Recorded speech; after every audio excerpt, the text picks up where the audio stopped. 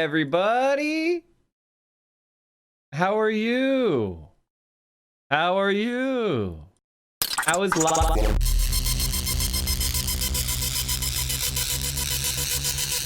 I have waited long enough, Mike. I had to set myself up. No Mike, no peace. No Mike, no peace. No Mike, no peace. No Mike, no peace. No Mike, no peace. What is going on with everybody? We are live once again. It is Monday, October 9th, 2025. And it's spooky season. Politics is beginning to ramp up. New candidates are starting to launch their campaigns. Gavin Newsom is beginning his strategy by engaging early and often with the online media sphere. And I want to say this, you know, for a long time, I've been like, Gavin Newsom, who gives a fuck about that guy? But you know what? I think his strategy, if he were actually progressive, would be incredibly effective. It's a shame that you can't get, say, AOC, the 35-year-old, to, like, you know, do the thing where she goes on and talks about shit and has some fucking confidence. You know what I mean? Like, maybe, like, ask Hassan to be on her kitchen cabinet and, like, kind of listen to his advice. It wouldn't be that hard. But Gavin Newsom is a complete fucking moron, which we all learned, which was fun to see. So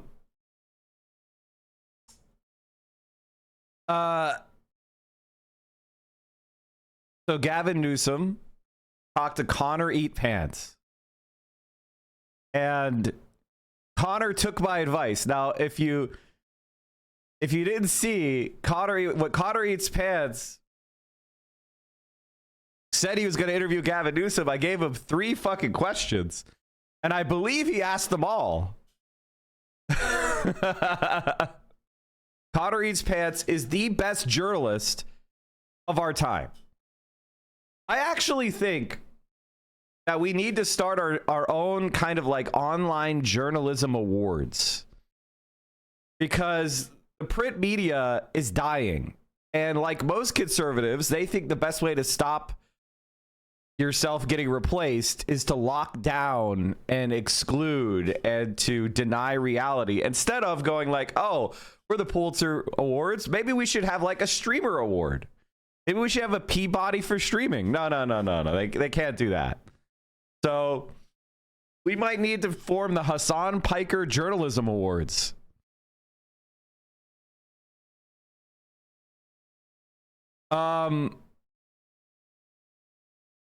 So we're definitely going to be looking at that. That was the big event of the weekend. Hassan also went on F4. I guess they went to France, and there was like 1 million viewers on the streams. I mean, it was an incredible day, because Ethan Klein, Destiny, Dan Saltzman, Destiny was exposed as basically having child pornography confirmed, and also sending porn to a minor, which is a crime, right? And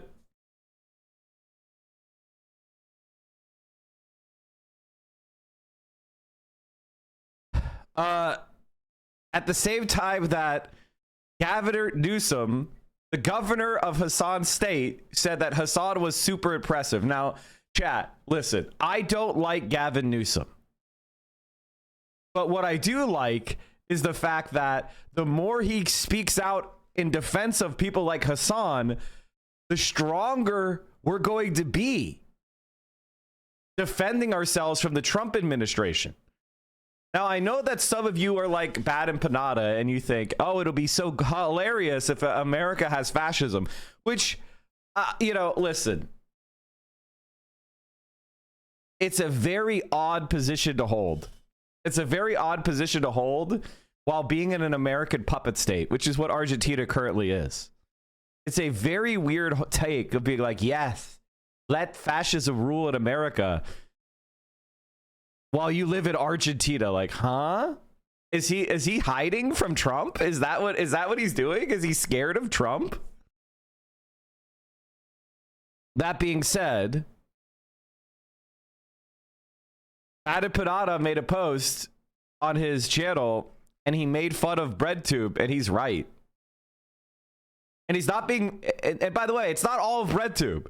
I shouldn't even say that. It is 4 creators who got really big in the 2019-2020 era of wokeism, and they've all abandoned Palestine. They've all gone silent to protect, I don't know, their old YouTube channels where they make a video once every year or two.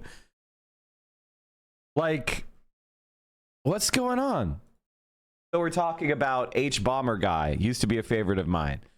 Philosophy Tube, I used to like their stuff. ContraPoints, same thing. And who was the last one?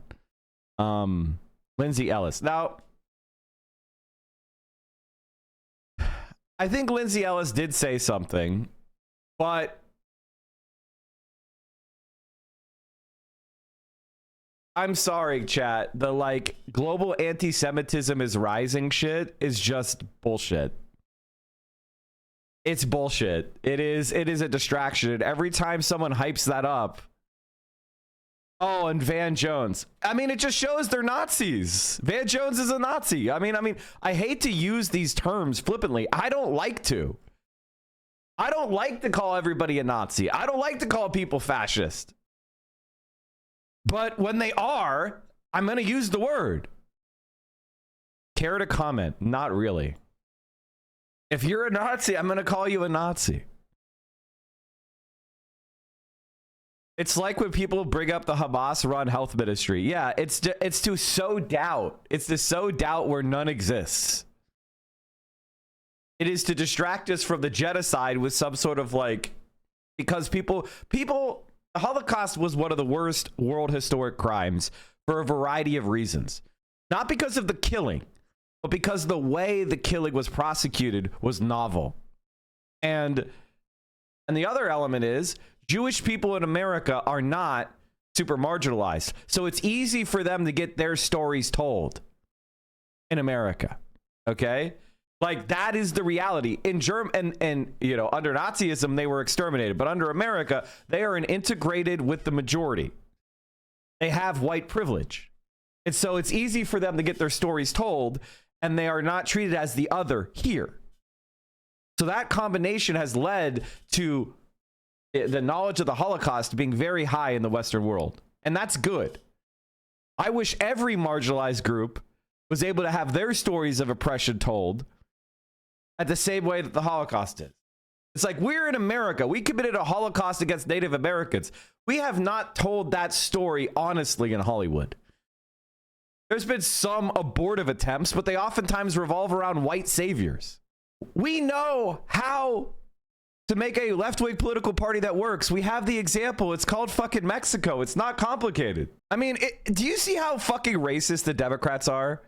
Do you see how mind-numbingly racist the Mexican the Mexican Democrats are? This is a country that we share cultural ties to at a physical border, one of the longest in the world, and Democrats ignore it as if it doesn't exist.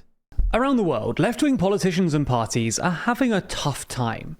In the UK, Keir Starmer's Labour government have suffered the sharpest first-year poll decline since polling began, and are now something like 10 points behind Reform. In America, having lost the Senate, House, and presidency to the Republicans last year, the Democrats have since seen their favourability ratings fall to all-time lows. And in Germany, early this year, Olaf Scholz's Social Democrats suffered their worst result since the 1880s, winning just 16% of the vote. However, one country that's apparently bucking the trend is Mexico. Since 2018, Mexican politics has been dominated by Morena, a left-wing party founded by Andrés Manuel López Obrador, commonly known as AMLO. AMLO served as president between 2018 and 2024, during which time he enjoyed consistently high approval ratings and pushed through a series of impressive left-wing reforms. Filling AMLO's shoes always looked to be a daunting task, but his successor, President Claudia Sheinbaum, has so far done a pretty good job of it. She dominated at last year's general election, and her approval ratings have since fluctuated. She only got 61% of the vote. Guys, are we sure? Are we sure that we want to alienate 39% of the country? 61%. That sounds pretty good, but are you sure? But what about the 39% of people that didn't vote for? Maybe we should listen to those people instead of the 61%. Democrat brain. Between 70 and 85%, even better than AMLO. These are the sorts of numbers that Starmer showed. By the way, the economy in Mexico is under the same conditions as our economy, with inflation and increase of cost of living and everything like that. They have to live in the same world we do. They have to pay the same energy prices we do. How come they're doing so much better with a poorer country starting from a shittier position? And the Democrats could only dream of. So in this video, we thought we'd try and figure out why the left is doing so well in Mexico and what other left-wingers might learn from Morena's success.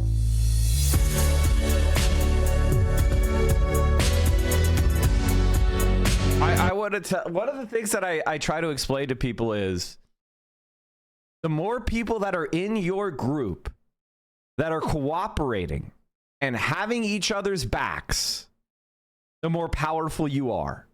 That's it. That's the measurement. Like, you can pretty much tell how strong a group is based on how expansive the moral universe of that group. How many people dedicate themselves in a mutually beneficial way, not a transactional way, but who care for one another, who just act in the interest of the group. And the bigger that group is, the stronger you are.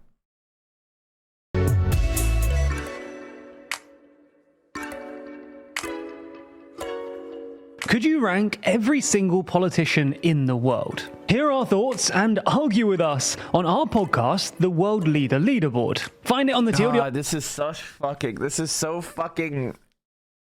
so Ellison coded. This is so Ellison coded. I'm sorry. Like, these are the types of channels that YouTube loves, and they're fucking, I mean, I'm watching it, but it's just like, God, the algorithm really hates any kind of left-wing analysis. It really, really does.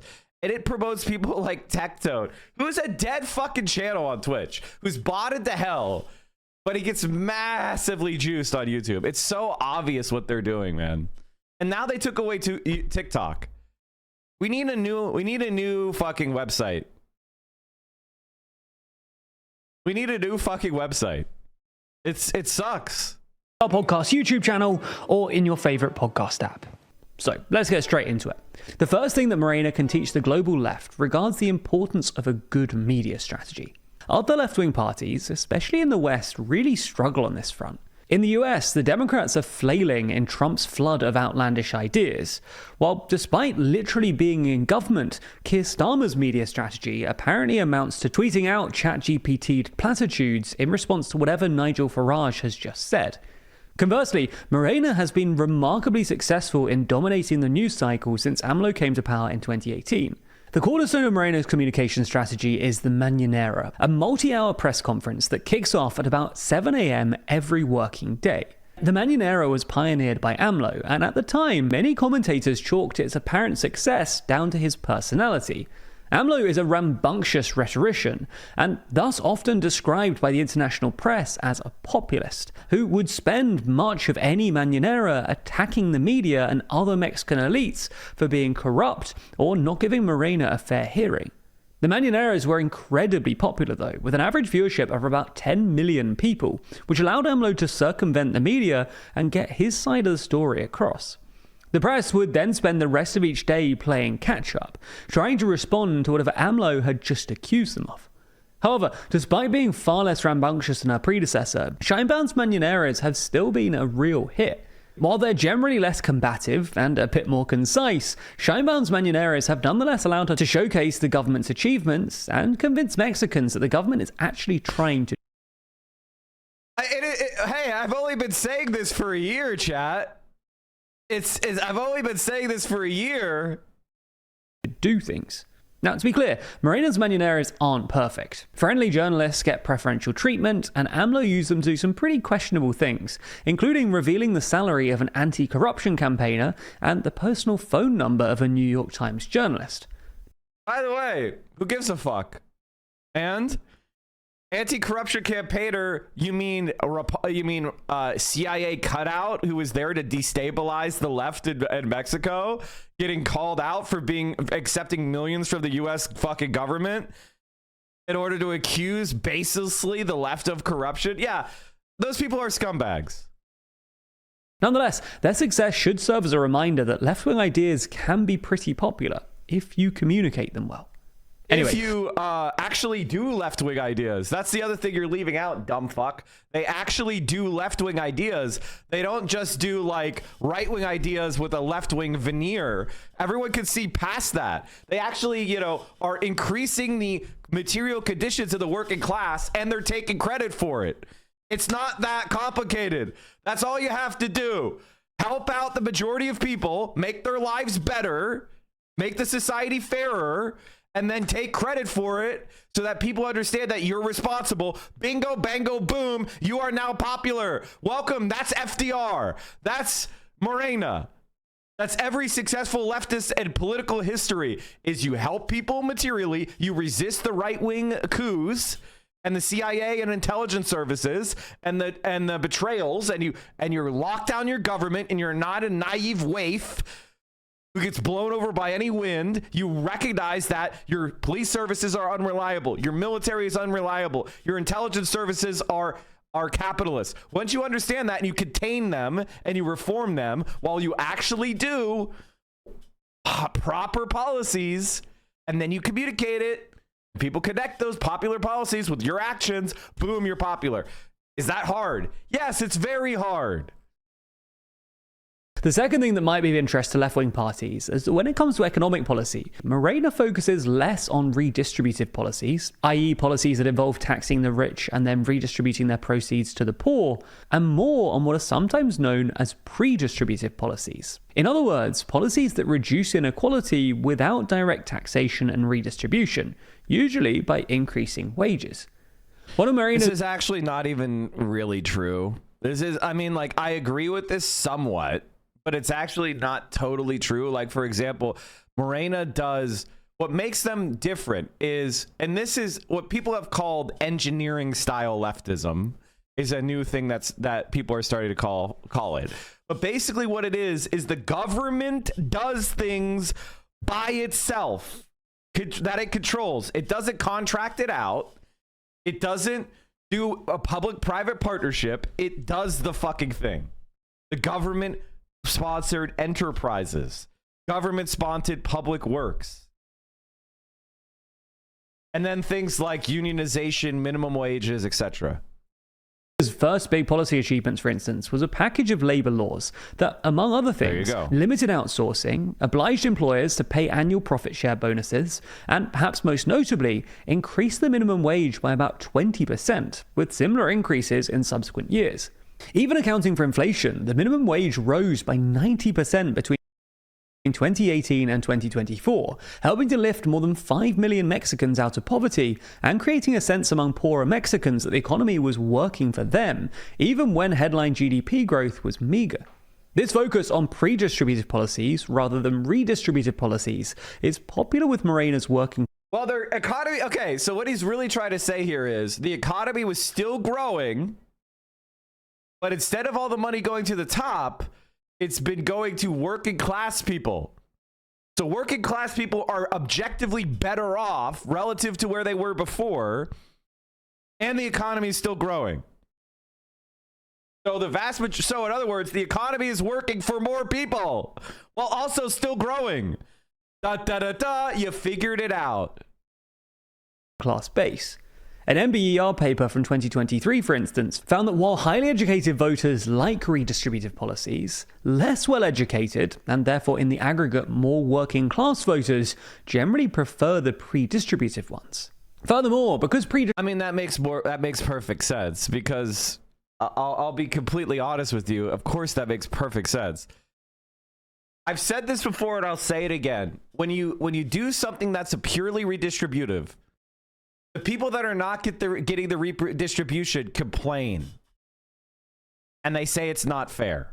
Whereas if you create things that everybody gets, then there is not a constituency of people complaining about not getting it. And then more and more people will feel like they earned it. That's why like nominal fees are a good idea. Like, for example, I don't know if college should be totally free. I think college should be like 99% free. So you pay like $100 tuition or something. All right. Or maybe $1,000 tuition, where it's not like free, but there's some nominal contribution, because then everybody feels like they contributed. Now, the reason why I'm for free college instead of the nominal fee is because as soon as you establish a nominal fee, then the other people can like basically make it not nominal. Like conservatives and centrists can make it not nominal by raising it. So just don't have any tuition, period. And it's not because that's necessarily the best policy. It's just because you don't want the right wing to then raise it to astronomical levels like they have. What I'm trying to say, but overall, let me just put the bow on it. People like to feel like they're not being given things, but rather that they earned it, right? It's all their, because they're all self-centered narcissists. They have to think like boomers are like, I paid for my college. Meanwhile, funding for college was a lot higher back then, and they paid nominal tuition.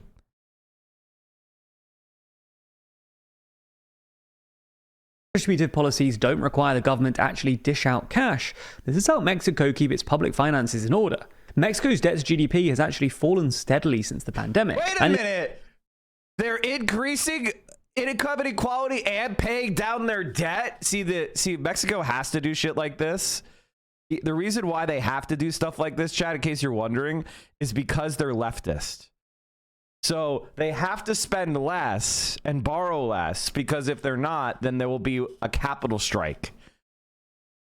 So basically, Mexico is putting itself into the position where they can't be leveraged by Wall Street, because you should look at this as debt to Wall Street instead of debt to GDP, because they're not America. They don't own the currency that the debt is denominated in. So they need to, if they don't, they want to make sure their debt is low. Otherwise, they'll get fucked by Wall Street, and Wall Street will force them to go right wing so they could, colonize Mexico.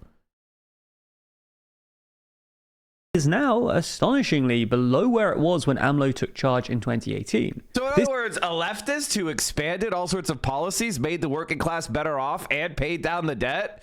Wow. This speaks to another interesting way in which Moreno differs from other left-wing parties. They prefer a small state, and public spending accounts for just 29% of GDP, far lower than most similar countries. This is all part of what AMLO calls Republican austerity.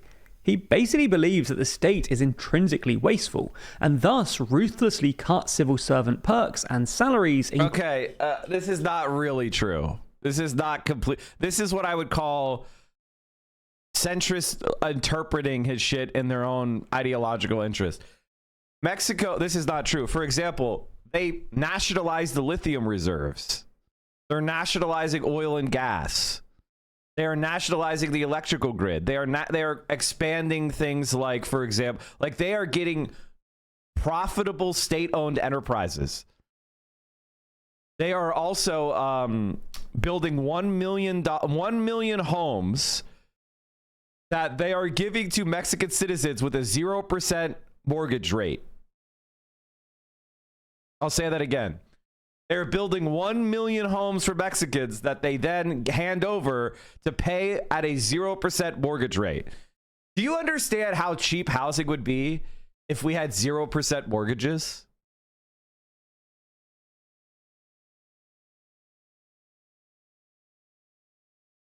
Like, I did this before, but let me talk about this program. 1 million mortgage, 0% mortgage homes in Mexico. I want to show you what this looks like. 1 million new homes, 0 interest mortgages. Mexican President Claudia Sheinbaum has launched a comprehensive housing initiative to address the country's housing deficit by building 1 million homes and offering 0 interest mortgages. The program, aimed at supporting vulnerable groups, focuses on female-led households, young people, indigenous communities, and senior citizens. The announcement is a fulfillment of Sheinbaum's campaign promise to create affordable housing and promote equitable urban development. Let's look at what things are looking like today. block. Get the fuck out of here. Okay. We have a 6.43% interest rate right now. That's $2,500 a month at $400,000 house price. If we take that interest rate to zero, it goes to $1,200. So basically, almost half of your mortgage is you paying interest to your fucking bank. And then you can move the down payment to an even lower number to say 5%. So then all you need to come up with is like $21,000, and then it's $1,468. Hell, you could probably afford a house at fucking, what is the LA house median house price?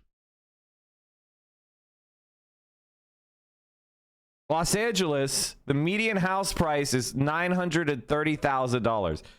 You could, like, a lot more people could afford that if they had 0% interest. 2747.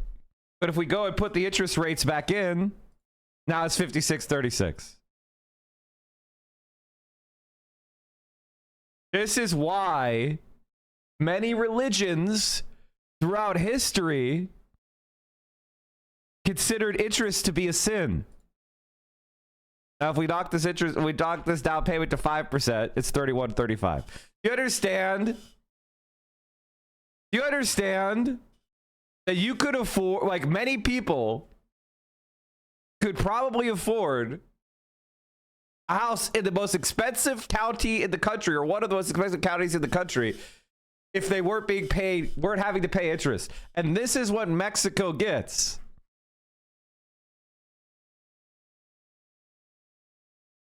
A zero interest mortgage means no profit for the banker class. Because where does that interest go? When you borrow money to pay interest and you pay 5.5%, where does that money go? That money goes to the hands of the rich. And they're able to borrow it from who? Do you think they have that money sitting in a fucking vault somewhere and then they lend it to you in a mortgage? No, they borrow it from the government.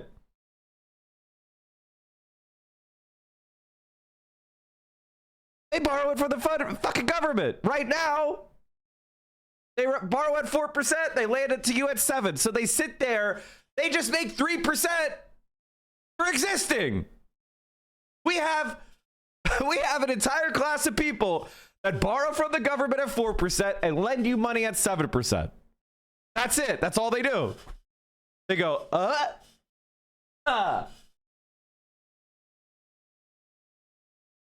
That's it. And they go, wow, I should be rich. Wow, I am contributing to society. This is why China is winning, by the way. And this is, if you really get down in the weeds of policy, the reason why China is winning is because they don't have that class of people. On projects the government wants to do, they don't allow that. So, for example, the reason why China is building so much renewable energy and so much nuclear energy, because they want to get to carbon neutrality economy-wide, is because they let the renewable energy company borrow at the same rate at that 1-2% number. They allow their high-speed rail company, which is partially owned by the government, to borrow at that low number. They don't have a middleman. They don't have a banking middleman, a finance middleman. So they're able to be profitable faster. And they pay back their institutional investments to the government. And the government operated enterprises make money faster. And so they're able to develop faster because they cut out the fucking middleman, the finance middleman. While direct interest rates for renewable energy are complex and vary, China offers significantly lower costs of capital than the United States, driving its dominance in green energy investment and manufacturing. This advantage stems from a combination of targeted government policy and, quote, state-backed financing that is not available to the same extent in the U.S. In other words, the government lets their renewable energy borrow at lower interest rates. Now, it doesn't borrow at zero interest because they don't want these companies to, like, if they're objectively unprofitable, if they objectively can't generate profits with any interest at all, then they're not paying back the cost of capital, which means it's a dud, right? That's a dud investment, and you want those to fail. Okay, you don't want companies that can't pay back like government interest rates and be profitable to succeed, because that's just dead weight. But by offering low cost loans to renewable energy, they can explode like crazy, because guess what? Renewable energy actually does return money. And the lower the interest rate, the faster to profitability. And that's what they're trying to do. And this is the essence of why we're fucked. Because we serve the interests of capitalists here. Including his own, while keeping a lid on overall spending. While the tax intake has increased in the past couple of years, this is mostly due to a successful crackdown on tax evasion, as opposed to any big increases. That's the other thing. See, you're wrong, dude. They're cutting down on tax evasion and corruption. That's like raising taxes. If you're like, if you go from 50% of people are cheating on their taxes to 5%, you have effectively raised taxes in the economy without actually raising taxes. All you've done is you've fucked over the sociopaths, which is a win-win. That causes more pro-social behavior, because when you crack down on the people that are breaking the rules on taxation, less evasion equals more taxes equals you could spend more money without getting into debt. And it means that you encourage people to act in a pro-social way, and you're helping society get better. In headline taxes, and new spending is generally paid for by cuts elsewhere. Morena's eye-catching infrastructure projects, for instance, like Tremaya, are also partially built by the army. Morena also differs from other left-wing parties. Which the US does. We have the Army Corps of Engineers. That's no different than us. Cultural issues. In short, Morena are relatively socially conservative, and AMLO has in the past argued that... Not really true. This is just like, this is just bullshit. What he calls vibes progressives, in other words, nominal left-wingers who are singularly focused on identity politics, often overlook the fundamental... Yes, those are called radlibs. They're fucking annoying and we all hate them. He's so right. Lopez Obrador. This is why they're winning. They got rid of the annoying fucking radlibs. They've got rid of the annoying radlibs, and they fucking win. Do you see how this is just my ideas? This is like, they're probably a little bit more conservative than me. I would probably be even bolder. But the point is, like, this is literally what I want our politics to be like. Not that I don't care about environmentalism. Not that I don't care about animal rights. Not that I don't care about feminism. I do. But it shouldn't take the place of the economic shit. The economic shit is the fucking shit. Lopez Obrador described progressives beholden the causes of polite society as progress buena ondita. Vibes progressives. I'm never going to learn Spanish, chat. I need to learn it. Fuck. One of the things neoliberals created were the so-called new rights, feminism, environmentalism, animal rights. All of these causes are very noble, but their purpose was so that inequality in the economy be left out of the center of the debate. Now, he's right. It's called declassing the left. To defeat the left, look at the Democrats. They've declassed the left. Nobody thinks Democrat equals working man anymore. That's why they're losing.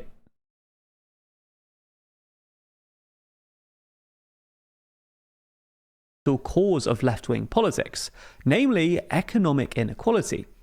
Conversely, other left-wing parties, especially in the West, have drifted to the left on social issues in recent decades, creating what political economist Lorenz Günther calls a representation gap between the political class and ordinary voters, who are generally more right-wing on cultural issues.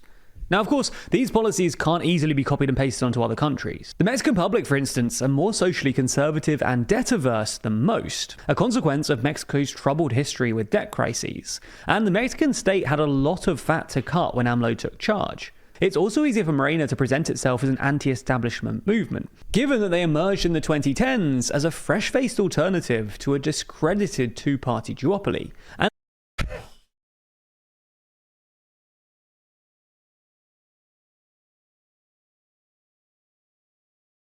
the reason why people hate my guts is that I say the Democratic Party is trash and it has no value. And half of the people that agree with me on most policies are like, no, we got to work to the Democratic Party. We have to do it a two-party system, Mike.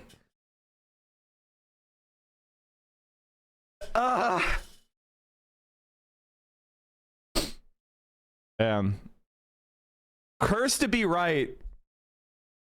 At least some of the success of the Mañaneros is a function of AMLO and Scheinbaum's personal charisma. It's not hard to imagine a Starmer... It's Radlib shit to be triggered by what Mike says, man. First of all, everybody who's triggered by me is not a left-winger. They're not an actual left-winger. They're just a, like, Twitter vibe guy. And they figured out they could get attention by, like, saying certain things. That's honestly true. Like, tell me who's like a super left winger that condemns me that I would be like, they've got such good points. And I mean that. I'm open to the criticism, but usually whenever I investigate people who trash me, it usually turns out that they're former Destiny fans or former Vosh fans. Like every single person who tried to cancel me during the like 11-month-old clip scandal, they are literally, every single one of them are either a former Destiny fan or a former Vosh fan. I didn't know they were, but I found out that they are.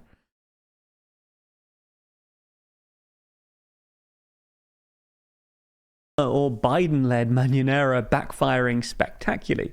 Nonetheless, Morena's success at least shows that left-wing politics can still work, and other aspiring left-wingers would be wise to take note. Ultimately, we live in a world where growing geopolitical and economic issues like this are hitting the headlines every day. And while it's easy... So I want to tell you that I think the main thing he's trying to say is that Morena is like more right-wing on social issues, which is not true. They're more left-wing on economic issues. A key component to being a successful left-wing party is to actually be left-wing. Thank you, Chatter. I can't believe we got a guide on how not to be a performative left-wing party. Exactly, because being performative is cheap. I'll give you an example of what I'm talking about. This is going to ruffle some feathers. But if somebody wants to be performatively left-wing, the thing they used to do, and Twitch used to be the fucking home of the performative left-winger, which is they would only talk about trans issues. They would talk about how pro-trans rights they are, which is a very important issue to me. It's near and dear to my heart. Trans rights are human rights, okay? I'm 100% behind the gender abolition of the struggle, okay? I get it. But people would do that and be corpo-friendly. How are you corpo-friendly? Well, it's because it was a symbolic progressivism, not a substantive progressivism. And now that trans issues have become seen as a liability, suddenly all that shit is being wiped away. It's being hidden. It went the way of the dodo because it's not useful to be performatively progressive anymore. It's not good for the brand anymore. I mean, I think it is, but these calculating people think it isn't. It takes high IQ to spam couch every other word. I mean, I have yet to see a substantive points made against me. I mean, like every time I see a hater video of mine, it's pretty weak. Most of them are like, Destiny led the charge of doing this performative, like, oh my god, they're so radical, they're calling for violence. So there was a wave of that where it's like, that's it, that's what you're gonna do. The guy who said that dipshit protesters should be mowed down, the guy who has threatened violence like 8 times, and they tailed him. It's not physically, politically feasible is what they're all about now. That's just made up. That's made up. They have no idea what is politically feasible or not. They're just making it up. They just make shit up. You know what's politically feasible? Whatever we say is politically feasible, you fucking cuck. New Yorkers deserve change they can measure in their own lives. Our new affordability calculator shows exactly how much our plans will save your family on childcare, rent, and bus fare. Okay, I can't use this calculator, chat, because I'm not a New Yorker. I was just in Mexico. There was a major power outage across all the Yucatan and Quintana Roo, and Scheinbaum gave step-by-step guidance via social media to assuage concerns. It was entirely transparent about the cause of the outage. I asked my girlfriend if she thought an American president would ever do the same. Your hater videos have the same type of vibe as anti-Hassan videos? Yes. Exactly, of course. God, I hate Editor Mentum. He's such a fucking dipshit. Such a fucking moron. Did I cover the Charlie video? Which Charlie video? I don't mean to be combative, but I do think that some of the criticism that you got are valid. No. No. No. No. It was a white man got canceled for being a sexual assaulter guy. Let's try to throw this guy who we've always hated under the bus on a 11th month old clip we've been sitting on. Like, do you think that's valid? Like, come on. And I don't think Arun did that. Like, come on. Our main story tonight concerns presidential libraries, voted #1 nice little activity by retired dads. I'm just, you know, I think I would say overall, I'm just not really interested in a type of politics that I think is incompatible with success. So like a type of politics which is about performing for other people who already agree with you 100% of the time is like worthless to me. And I don't really want to be part of that. Right? Like, I don't want to be part of that. I want to help where I can create a method where people can change their minds, but also not be catered to. And that's what I think that's really good about Hassan and I, is we don't cater to right-wingers, but we allow people the opportunity to grow. It's really an evangel style. And that's what socialism is. Socialism is about raising consciousness and then turning people into political actors. It's not about a social a game of a social game where I try to get advantage over you so that I could get views or whatever the fuck. And it's transparent where a lot of people's minds are at is how they can make money for themselves. And it's good to see left-wing grifters rising up. That's a good sign. I like to see, when I see left-wing grifters, that's a sign that we're starting to win again. But at the same time, I'm not going to promote left-wing grifters. I'm going to keep them down. And that's my plan. Quarterly. Presidential libraries are incredible repositories of documents, artifacts, and occasionally displays like this one at the Reagan Library, really laying out that man's priorities. You might know that President Reagan once said, "There's nothing as good for the like, I don't have any, like, what if, like, I don't have any tolerance for certain types of politics. I just don't. Like for example, the bad and Panada politics. I didn't realize he was that cringe. But now that he's exposed himself as we unironically supporting, you know, fascism in America to punish the Western left because America did a genocide when we were completely out of power. That's while being a white Australian man living in the third world making English language YouTube video. Like, I don't have any, like, that's cringe. And I don't mean cringe in like a serious way.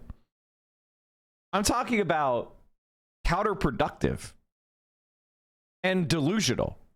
Left-wing grifters are a lot like daddy long-legged spiders. They're annoying and gross, but they keep worse things away. Still gonna smush them for being annoying and gross, but somewhat positive over the alternative.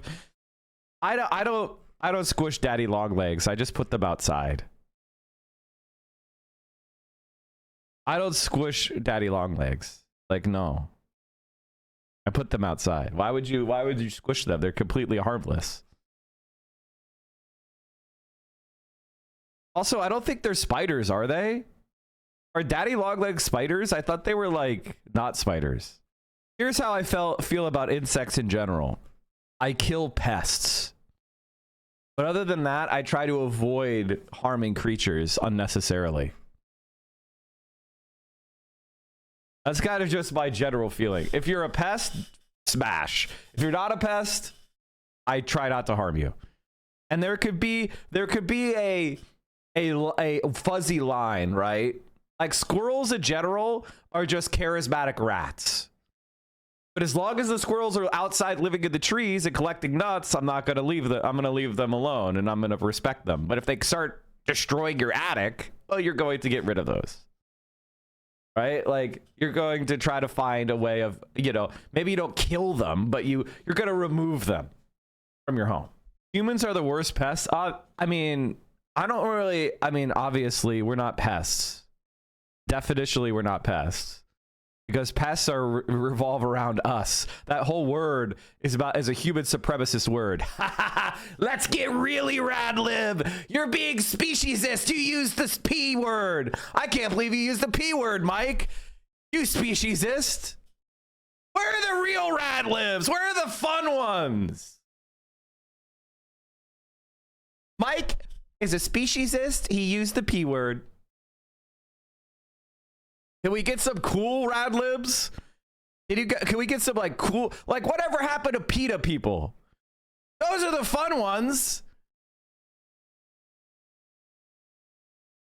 You know, God, white fragility was written like what, 10 years ago? Like when was white fragility? Can we get some fucking rad libs that are up to date on cutting edge rad liberalism and not like the old shit that you could get at a fucking corporation?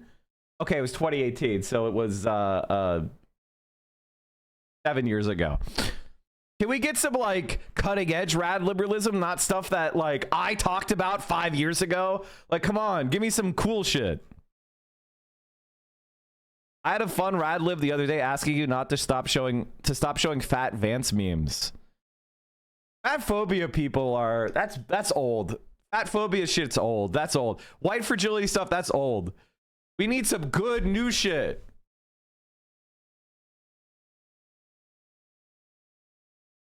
I want people calling me like an expropriator of long hair from women or something. You know? Neo-pronouns, that's old. You know what I mean? Like, let's get some cool rad liberalism. I want some new shit.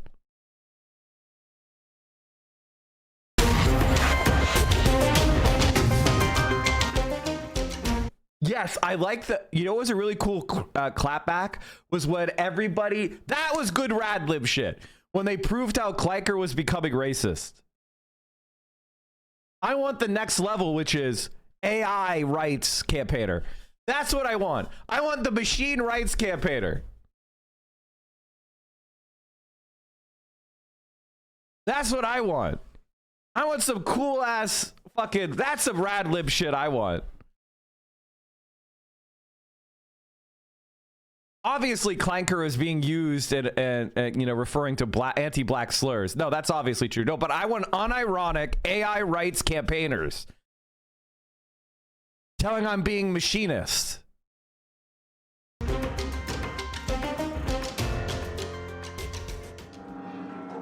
History was made on the 15th of September as a woman led Mexico's Independence Day celebrations from the presidential balcony for the first time.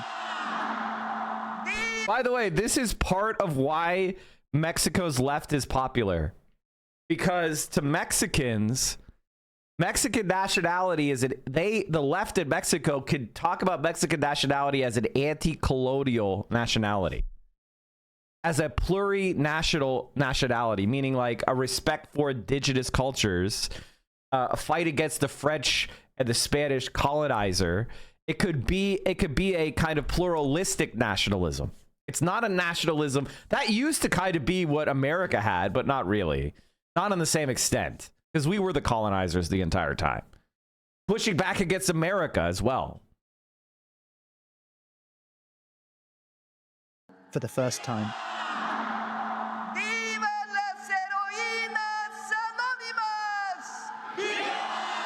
At the top of her voice, Claudia Scheinbaum honored the heroes and heroines of independence before thousands of jubilant Mexicans.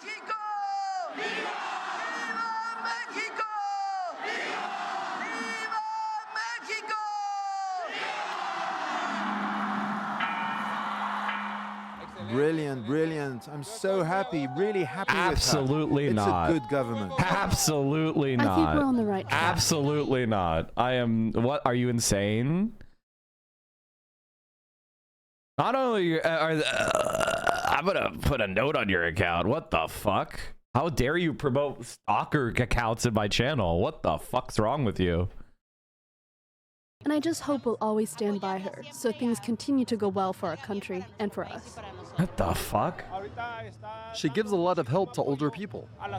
Once they reach a certain age, they get financial support. In Iztapalapa, a working-class neighborhood in Mexico City, Juana is one of the women benefiting from a new social program introduced earlier this year. Take your school card or you'll forget it. As a woman over 60, she now receives around €150 You have every notes? other month. Oh, it's very rare before she for me to qualifies note for the someone. regular state pension at 65. It's valuable support for a grandmother raising her daughter in this modest single room. I'll finally be able to buy the things I need, like a new cooker, because the one I've got is too small. I'll be able to buy a few more clothes, some shoes, a few bits and pieces. Before, we Mexicans paid our taxes, but they stayed in the hands of the elite. Nothing ever came back to us. With this president, the taxes we pay come back to us. In this disadvantaged neighborhood, residents are already seeing the shine-bound method in action with this new cable car line. When she was governor of Mexico City, Scheinbaum built 3 cable car lines like this one. Quiet, eco-friendly ways of reconnecting working-class areas cut off from the rest of the capital. Juana doesn't use it. She gets vertigo. So she walks her granddaughter Kendra to school every day, a half-hour trek through steep streets, in a neighborhood once notorious for violence and gang feuds.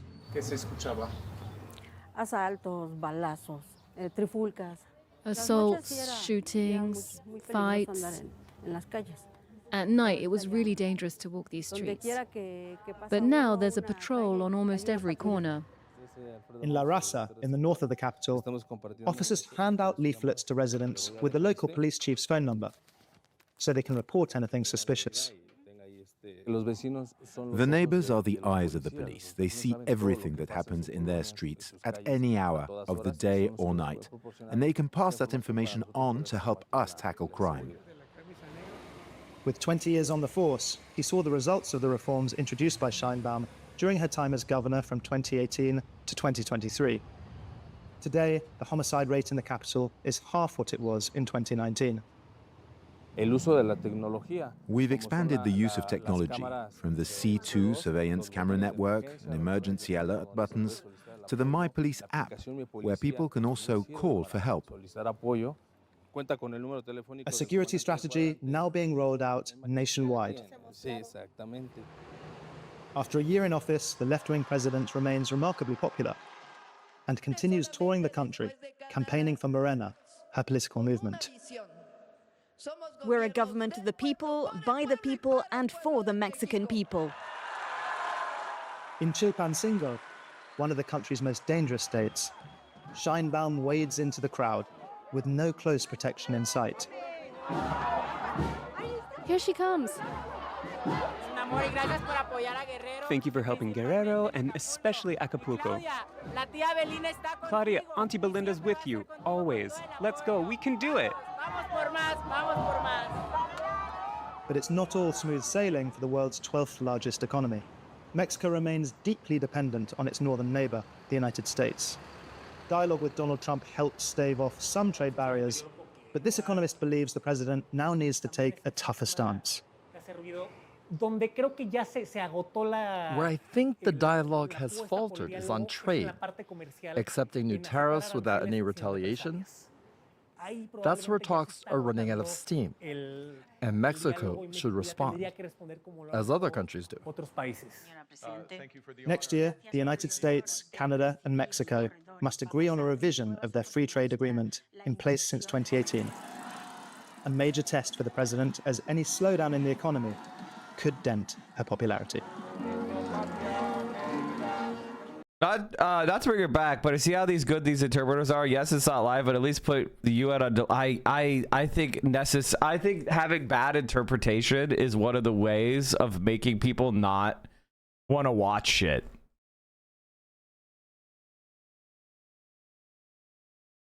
All right, chat. I wanted to show you a game that I've been playing, that I've recently rediscovered, which is the most hilarious shit ever, from a friend of the show, Frida. He had a video on it a couple years ago. This is just a little fun thing called Liberal Crime Squad. And then we'll get into the hardcore news. It's only 5 minutes. For Dwarf Fortress, Ton Adams was working on another game, a very different but similarly I want Hassan to play this. Game set in a strange dystopian universe called America. The game was called Liberal Crime Squad. It started development in 2002 and development ended in 2006, though the last bug fix came out in 2013. To give some background... Okay, this is not true. There's also a Liberal Crime Squad New Age, which has active development as well, and you can play for free. What was going on in the world at the time of development. Development was going on right around the time that one country's citizens did that one thing to the Americans with the buildings in New York, and so the Americans decided to invade a completely different country. You know what I'm talking about. It was right before the astroturfed Tea Party movement coalesced in order to bring the world the worst takes on government spending seen in 3 decades. In many ways, this game feels to me like it was ahead of its time, but that might be because I was 11 years old when the final release dropped, and at that time I was more concerned with Pokemon cards than infiltrating the American government. Liberal Crime Squad looks like this, or it looks like this. The Unity version released by Cheshire Cat. The latest bug fix for this version was released in 2022 actually. In the game, you play as the founder of the Liberal Crime Squad, your latte-sipping revolutionary guerrilla movement. Your job is to recruit other misfits in this arch-conservative world to your cause, and utilize their diverse skills to infiltrate the American government one flag burning at a time. I have to deliver a brief content warning. It's actually not that brief. This game contains elements of, or hints towards, anything that I could imagine being upsetting to someone, so proceed at your own risk. Here's a top 10 Yikes Hall of Fame for you, just to give you an idea. Substance abuse, violence, though not graphic, child labor, domestic abuse, messy divorce, underage sex work, we won't be touching that one with a 10-foot pole, interspecies romance, death squads, LGBTQ+ rights and lack thereof, manipulating your friends into becoming terrorists. Now, the game doesn't force you to do anything, it's very open-ended and the revolution can be accomplished through completely peaceful means. There's also nothing overt or active about most of the heinous stuff, it's just mentioned as existing, and being something actors in the world can engage in. I'm gonna be here for a while. Osama, okay. We are the revolutionary Osama Rumsfeld, a new conservative era. Oh, this is interesting. So the first time I played, their names were different. Conservative President Shuttleworth ends his second term with approval ratings in the high 70s and is succeeded by hardcore arch-conservative Doug Kissinger. With conservatives sweeping into power in the House of Representatives and the Senate and a conservative majority in the Supreme Court of the United States, commentators are hailing it as the beginning of a new conservative era. President Doug Kissinger has asked the new Congress to move quickly to rubber stamp his radical arch-conservative agenda. The left seems powerless to stop this imminent trampling of liberal sanity and justice. In this dark time, the Liberal Crime Squad is born. It is Sunday the 1st, January 2017, and I think that one of the things that's really funny about this game is the goal is to do a bunch of like really radical actions, up to and including treason, terrorism, mass killings. And the way you measure how things are going is through like Democrat public opinion polls and whether you could get like Democratic Socialists elected, which honestly is where we're at. The nation is about to experience real change. So after going through character creation, my character has worthless stats except for persuasion, and free speech is still legal, so I set out to try to convert a few people to the cause of liberalism, and also buy a knife. First order of business was to convert a janitor at the local PD to my cause, so I have a sleeper agent on the inside. I grabbed a programmer at the e-cafe at the university. He's actually wrong. He's totally wrong about that accomplishing nothing. He's wrong. He just doesn't know how to play the game. The janitor could steal weapons and information from the cops, and eventually, if he gets good enough, he could also recruit other sleeper agents. So, janitor also, when you go back to the police station, say you're trying to break someone out of lockup, or you're trying to steal guns from the police armory, having a sleeper will give you a full map of where items are located, the outline of the structure, etc. So he's just wrong. He doesn't know how to play. Janitors are incredibly great. So I can do cybercrime in the future. Then I went searching for someone with high seduction. Though in retrospect, looking for that in the same place I was finding programmers was not my brightest moment. So I tried going to the gentleman's club, but was denied access because all my clothes were bought at H&M 8 years ago. Then I went to the crack house to recruit some sex workers, all in the name of the revolution. After this, I didn't figure out how to make enough money, so I got evicted. Then my carjacker got put before a jury, so I told one of my sleeper agents to defend her. Turns out I activated my sleeper agent prostitute and not my sleeper agent lawyer, so she got 8 months in prison. Because of this, I decided to restart and got Louis Bonaparte as my new... Wait, did somebody get mad at me for bringing up PETA? I don't like PETA, but it's comforting. It's comforting to live in a world where like new forms of radical liberalism are popping up. You know, like I like that. I like that kind of world where people are taking their personality defects and they're inventing new forms of liberalism to get annoying about. Like, that's good. But I want some creativity. Founder. I recruited a handful of weirdos to be my top lieutenants, then I sent them off to do Why is various... Chatterino? Oh, I updated Chatterino and now it's like dinging. Oh, God. What the fuck? Jesus Christ. Why would this ever be something you want? I guess if no one ever messages you, you would do this. Play sound.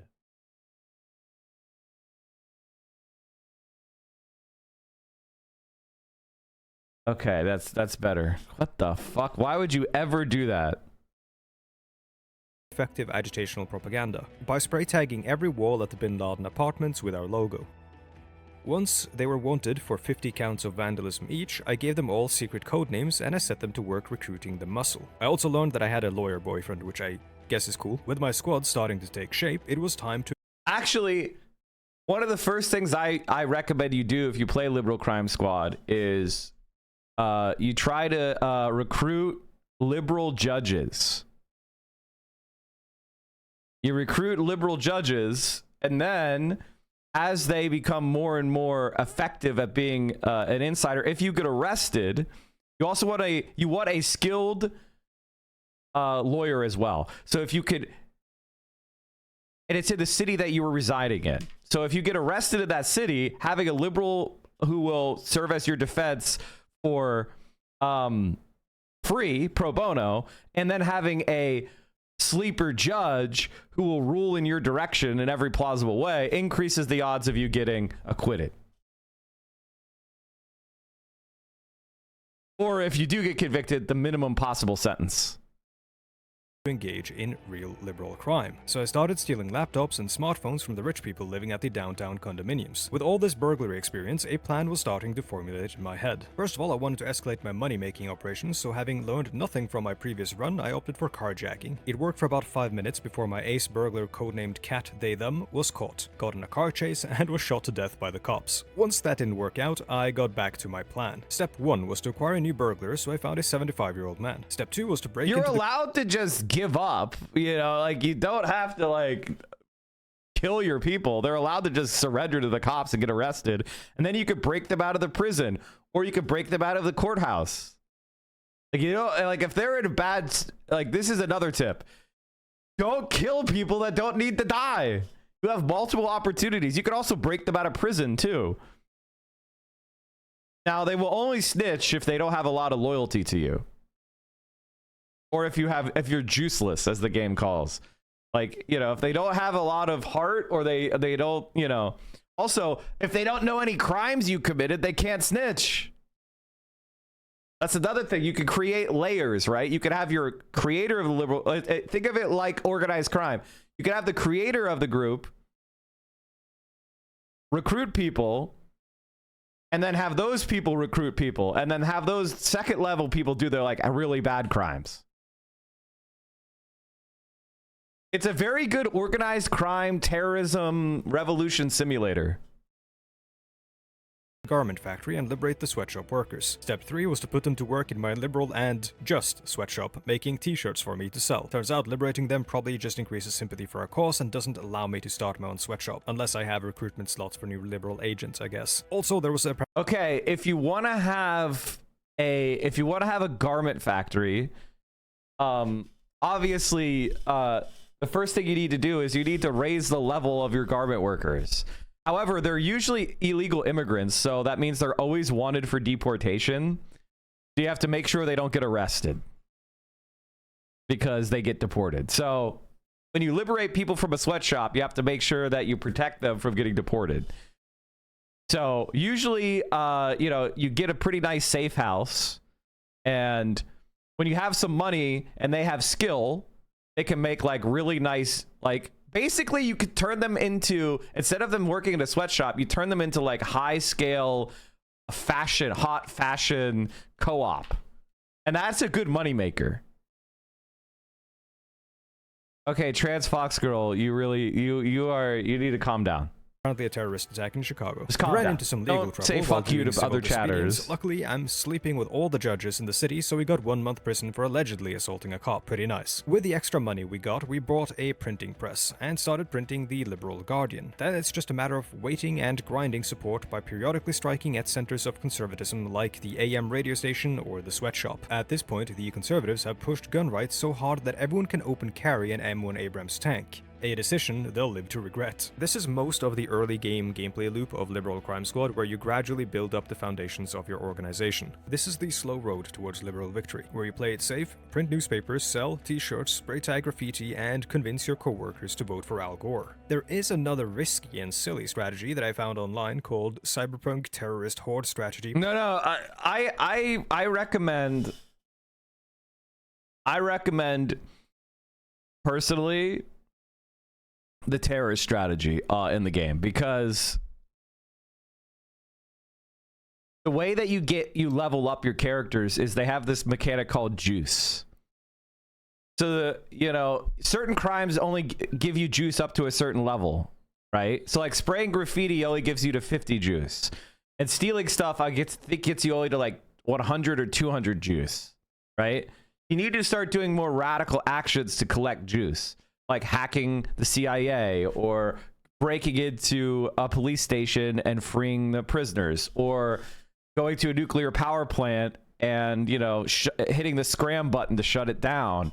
Like things like that gets you more and more juice. And once you get to the highest level, you'll have more like stats. You'll have like higher int, higher charisma. You're able to get your skills to a higher level. And once you start getting like super high level tailors, once you get super high level people with like firearm skills, stealth, you could make a fucking like SEAL team uniform fully armored up, and then you could sneak into places. You could attack military bases or sneak into military bases and hack the armory, and then you get a bunch of like super high level weapons, and then bam, you're able to just basically walk around the country. I did an assault on the White House. Like that is the type of stuff you could do when you have like a squad of super armored up, super heavy weapons, super skilled forces. You could just bust right into the Oval Office and take on the Secret Service. You know what I mean? Like that's why Liberal Crime Squad is a very good video game, because you're able to do that. Or you could do it totally pacifist. Like in the New Age game, it's set kind of like in right now, and you could set up a streaming site. Like in my last game, let me see if I can show you. In my last game, I was a streamer. Like I put myself in the game. I was a streamer, and I was streaming. So whatever Liberal Crime Squad, like my toadies went around doing crimes, I would spin it, and it would cause even, it was a better effect. Can you LARP as John Brown? That's the entire point. It's John Brown Simulator. I think of Fate of the World as like, it's wrong. Like the peak oil scenario is just wrong. That's part of the beauty of this weird game. There are a lot of ways to approach it. This strategy revolves around training your crime squad for a full-on war with the forces of reaction. In this playstyle, you're expecting to get raided by the cops, the CIA, corporate mercenaries, and more. Your headquarters will be bombed with JDAMs dropped by F-22s of the US Air Force, and this is what you want. The strategy revolves around baiting the cops to lay siege to your premises, killing them all with prepared booby traps, and then leaving before the military gets involved. Over time, this transforms your sought liberals into hardened K-Hive elite liberals, capable of taking on several National Guardsmen on their own. Once you have your monsters ready, you go hunting for Al-Qaeda, or the Conservative Crime Squad. The Conservative Crime Squad is constantly trying to undermine your efforts by the same methods you're using, so they have to be shut down sooner or later. Once you've kidnapped and murdered all of their members and the Conservative Crime Squad is done for, the war for the hearts and minds of the people begins. With the millions you've accrued from looting the property... You can, if you could also... What's really fun in the game is if you infiltrate like CIA headquarters and hack the supercomputer, you actually find out that the conservative crime squad is supported by the government and by conservative like politicians and whatnot, and you're able to, and this is where it becomes liberal crime squad. You could publish the evidence and then the FBI will take them out for you. Spoiler alert. Of the reactionaries, you have enough money to start your media empire. Unrealistic. So your PTSD-addled liberal death squad start pumping out newspapers. With your millions of dollars, a victory in the marketplace of ideas is all but certain. Now you wait for election night.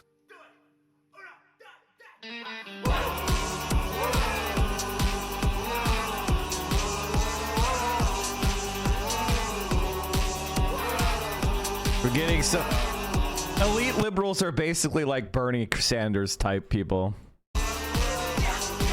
which is true.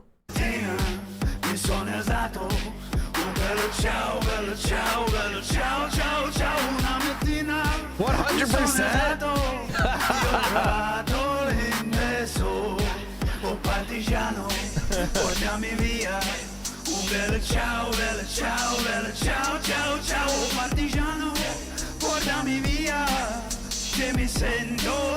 Oh, the elite liberal amendment.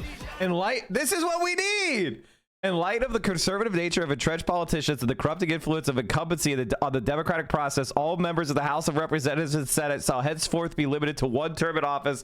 This shall be immediately enforced by holding elections to replace all members of Congress upon the ratification of this amendment.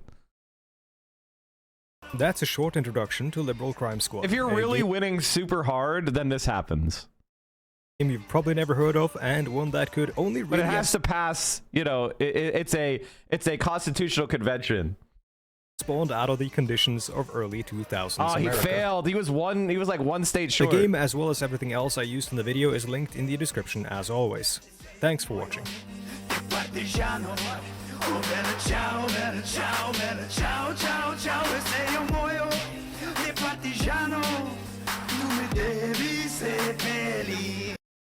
Did I see that Frito was playing a... Oh. Hello, it's the 29th of March 2018 and the Burj Khalifa in Dubai. So you are leaving, chat, this is called a metro station. This is called public transit in Vienna. That's what this area is. Is the world's tallest building. But where is the world's longest building? Public I've come transit. to Dubai to try and answer this important question.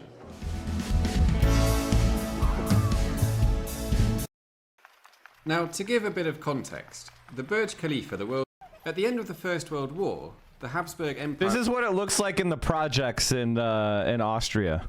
...was dismantled. Austria lost a lot of territory, and the economy suffered a huge colic right from the start. But by the 1930s, it became pretty much literally a bastion of socialism.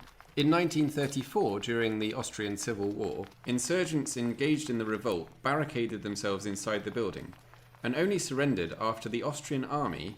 The PS has a couple of scientific buildings which are longer. This is called a bus. Because they need to do fun things like accelerating particles down a perfectly straight 3-kilometer tube. And there are other structures like dams, bridges, and airport terminals which are longer. But what if you want... Mike, this is the funniest shit I've seen all week. Anyway, so yeah. Engels, Marx, Lenin, like, yeah, what? Of course. Of course. All right. Let's get into some actual politics. What do you say, chat? What do you say we get into some actual politics? Oh, before we do, though, the newest... Apparently, this was only $300 million. And it's the tallest bridge of the world. This was only $300 million. Engineering marvel. The world's tallest bridge has officially opened to traffic in Guizhou province. The Huajiang Grand Canyon Bridge now soars an astonishing 625 meters above the Beipon River, earning its place as the highest bridge on Earth. This megastructure connects the steep mountainous terrain of Guizhou and dramatically shortens travel time across the canyon. Apparently, the travel time used to be 2 hours, and this bridge makes it 2 minutes. What once took more than 2 hours Oh, okay, never mind. Can now be crossed in just 2 minutes. Okay, well, there you go. I didn't see this video, I swear. Revolutionizing transportation in the region. Thank you, AI. The Huajiang Grand Canyon Bridge is not just tall, it's also a record setter in design and construction. With a main span of 1,420 meters, Whoa. it stands as the world's longest span steel truss girder suspension bridge built in a mountainous area. Engineers overcame immense challenges, relying on advanced technologies like drones. Apparently, it also has a water feature.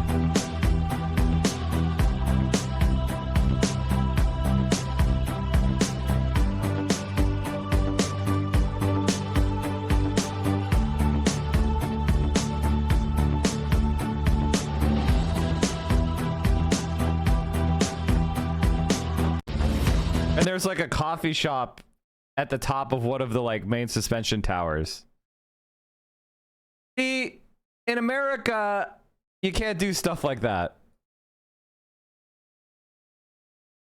Here's a fun guessing game. The Golden Gate Bridge was built in 1933 for $600 million in today's dollars, which covered all the materials and all the labor for the whole thing. But just a few years ago, they wanted to add a little safety net from one side to the other, and what would you guess that net alone ended up costing? Because in America, construction costs are out of control. In fact, it takes 7 times as much money to do public works projects here. Like New York spent $5 billion to extend one subway line by 2 miles. Meanwhile, for the same money, Madrid put down 60 miles. A lot of the bloat in America comes from contractor greed, government inefficiency, and everyone always suing each other. All of which played a role in the Golden Gate safety net, which even though they built the entire bridge for $600 million, that little safety net alone ended up costing $400 million. What did you guess?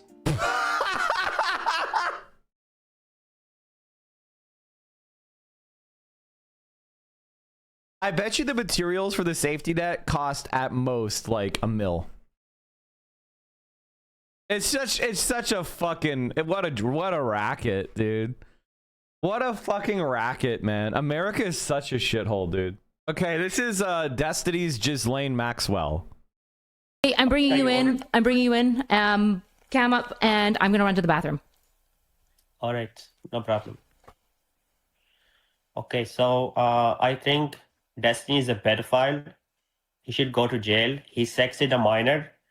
Rose was 17 when he sexted her, and he has porn of her on his computer. Don't let him tell you, oh, he doesn't. I don't have porn on my computer. He had access to her porn on his computer, and he doesn't have a problem with that. He's a... I mean, those are the facts, folks. Those are the facts. And he should be going to prison, and it's very odd that he's not.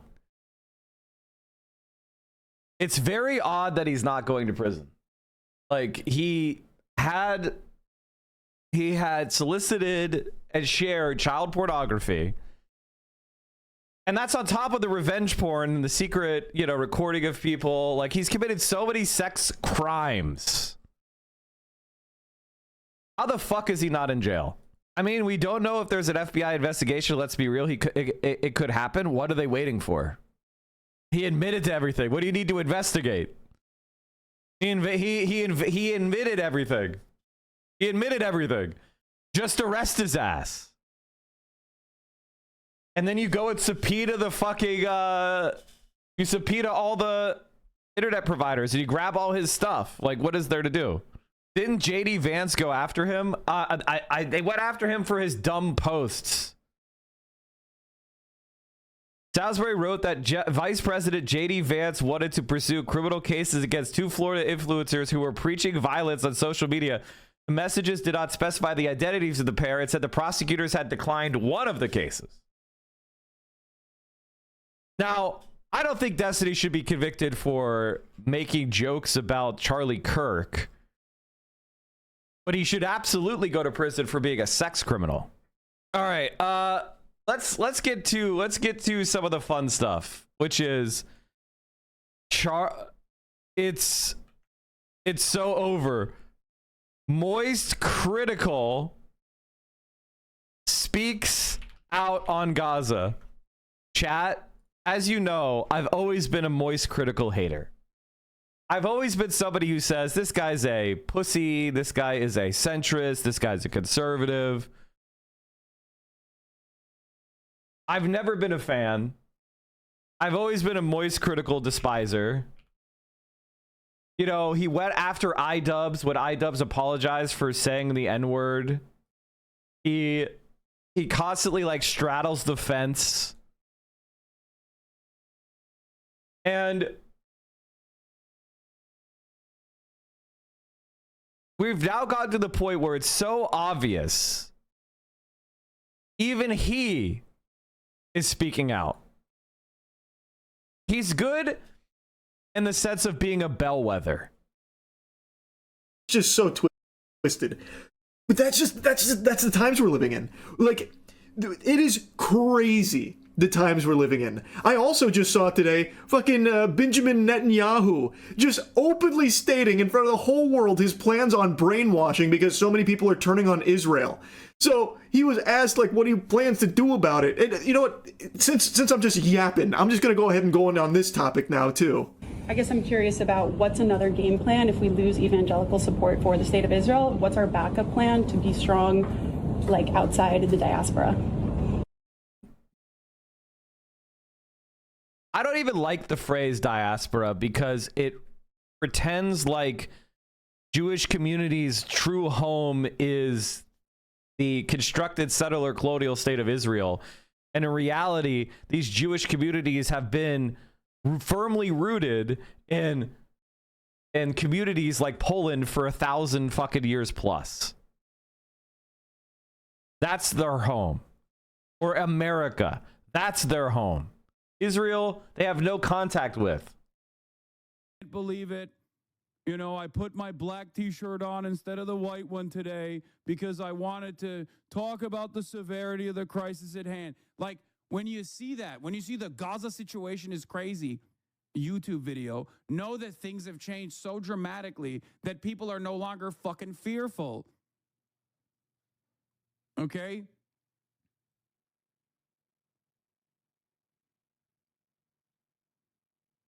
Wow. So basically, if Pre-watch Piker.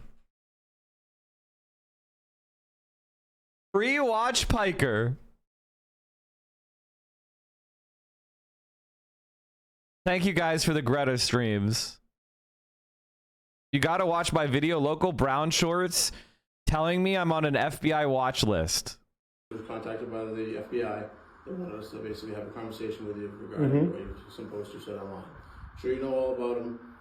Basically, just here to, at their request, to talk to you and ask you to basically, watch what you say online. That's all.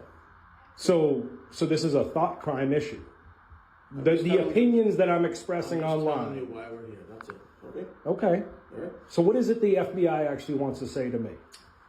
Honestly, if they wanted to say something to you, they would have came. Okay, but they sent you. So what is it that you're trying to say to me? We're just passing the message along. We're supposed to be on, okay? Okay.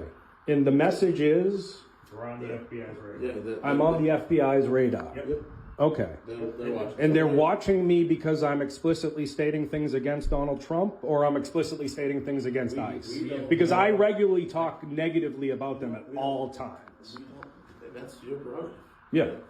We don't know what you said. Okay. We were just asked to come and tell you, basically, to cool it with some of the stuff you've said online. There is no way to completely avoid this kind of stuff, but what I would say, and thanks Lou for showing me that, if you guys want to see the video, here it is you have to understand that all of these communication things are monitored. All right, so if you say something to feel better, they're all being collected into the Palantir Panopticon and Larry Ellison, and anytime you express anything that they can collect, they are collecting it. Just remember that. Everything that's in the public space is being hoovered up and monitored and processed. You could probably get a lawsuit out of this, chatter. This is a blatant First Amendment violation. I mean, I think it is. Because they didn't say you said anything. They didn't actually say what you said. They didn't actually say you said you were going to do X, Y, and Z thing, which is a threat. So don't do that. You know, they just said you're on their radar. What the fuck is that supposed to mean?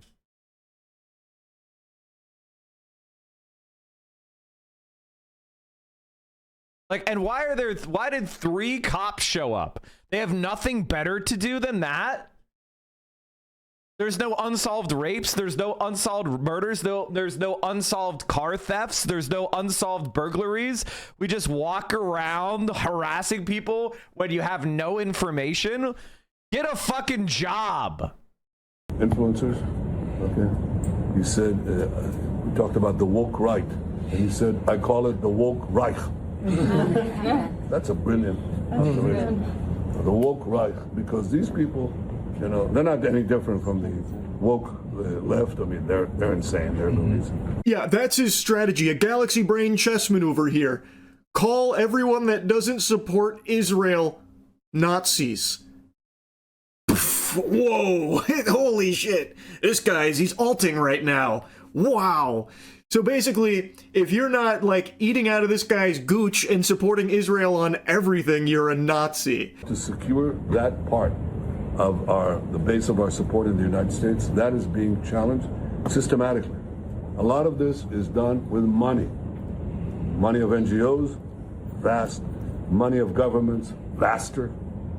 Okay? We have to fight back. How do we fight back? Our influencers. Just in case you forgot.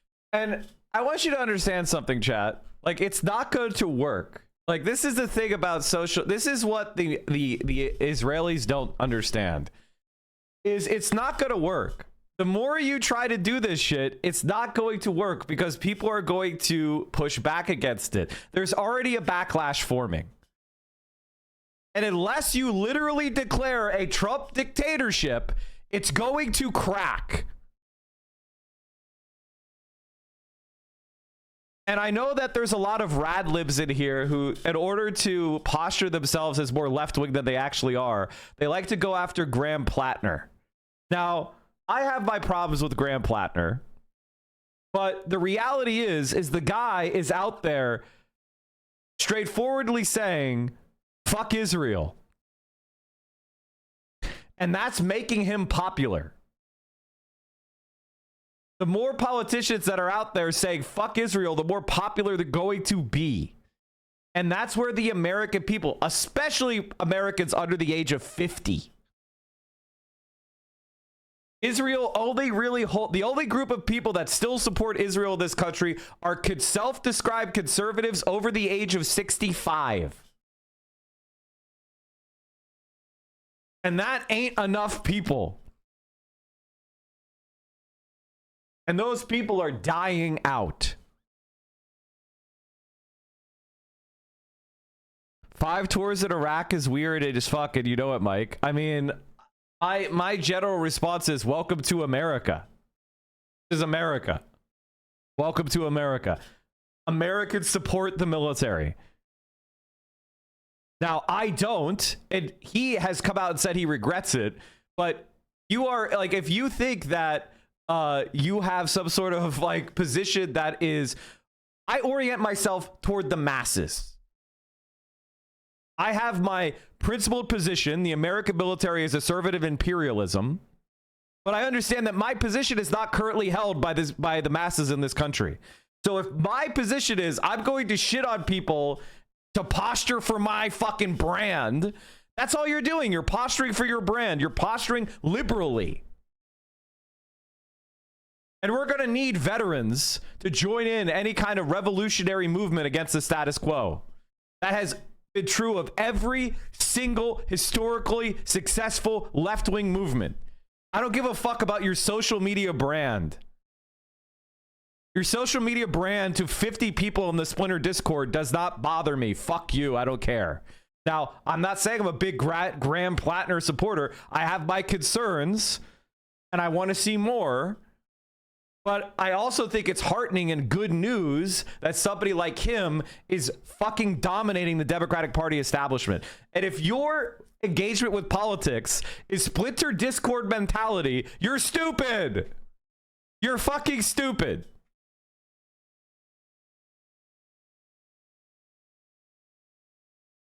Moist is just fuck Israel because it's popular now because he's a centrist which stands for nothing until it's safe for stand for something. Yes, but guess what? This is a good sign. This is a good sign. It's not a bad sign. There's a lot of people that see shit like this and they go, they think this guy is like, you know, they think it's bad. It's good. But when the centrists and the fence riders are coming in our direction, that means we're winning. I know it's unusual to win. We don't push people away for changing their minds to call us right. The whole point of this shit, you know what I want? I want American service members to mutiny. I want American service members to say, I am not going to go into an American city and harass American citizens. That violates the Constitution. That's what I want. Do you think that's more likely or less likely to happen if your Splinter Discord has the is seen as representing the left?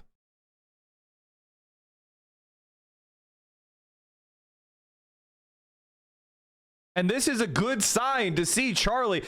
You know, we've been saying this I said that there was a genocide going on in Gaza on October 7th, 8th, and 9th.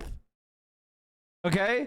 I've been on this. I was one of the first people. Now, I don't say this to pat myself on the back. I say this of, were you? Show me your receipts.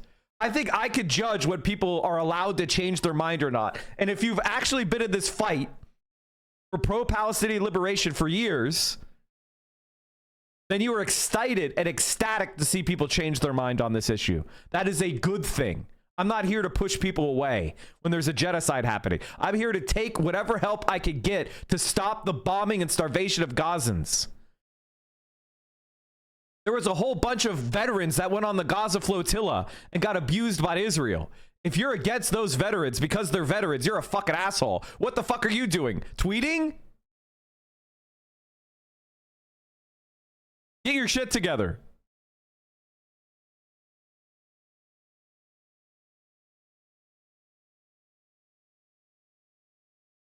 Israel literally pays influencers to suck their wiener and just be like these loyal little lapdogs to always just lap up whatever Netanyahu's gooch is sweating out. Like, it's unbelievable. And by the way, you can tell somebody's a rad lib with their opinion toward evangelization, right? Rad libs are people that are moralists, which mean they hold their positions because of their self-centered urge of moral gratification, okay? And their self-centered position of wanting to be the most moral person, to be the best possible individual so they can lord it over interpersonally other people. That's liberalism, okay? That is a liberalism. Socialists are evangels. I know that everybody's not on the same page as me. I know they don't understand dialectical materialism. I know they don't understand that they don't have class consciousness. And I know they have all sorts of false consciousnesses. They have all sorts of ideas that are wrong, that make them believe reactionary shit that helps keep the status quo. I get that. And so my conversations with people are to change them. And I don't want to make them have to self-flagellate in order to change. But I'm also not going to tolerate I'm not going to tolerate reactionary opinions inside our movement. But at the same time, I'm not here to take your confession and force you to do penance. That is the mentality of an inquisitorial, religious, liberal mentality. That's not the left. The left is not about making you do penance. The left is not about you flagellating yourself for being an evil whatever. It's about you changing your mind and then getting engaged in praxis to make the rest of the world better. And I want to learn from you. I'm not just here to teach you all shit. I want to learn from you. I want to learn what workers are thinking. I want to learn what veterans are thinking. I want to learn what agricultural workers and immigrants are thinking. I want to learn what oppressed peoples are thinking so that we can formulate a response that speaks to those people and brings them into socialism. I'm not here to posture as the most moral person. I'm not. I've made mistakes. I came to where I am through a course of my life. I came from a conservative family. The default politics that I would have had if I didn't think about it would have been a conservative. But I had experiences and I thought a lot about politics and I changed my mind more and more and more as I had more experiences, as I learned more, as I re-examined things that I used to know and reread books that I had read with a different perspective, and I came out a different way. That is my path, and I want you to join me. I have no interest in trying to get power over you because I had my mind changed first. If I have any power, I want that to be the power that you grant to me democratically because you trust me, because you believe in what I'm saying, because you think I have insight. That's what I don't want power because I force you to like me because of some sort of position I hold or some sort of immutable characteristic that I hold. I want you to select leaders that are good at educating and persuading and explaining our point of view and in criticizing the status quo. That's who I want to lead. I don't want somebody to lead because of some mandate based on moralism. Been giving my normie edgelord Charlie enjoyers so many treats for being anti-Israel. I'll pretend your ass was right the whole time and anti-genocide. If it helps your ego feel good, fuck it. No, I mean, I don't do that. I don't lie to people. But it's about it's about understanding human beings is the first part of being a good organizer. All right? And the first thing you need to understand about human beings is that we're all flawed. And when somebody is so eager to talk about the flaws of someone else rather than themselves, they're doing it for interpersonal advantage, and you should be highly suspect. You should recognize that there are grifters. There are people that see woke politics as an opportunity for self-advancement. They oftentimes have a Twitch stream or a Substack. If they don't have an actionable politics, if they don't have any plans, if they don't have any organizations that they work with, if they forever hold themselves as separate and above other people, they're building a brand to make money. Being like super open about it. Like he is just saying that in front of people's faces. When is it time to hold grace for liberals and when is it time to hold them to account? I get we don't bring people by being over on the side of being anti-genocide by calling them Nazis, but also I'm not going to tolerate or associate with Nazis. The answer is you judge people based on two factors. The first is what power do they hold? That's number one. If somebody holds no power and you're just having a conversation about they're not politically engaged, then it's not your job to do an inquisitorial fucking review of them. They're not a power person. They are a person for whom power and media control is being exercised. Know who you're talking to. Are they a person with power or are they a part of the masses? If they're a person with power, then you ruthlessly criticize them. That's true. And when I'm talking about power, I'm not talking about, you are a man, so you have power in the patriarchy. I'm not talking about privilege. I'm talking about power, actual power. You're a politician. You're a police officer. You are somebody who is exercising power over other people. That's a person with power. That's a person you could criticize and be harshly critical of. If they're a member of the masses, then it's about persuasion. It's about conversation. It's about building a left-wing identity. It's about teaching them the source, finding out what their problems are, and connecting it to left-wing politics as the solution. Now, what does that mean? Does that mean that you tolerate them being a fascist? No. Some people are just enemies. If somebody is a politically aware fascist, then it is your job to contain them and socially ostracize them. That's different. You don't want to overly expand the definition of politically engaged Nazi. These require judgment calls. They require ad hoc judgments. It's a difficult, there is no simple, easy cheat sheet for anything, for everything, chat. Veteran here, been anti-Israel since 2015. Lost a lot of friends and relationships to my community. I would have been able to learn if it wasn't for the IC's insane number of databases reporting on the activity. I knew that when I was always going to hold a different view. My mission today is to teach younger generations to analyze their own bias and and never make assumptions. I will only leave when they tell me to. Until then, I work from within. Yeah, of course. If your grandpa wants to have a conversation with you about Israel, you should have a different strategy than if Gavin Newsom wants to have a conversation to you about Israel. And nobody seems to care. And secondly, we're going to have to use the tools of battle. And the most important ones are social media. And the most important purchase that is going on right now is TikTok. TikTok, number one. And I hope it goes through because it can be consequential. And the other one, what's the other one that's most important? X. X. That's very good. And, so we have to talk to Elon. He's not an enemy. He's a friend. We should talk to him. Now, if we can get those two things, we get a lot. And I could go on other things, but that's not the point right now. Spoiler warning for those without thinking caps on. Censorship. He's talking about censorship. Damn to free speech. Benjamin Netanyahu's got other ideas. It's something he's talked about plenty in the past. He's not exactly shy with it. He's very loosey-goosey with the censorship topic, and he's talking about it again. He recognizes how everyone sharing videos and information about the atrocities and all the slaughter of the Palestinians at the hands of the IDF is making people turn on Israel. So now genocidal freak is going up to Elon Musk. Oh, Mr. Musk, can we do something about, all these pesky voices sharing all of this?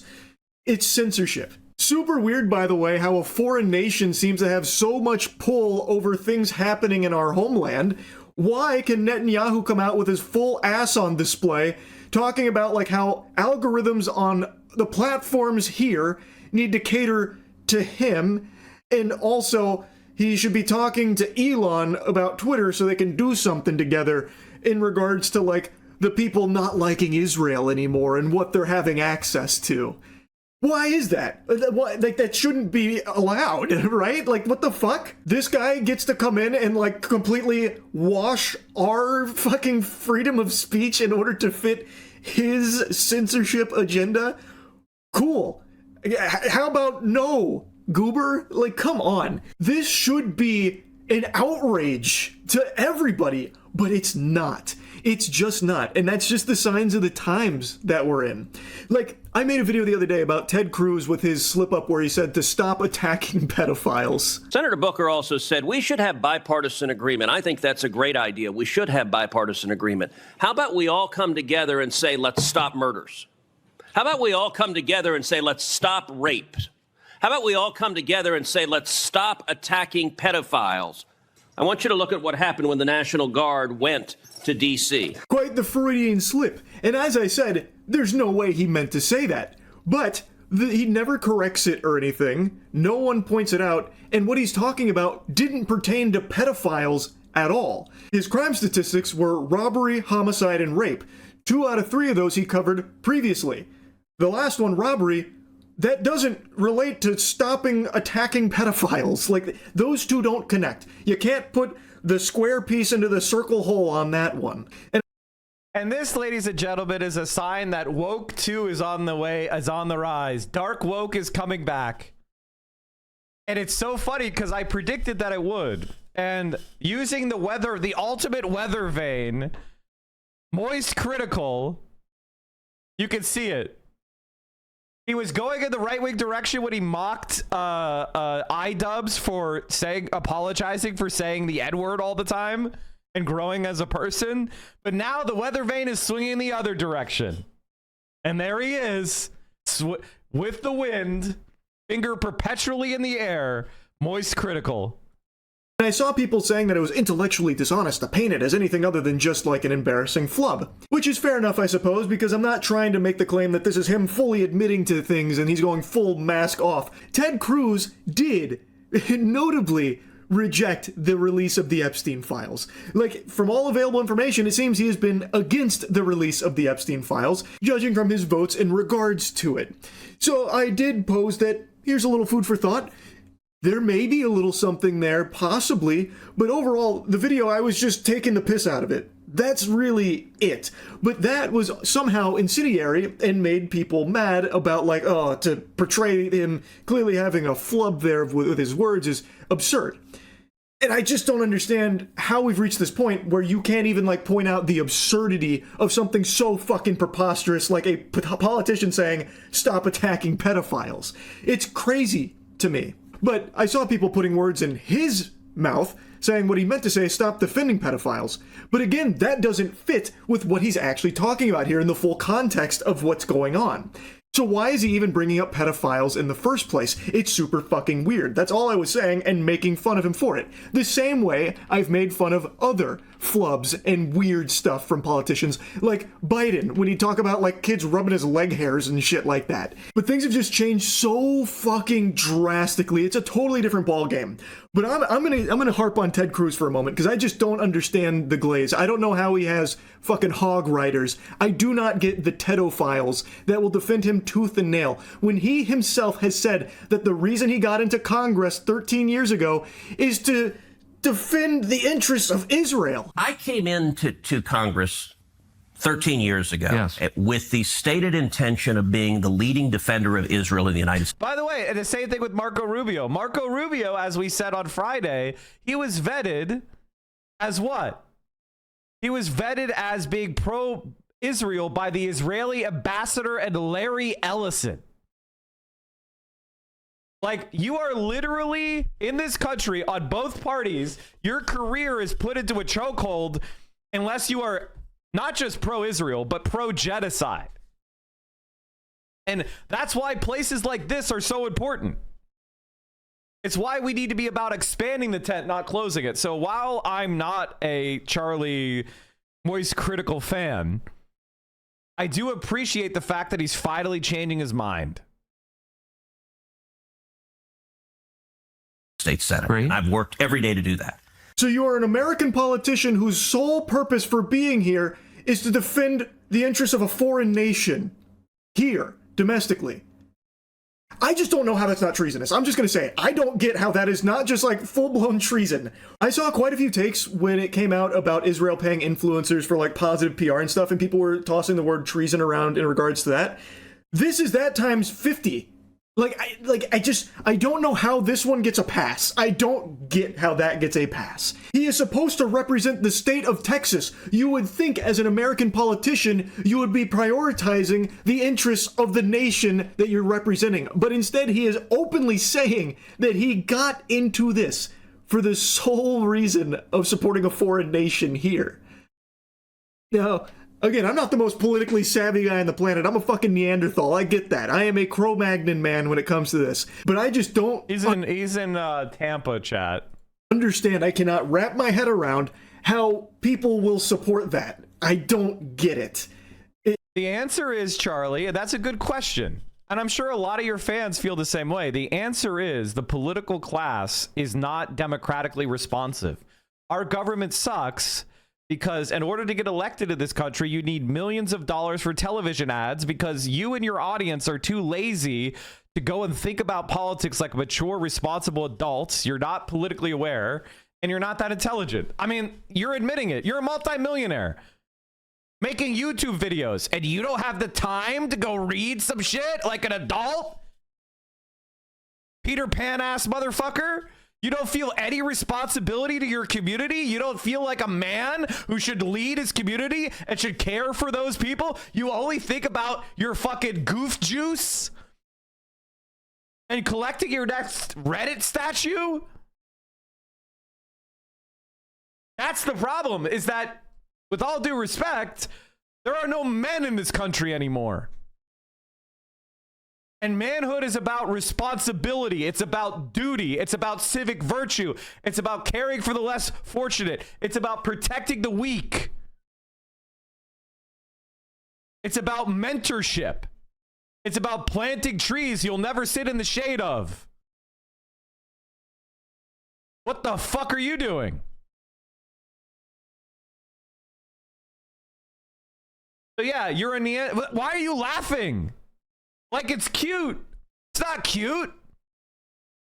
It's not cute to know nothing.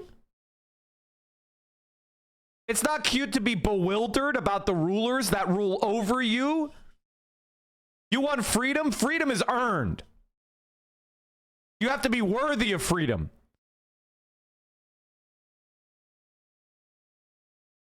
You think we're going to get a society that is compassionate and cares for everybody by being lazy slop consumers? You think we're going to get a society that provides for everyone's health care, education, we live in a clean environment by being lazy and stupid and incurious? You think that's going to happen? You think you're safe? That's what bothers me about Moist Critical, is grow up. I like video games. I like hanging out. I like going to movies. I like goofs and gaffs with my friends. But I also understand that everything I have was fought for by generations before me. And I have a responsibility as a man, as an adult, to be engaged with my community and look for people that need help and fight back against those that are trying to take away the shit that generations before fought for and died for. Not cute that you don't understand this, Charlie.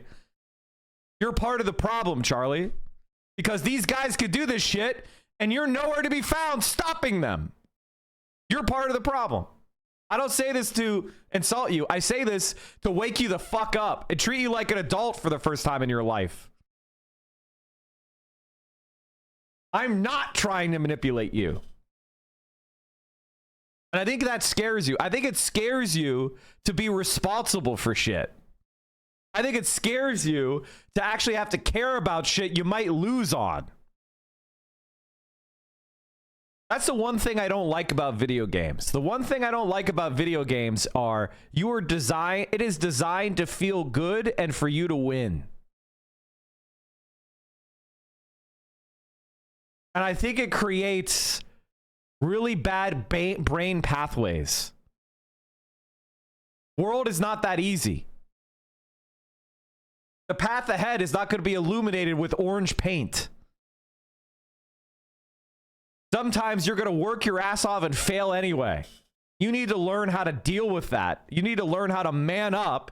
You need to learn how to regroup.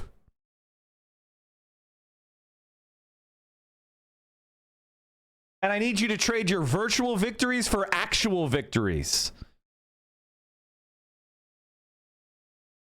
It doesn't make sense to me. He's also never there anytime Texas needs him, like in the event of like tragedies and shit. To play Souls-like? Souls-like are just better at concealing the fact that they're designed for you to win too. No Souls-like game is impossible. Souls-like games are designed, pay attention and you win. Which is a higher standard than most video games. Most video games are, you win. Like with the flood, the freeze from quite a few years back, he always seems to be on vacation. Like it's just, it's not true. It takes mechanical skill to beat the game. It was a best-selling game. How high do you think the mechanical skill gap is? How high do you really think it is? You like defeated Demon of Hatred, defeated this, defeated that, 100% have all, defeated all bosses.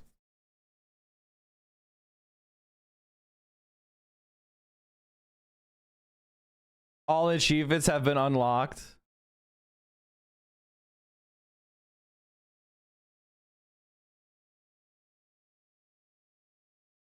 Not that hard.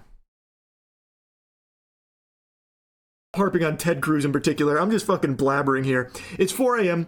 Obviously, it's another insomnia-fueled evening. Somebody was like, oh, you've never played a Souls game. Meanwhile, I'm like, no, they're not that hard. So I can't help but just blabber. But my God, it's just crazy the times we're living in. Anyway, that's really about it. See ya. Anyway, sorry for going off on a rant.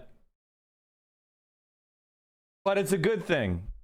It's a good thing that he's changing his mind. But I want to take this moment to say to people, have you considered growing up and being an adult? Have you considered growing up and being a man?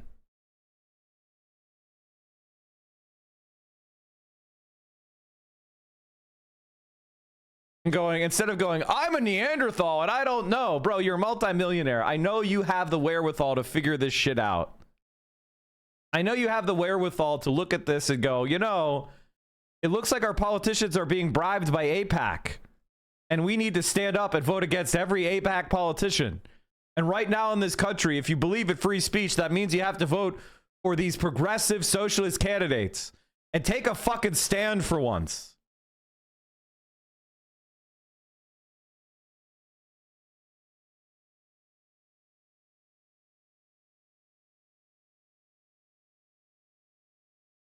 Do you think a lot of people find the basic learning process hard? The hard part of Souls is like observing, memorizing, and building muscle memory. So really just learning a new skill. I mean, yeah, I think that may be it.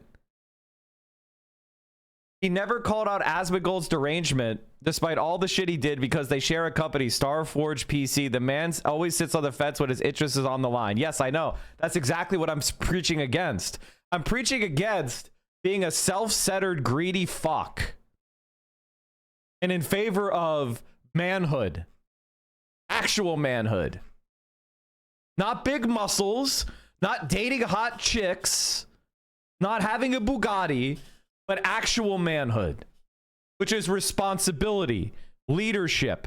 Mentorship. Civic responsibility. Protecting the vulnerable. Doing shit you're not going to get thanked for. Trump is setting National Guard to invade Chicago. A federal judge blocked President Trump's deployment of National Guard troops to Portland. The president is losing in court on this, but is he losing in the court of public opinion?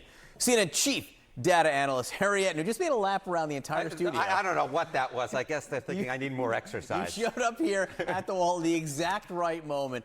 What's public opinion saying right now about the use of National Guard troops, the deployment into cities? Yeah, it's a political loser, John. It's a political loser. Donald Trump may think it's a political winner, but it's a political loser. Opposed Trump deploying in a U.S. city, active duty U.S. military, 61%. The National Guard in particular, 58%. When you get 3 in 5 Americans agreeing on anything, you know if that is on the opposition side, it's a political loser. And among independents who have... Meanwhile, you get these numbers easily for Medicare for All. You easily get these numbers for Medicare for All. But you never see that on CNN where they'll say it's like, you know, super popular. Of course, that key block in the middle of the United States political electorate, we're talking about 2/3 of independents there and about who oppose the deployment of either active duty U.S. military or National Guard into U.S. cities. Dragon Gaming 1 says, Mike, I think Americans very much view politics as just another thing you only pay attention to if you have a special interest in it. They don't understand that everything is politics. Ding, ding, ding, ding, ding, ding, ding, ding, ding. You're correct. You are correct, sir. And not only that, this is something that I try to explain to everybody. If you think about politics every day, you are weird. I'll say it again. If you think about politics every day, you are weird. Now, that is something that I learned and I was taught by my political mentor, the person who brought me into political organizing and got me on this path of leftism. That was one of the first things she said to me. She said, do you follow politics a lot? And I said, yes. And she said, well, that makes you a weird person. And she let that stand in the air enough for me to feel uncomfortable. And then she said, I'm a weirdo too. There's nothing wrong with being weird. Being weird is cool. However,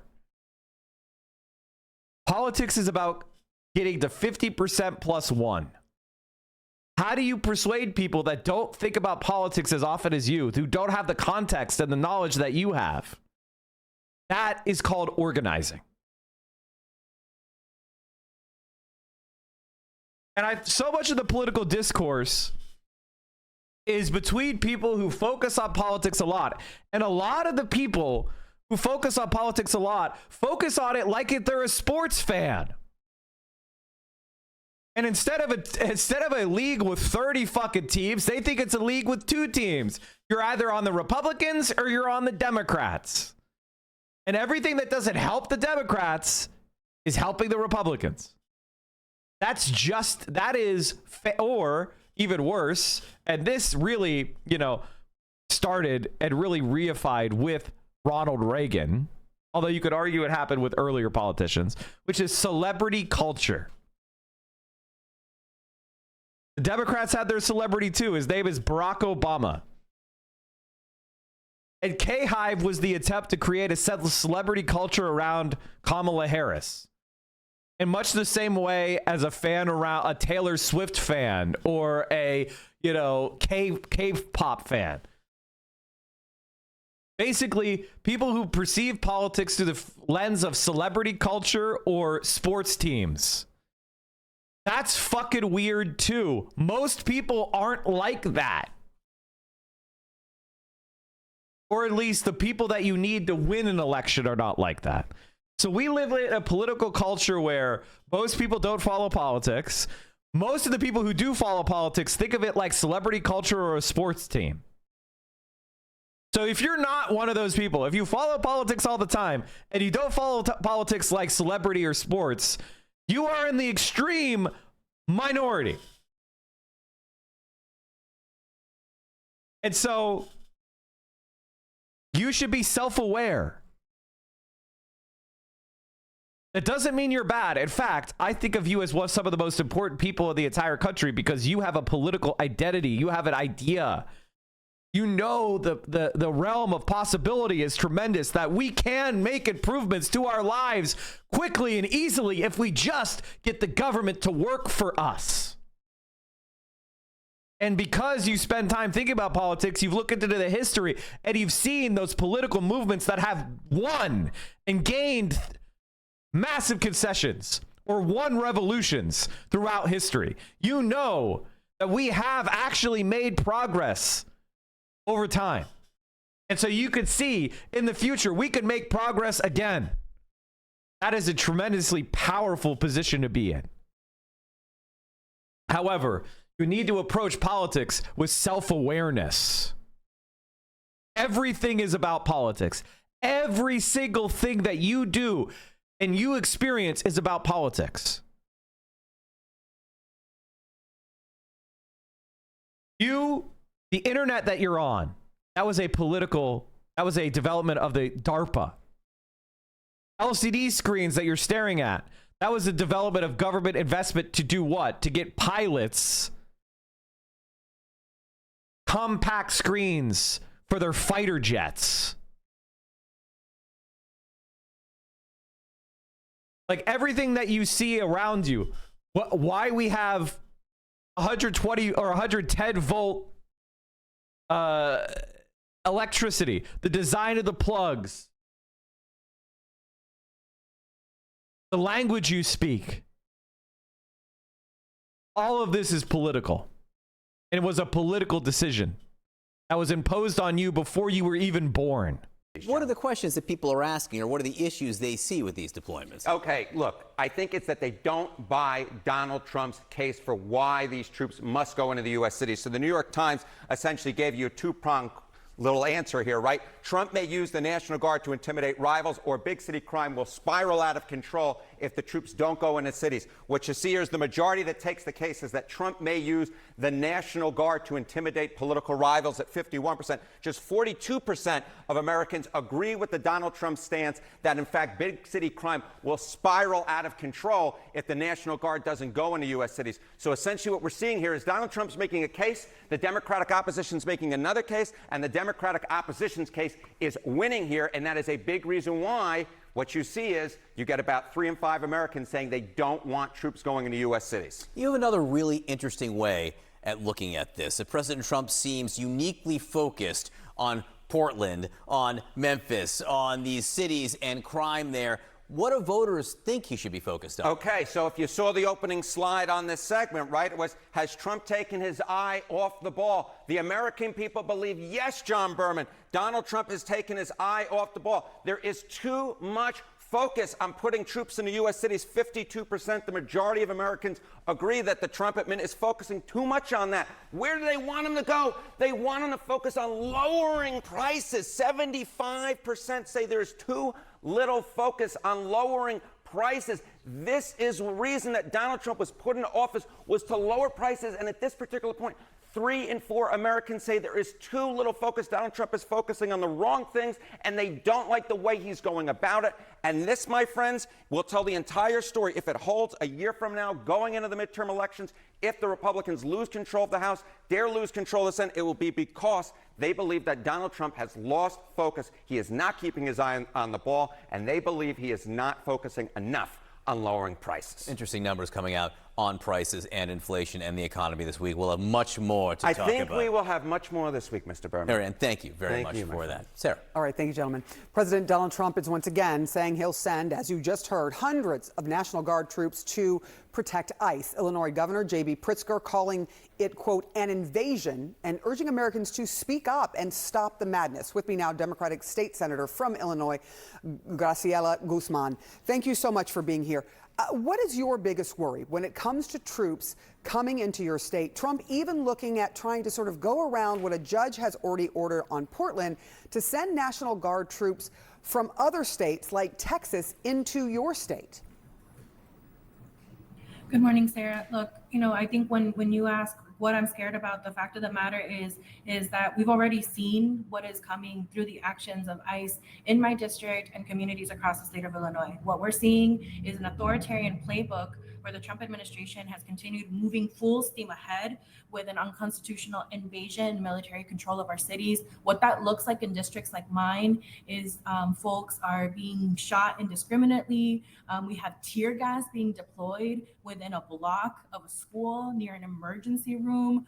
It is absolute chaos that is being caused and ultimately undermines public safety and our ability to be able to continue providing services for our constituents. And that's only going to continue to be exacerbated by possible actions of the National Guard here in Chicago and in Illinois. I want to let DHS Secretary Kristi Noem, in her own words, give the reason for why ICE and troops, she believes, should be sent into Chicago. She was speaking to Fox and addressing Chicago's mayor in an interview this weekend. No worries, Zeph, for calling. Thanks for the tier 3. This is a war zone. Appreciate you. His city is a war zone, and he's lying so that criminals can go in there and destroy people's lives. Where we have gone, we've made it much more free. People are much safer. What do you think of her words there, that Chicago is a war zone and they have made it safer and more free? Well, first, I'll cite that in Illinois and Chicago, we were actually seeing a decrease in crime and violence with deep thanks to the investments that we have made in public safety and violence prevention, right? That what I do know is that the war zone, again, is being created by the Trump administration's ICE. Tear gas being deployed at folks being stopped based on the color of their skin, the language that they speak. Older people in my area being temporarily detained for asking a constitutional right, and affirming their right. They are creating the havoc. They are creating the war zone. And what I will say is my constituents do not feel safe. I was in my office on Friday getting call after call after call from folks that are seeing things occur outside their window. Right. So what I do know is the war zone is being created by the Trump administration. Our communities are not better, not safer. And in fact, I would argue we're seeing unprecedented spending for unpopular mass deportation at the expense of things that do keep us safe. Things like putting healthcare in the lives of millions of Americans and millions of Illinoisans. So they are choosing a route to continue to push war-based tactics here rather than actually resourcing and supporting our communities. I do want to talk to you about what happened at a building, an apartment building on the south side of Chicago. The governor saying that he's ordered an investigation into how these 200 ICE agents stormed this south side building, yanking dozens of people, including American children, out of their beds. What have you learned about what happened during that September 30th raid? I think we're still learning a lot of the details of what happened that night. And I think that in part is really problematic. Thinking about the time of day that they chose, it was literally the middle of the night that we're pulling babies, families, moms into vehicles and carting them away, that we are disrupting people as they're getting ready to go to work and to school. But that is because they know that what they are doing is truly insidious and heinous. And so our community in the South Shore is still reckoning with what has occurred. As you can imagine, it does nothing to help restore, again, our sense of peace, of safety, of community. And so I'm grateful that there's an investigation underway because those people deserve justice. Graciela Guzman, I do want to get your response to what ICE had said. They said, look, we were able to detain and arrest 37 people who were undocumented immigrants. That is a lot of people. And is that a good justification for how they went about this raid? There's no justification for how they are acting in this community. Again, they are converting districts like mine, districts where we have hardworking parents, students, children that want to have opportunity into a fearful place where folks can't trust our government. They can't trust the good that we're doing, all to justify, again, an authoritarian agenda that means that folks that have my skin color, that speak Spanish, that speak other languages are being held hostage to an administration just for that authoritarian will. So no, I don't think that the means justify the end. And it's why we're going to continue ensuring that in states like ours, that we continue to lead into ensuring that our folks understand their constitutional rights, that we resource rapid response, which is our community-led efforts to ensure that our communities feel safe. And at the state perspective, we're going to continue doing what we're doing, which is understanding that policy has a role to play in how we keep our community safe and resourced. All right, State Senator from Illinois, Graciela Guzman, thank you so much for coming on this morning. I saw a guy who followed the money in an apartment building was owned by a horrible landlord, just like the apartment complex in Colorado. They're already clearing out the apartments in that building, probably so Wells Fargo could take it over. Oh yeah, there's definitely landlords that are using ICE to help them evict tenants. Why do we need snipers at our cities? Why are 6 masked men slamming a guy in a wheelchair to the ground? Why would an agent tackle a scared wife? Add the rhetoric of the president's increasingly manic and angry senior advisor, and we are at a fork in the road. Brian, you supported doubling ICE's budget last year, backing what you described as a Republican border security bill. Given ICE's lawlessness, do you think in retrospect this was a wise idea?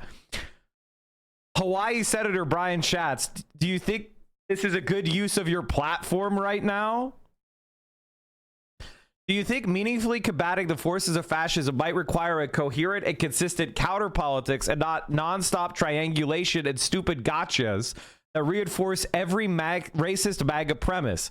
I think it does, and I think it will continue to do so moving forward. The border was a mess. Things are way worse now, and part of what I was doing was trying to prevent us from landing here. I want you to understand, chat, that anybody who looks back at the Biden administration and says it was a good presidency is part of the problem. Joe Biden was a complete failure. He was a complete and utter failure, and it was clear by September of 2021 that he wasn't going to get shit done and that he was setting himself up to be defeated by the right wing. And I called it at the time.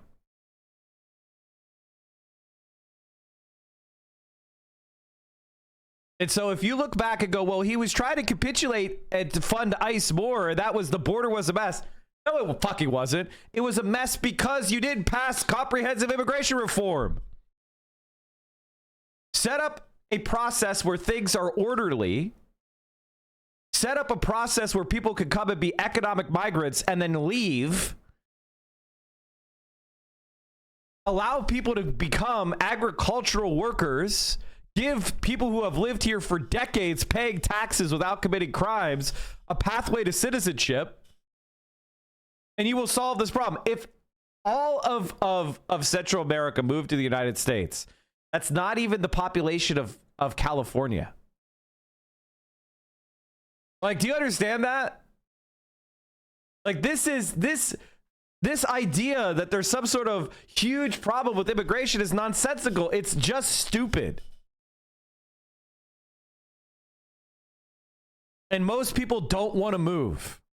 Most people want to be in a language where they understand the culture and the mores, and they speak the language, and their family is nearby.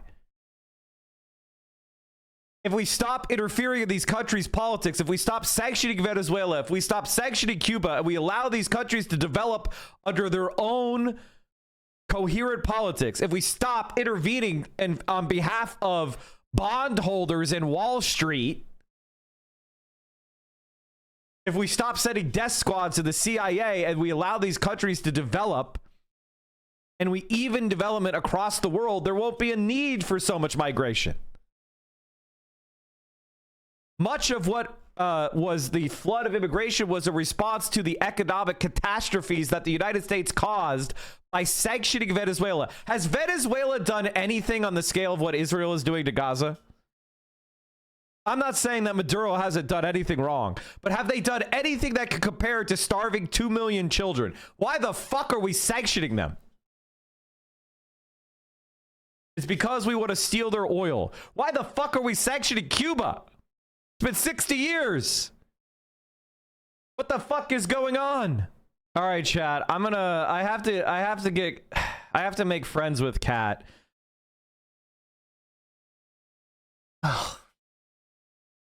There's a group of people who I want to like and who I want to support, but they hang out in the I'm really progressive, but they're not socialist, right? They're not DSA, they're not, and they're very kind of like, they're like the left edge of the establishment.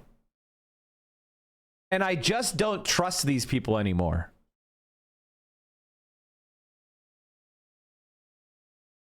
I don't trust these people anymore. If in this moment you're not willing to say we need a new direction, there's never going to be a moment when you rise to the occasion. Chicago has long been one of Donald Trump's favorite targets. At this point, is AOC. That's not the correct. AOC has consistently called herself a socialist and joined and assisted DSA and done events for DSA her entire time in office. I'm sorry, but Kat is to the right of AOC, and I'm like, why? it is frankly difficult to keep track of all of the ways he is trying to intimidate that city. I mean, just today, the Trump administration announced that it plans to claw back $2.1 billion in federal funding for Chicago's desperately needed infrastructure projects. And those cuts come as Trump continues to threaten to deploy National Guard troops onto the streets of Chicago. Federal agents are already on the ground there, openly carrying guns as they patrol on boats down the Chicago River and conduct barbaric raids, like the one on a Chicago apartment building this week.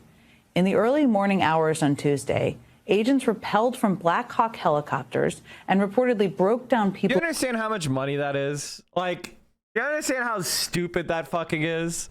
You understand how fucking stupid that is, how wasteful and also risky? Helicopters crash a lot when they're hovering. It's one of the most dangerous maneuvers a helicopter can do, is hover 50 feet off the ground over residential structures. It's fucking stupid. Doors, pulling men, women, and children, some of whom were naked, out of their apartments, separating families. Those families' belongings, everything from shoes to toys to food, were ransacked and thrown into piles in the building's hallway. A man who lives in the building next door told CNN, "I've been on military bases for a good portion of my life, and the action I saw, it was an invasion." DHS says it has made more than 900 arrests in the Chicago area over the past few weeks, and many of those detainees have been taken to this ICE facility in Broadview, Illinois, a suburb of Chicago, where for the past few weeks, protesters have been vehemently demanding transparency, but have been met with tear gas and violent attacks by law enforcement. Democratic congressional candidate Kat Oba-Gazale has been taking part in those protests and was thrown to the ground by ICE agents herself. You can see it right on the video there. Earlier today, she spoke at a press conference outside of the Broadview facility and described what she witnessed. This is a processing facility. It is only supposed to hold people for 12 hours at a time. But we have heard reports of people being held for days or weeks at a time. without beds or hot meals or access to hygienic facilities. It is likely that the conditions in the Broadview Processing Center are much worse than we already know, because ICE will not allow our elected officials to inspect the facility, which is our leaders' legal right. ICE masks their faces. ICE set up gates to keep us away from their crimes. ICE boards up their windows. Republicans have described Chicago as a war zone. They are obviously wrong. But Broadview is a war zone. It's a war zone with the government waging war on peaceful protesters. Joining me now from Chicago is Democratic congressional candidate who you just saw there in that video, Kat Abu-Ghazaleh. Kat, it's so great to see you. And that was such a powerful set of remarks you gave earlier today. And you've been tireless in advocating for more transparency there. I just wanted to ask you, I mean, you've been on the ground, again, protesting at this facility. Can you just describe how the situation there has escalated over the past couple of weeks? Yeah, absolutely. And thank you for having me on to talk about this, Jen. This facility is where anyone that is abducted in the Chicago area probably ends up. This is where they end up. And as I described earlier, they're held in inhumane conditions. A few weeks ago, I believe about 6 weeks ago now, a couple of protesters were arrested at a vigil for peacefully blocking a van. And week after week, more and more people have showed up. I showed up the next week, and we have been out there every Friday morning to bear witness to deportations happening and to demand transparency, accountability, and safety from our leaders in regards to this ICE facility. Every single week, we have seen one-sided escalation from ICE. We come with songs and chants and signs. They come with tear gas and pepper bullets and flashbangs. I will say this, that the fact that Kat is on the street confronting ICE, I don't want to take any of that away from her. That's an incredibly difficult and tough thing to do. And so you should thank her for that. But what I want to understand is, how is this not a radicalizing movement in your politics? How does this not make you realize that the status quo and the elites that we have are perfectly comfortable with fascism? They've started abducting protesters into the facility. They have started arresting press for doing their job. I have watched them target press multiple times. They tell families that are trying to deliver medication to their loved ones to leave before shooting them with pepper balls. They have tried to drive vehicles through protesters multiple times. This is a war zone, except it's a one-sided war. It is ICE agents in masks. We don't know who they are. In the 5-6 weeks I've been there now, I have seen 2 badge numbers the entire time. We don't know who these men are. We don't know what they're allowed to do. We don't even know what agency many of them work for. And they are just allowed to brutalize anyone that they want. That video that you showed, that was actually the 3rd time an ICE agent has picked me up and thrown me on the ground. And the worst part is that all the things I just described don't compare to what is actually happening in that facility. That is the reason we're out there protesting. And that is what we are trying to get: transparency and accountability. It's really powerful hearing from you describe this, because I think a lot of people don't know all of the things that are happening. Given everything you just said, I want to play for you something DHS Secretary Kristi Noem said. I mean, she was at the Broadview facility today. Let's play that. We'll talk about it. There's going to be consequences for how these guys act, and for what they do and how they impede our vehicles when they lay hands on our officers, but even prevent them from going out and doing their duties. I mean, I thought that she was a leading contender for VP. But what I didn't realize is she was made head of DHS because she's such a sycophant. You don't have you don't give your VP spot to your biggest supporters. You give the VP spot to a section of your coalition that's not completely with you. That's how Trump has used the VP spot both times. And in this time, he gave it to the Silicon Valley fascists with J.D. Vance. And he put his biggest sycophant in charge of DHS to do his Gestapo. And we're going to not just show them that we're here to stay, but that we're going to expand our footprint and make sure that the citizens of Chicago are put first and that their safety is put first. That is so, that was speaking with podcaster Benny Johnson, by the way, but that is so out of touch, disconnected, cruel, lots of words. But what is your response to that? You're living with this. You see it. Yeah, I think Kristi Noem should have consequences. I think she should be tried at The Hague. What we are seeing from her operation are crimes against humanity. And if the response from ICE to people exercising their First Amendment right is to drive vehicles through them, is to shoot them, is to put a stationary gun on top of a roof, as we saw today, they shouldn't be allowed to operate. If that is what their operations entail, they should not be an agency in the United States. What I really want to stress to people is that none of this is normal. It is not normal to have masked men rappel down from helicopters into apartment buildings to arrest families in the middle of the night. That is not normal. It is not normal to have agents with no identification of where they work, who they are, what they are allowed to do. That is not normal. At least in the United States, it's not normal. Today, we were corralled into a free speech zone. And I'm not a big fan of that term because it implies there are areas in the US that are non-free speech zones, mainly everywhere else. It is ICE's responsibility to respect and uphold our rights. It is not on us to accommodate them. And it is not on us to accommodate Kristi Noem's racist, fascist agenda. Kata Bugazale, never hold back. I really appreciate you taking the time tonight and speaking out so forcefully about such an important issue. Thank you so much for being with us. It's really weird that Daniel Biss and Kat are both running for the same seat, but are both progressives and protesting at this facility. Oh, is Daniel Biss also running? Why is everybody piling? Oh, because they dropped out. The answer is because it's an open seat and they're cowards and they don't want to actually do the work of primarying a fucking Zionist. This is the problem with our politics that we have right now, is too many politicians are only about their own personal advancement and they want immediate short-term success. They don't want anything that could take longer than 6 months. Very frustrating. As the president attempts to deploy more National Guard troops into U.S. cities that he deems war zones, a federal judge blocked 2 attempts by the administration to deploy California. By the way, I'm the only political commentator that will talk like this.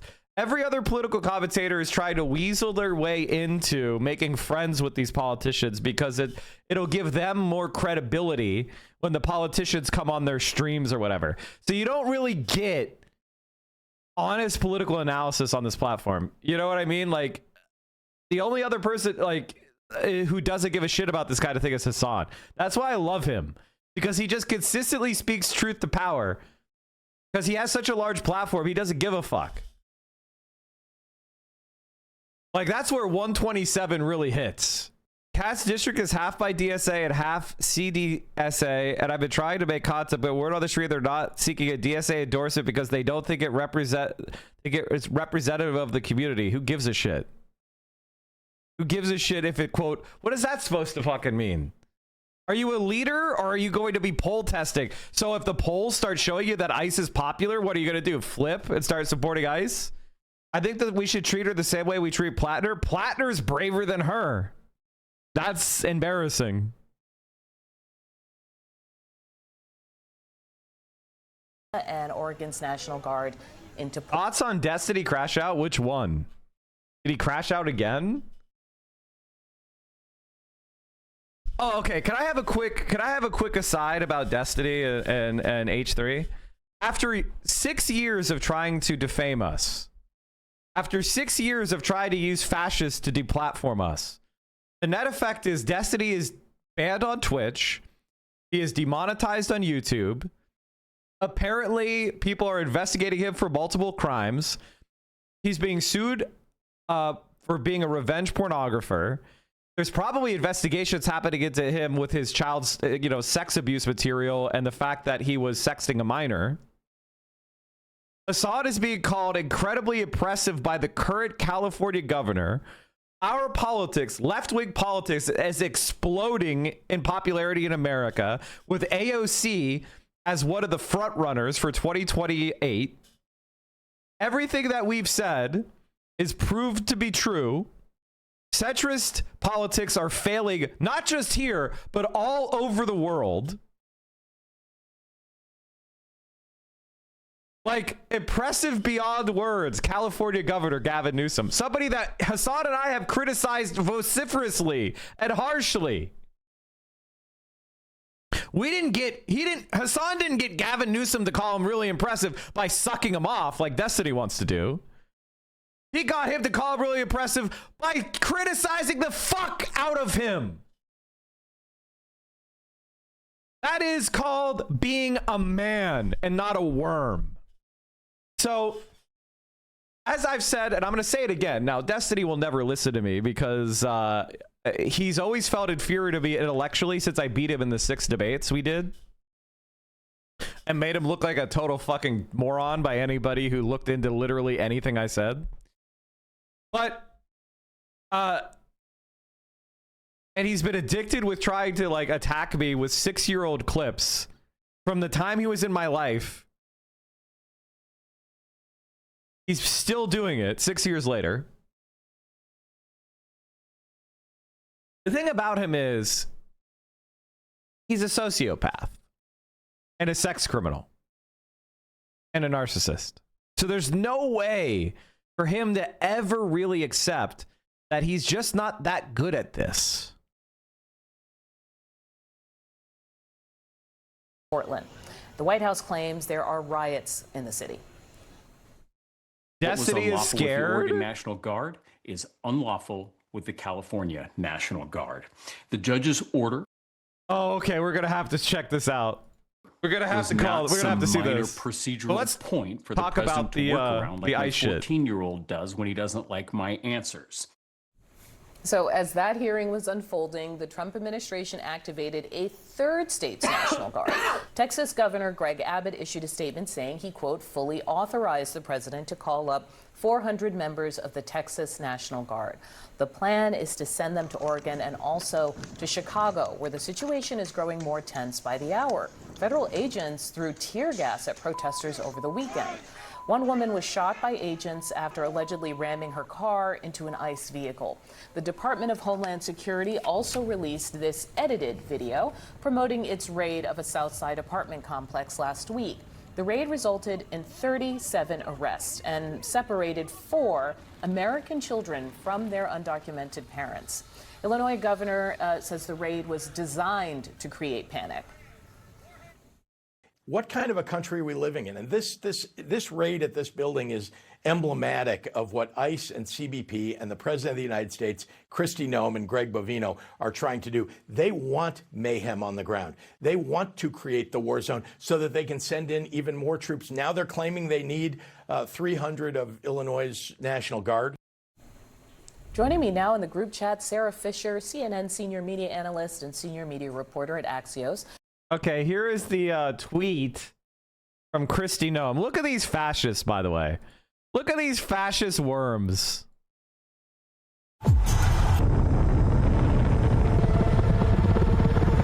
What a war zone they're in, by the way.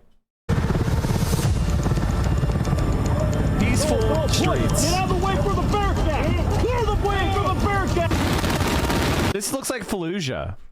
And I say that not to like this is imperialism that we tolerated abroad is coming home. Fascism abroad boomerangs home. This is blowback.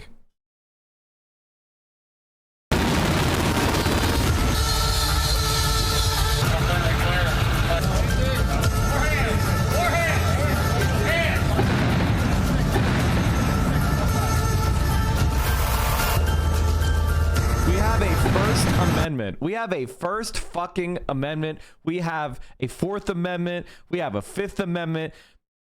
Honestly, if it's the middle of the night and someone kicks down my door,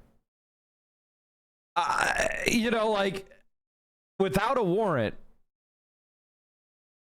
I would be completely within my rights to shoot. And eventually it's gonna happen.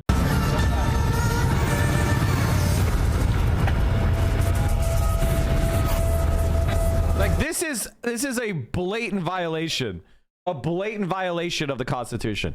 This is actually why we did the Declaration of Independence, shit like this. This is called a general warrant. Basically, a general warrant is you could violate everybody's rights in an area. That is literally what like why we fought the revolution was to stop this.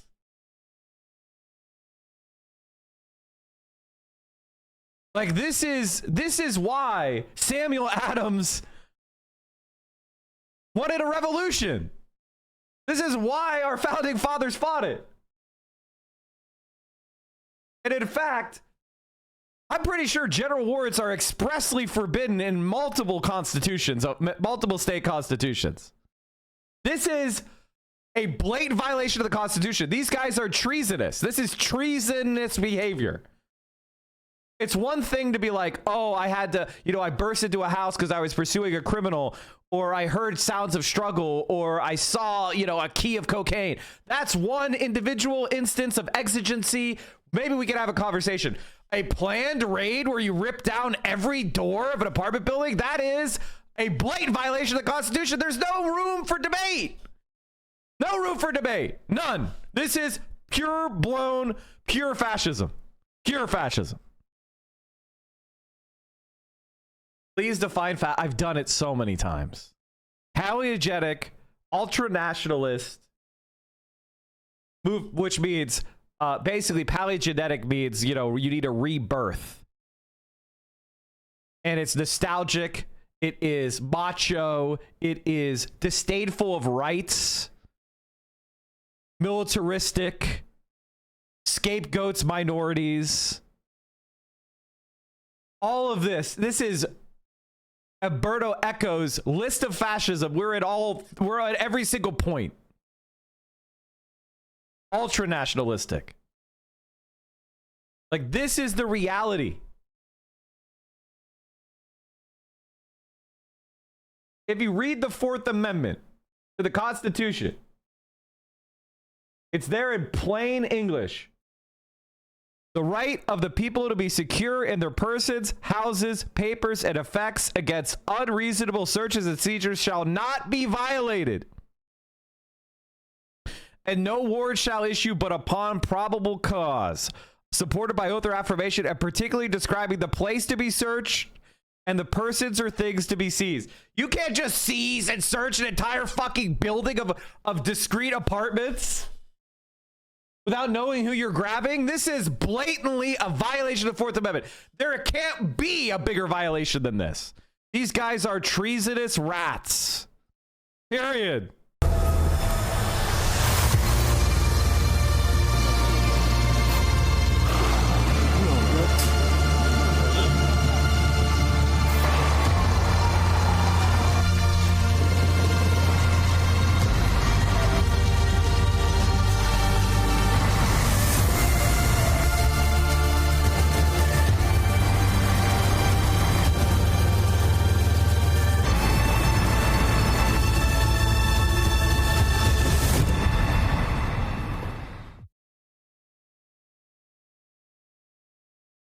ICE says they knew where every illegal immigrant is, but they had to search every apartment. Yes, that's a violation of the Fourth Amendment. That's a violation of your right to be secure in your person and paper.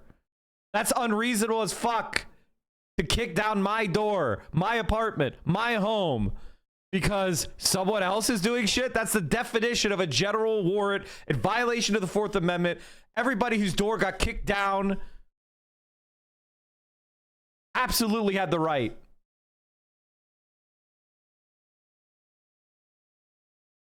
I mean, how long before they take this down in the Holocaust Museum? Powerful and continuing nationalism, disdain for human rights, identification of enemies as a unifying cause, supremacy of the military, rampant sexism, controlled mass media, obsession with national security, religion and government intertwined, corporate power protected, labor power suppressed, disdain for intellectuals and the arts, obsession with crime and punishment, rampant cronyism and corruption, and fraudulent elections. I mean, what else can you say?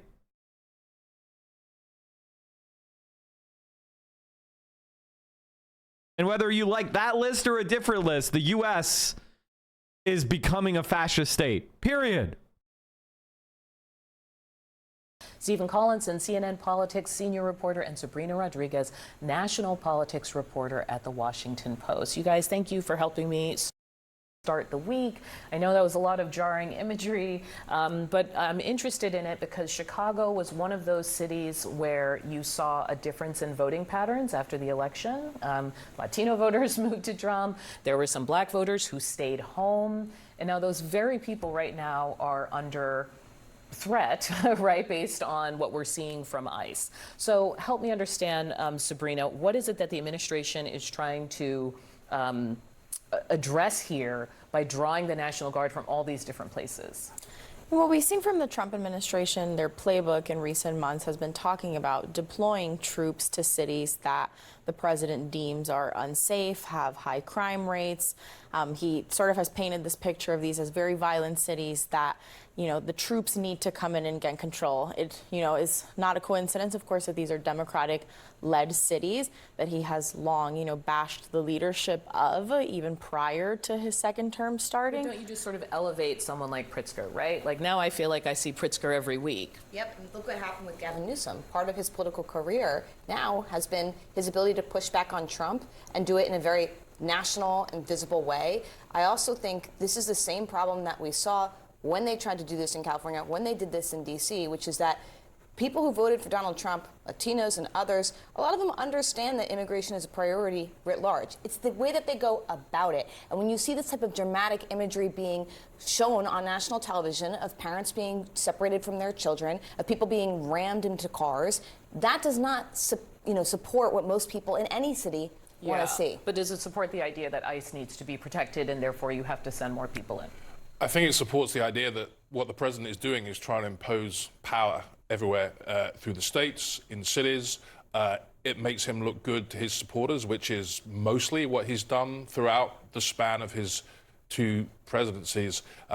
It's interesting how the administration seems to reserve a lot of its more authoritarian moves for weekends when people aren't watching. So you have all these court battles unfolding late at night at a weekend. You have this Trump-appointed judge, first of all, saying you can't federalize the National Guard in Oregon. Then the administration decides, okay, well, we'll just send some troops from California there. The same judge had to come out on a Sunday night and have a hearing and was pretty exasperated because she was arguing the conditions for the deployment of federal troops in a state that there is some kind of rebellion against the federal government are not in place here. So I think the question is, does the administration keep trying to push this? You saw the troops from Texas. Does it move a step further and invoke the Insurrection Act, which would create an even bigger legal Which battle is what and Pritzker potentially is sort constitutional crisis? Arguing what they're doing. I want to show you guys a recent polling on this. As always, I'm sort of interested in where independents are. But they were asking how you feel about Trump deploying national... It's not fascism, though. It's arguably worse because it's not an ideological project. The UK is doing the exact same stuff and are funded by the trade unions. Fascism can't be fought against. Fight against Trumpist policies like trying to fight against the concept of time. Okay, you're really talking about post-fascism. You're not really talking... Okay, I get what you're trying to say, which is that... By the way, I don't think that the Labour government of Starmer is doing the exact same thing as Trump. I think that's flattening differences that, in my opinion... should not be flattened, while at the same time recognizing that centrist liberalism creates fascism because of its ineffectiveness of actually responding to the needs of the working classes. And it creates spiraling crises that it never addresses. The crises that we're facing right now are crises of neoliberalism. So neoliberals are not going to have solutions. They're going to say the crises are just nature because they naturalize the problems with the market. So stop voting for neoliberals. They don't know how to manage capitalism. There's a reason why China is exploding in development. It's because the communists are not, they don't hold any dumb ideas about capitalism. They study it and they go, okay, capitalism is a stage of development. How do we maximize capitalism's development? They go, well, you cut down on the rent seekers and the middlemen, the insurance companies and finance, and you prevent monopolization and you foment massive competition, and you punish the capitalist class whenever they violate social norms or they do something that's self-serving or parasitical. And bam, what do you know? China's dominating us because they foster competition and they look at outcomes and they are ruthlessly pragmatic. And they recognize capitalism as a stage of development. And they don't believe the market is magic. That's why they're killing us. Whereas our government is controlled by the capitalists for the benefit of individual capitalists that exist, incumbent capitalists. That's the other thing. We have a bourgeois dictatorship.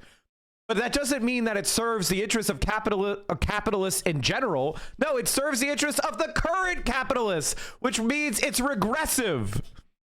The rich capitalists right now are the fossil fuel capitalists, so they use their power in our government to stop funding a renewable energy capitalist from ever existing. So we get trapped in amber of the interests of the current national bourgeoisie that we have. So they're actually regressive. That's why we're losing. And in China, the communists are like, capitalists are a class that exists under a certain form and mode of production. And they have no problem squishing them. You know, there was a Chinese Uber, right? And you know what Xi did? Xi said, I think this Uber shit is not fair to the workers. And he fucking squashed it. They got delivery out the ass. But he prevented them from doing hyper exploitation of their delivery drivers. They created a whole bunch of new regulations for the delivery services.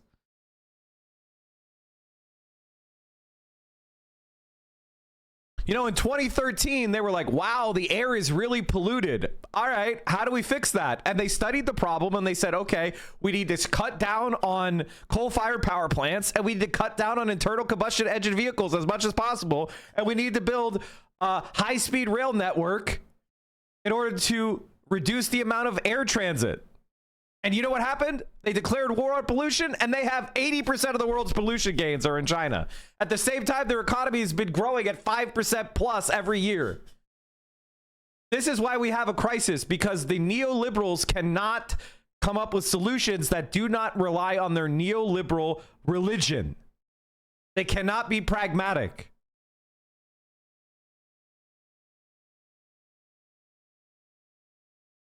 Guard to U.S. cities, I think partisan, it's pretty locked in to what you would expect. But the overall total is now at 58%. And for independents, that number is 67%. There's one other I want to show you. Trump administration focus on troop deployments to U.S. cities. Just the idea that they're focusing too much on it.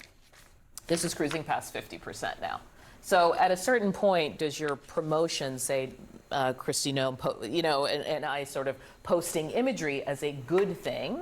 Is the public receiving it that way? I don't think so. And by the way, on the concept of crime, one of the things we've found is that crime is an issue that people really care about. The challenge is this is not how people want the government to be going about tackling crime, particularly when the troops came here in D.C. One of the things that people were very vocal about is the places where we have crime, we need you to work with local law enforcement. Don't unilaterally send in the National Guard troops. And so I think when you see independents that are pushing back like this, it's not broadly because people think that tackling immigration is a bad idea. That's why a big reason why Trump won the election. It's just oh my God, you're fucking stupid. Shut your fucking mouths, you worthless media.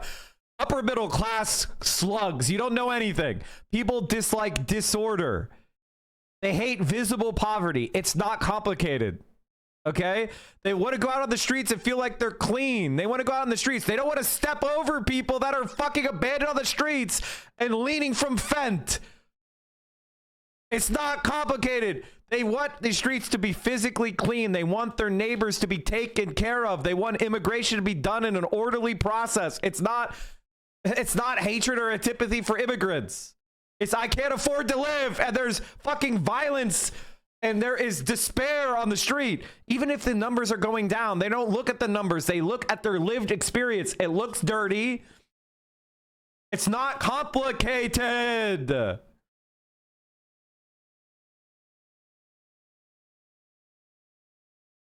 And we shouldn't see homeless people on the street. There shouldn't be homeless people on the street. Housing is a human right. And it's not expensive to build housing. I just showed you guys that you can have $1 million house at $3,000 a month, except for interest rates being charged on the mortgage. The government can build $1 million units and charge $3,000 rent. Okay? It's not that hard. So if you're building $400,000 units, you're talking about $1,200 rent. Can you imagine if they were building those units in Los Angeles, California? There's an infinite demand for that.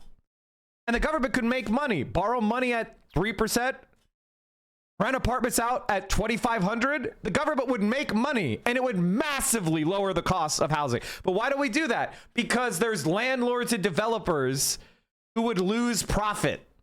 And so we don't build housing. That's literally the reason.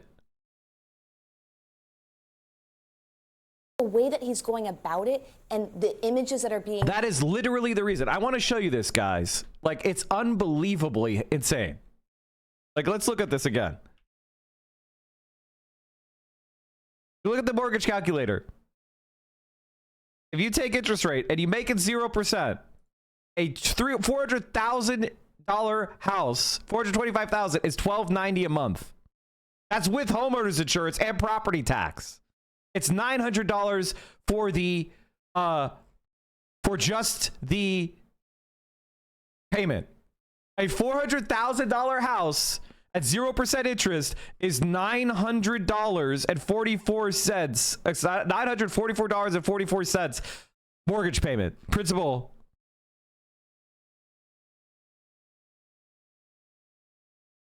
When people were buying houses back in 2020, 2019 at 2% interest, it's $1,600. But if you slap in today's interest rates, it's $2,600.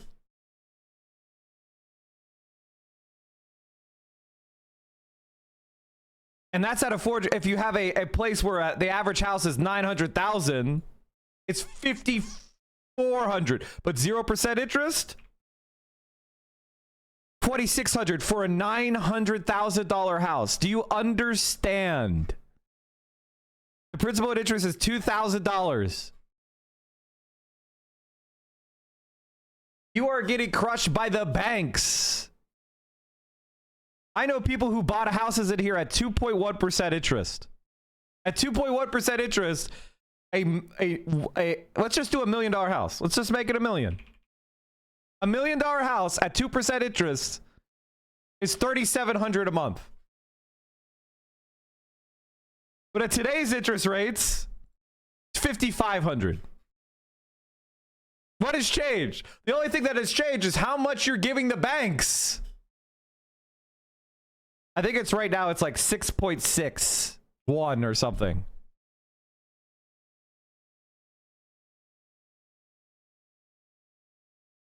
Affordability is based on, we got to make sure the banks make a lot of money. Why?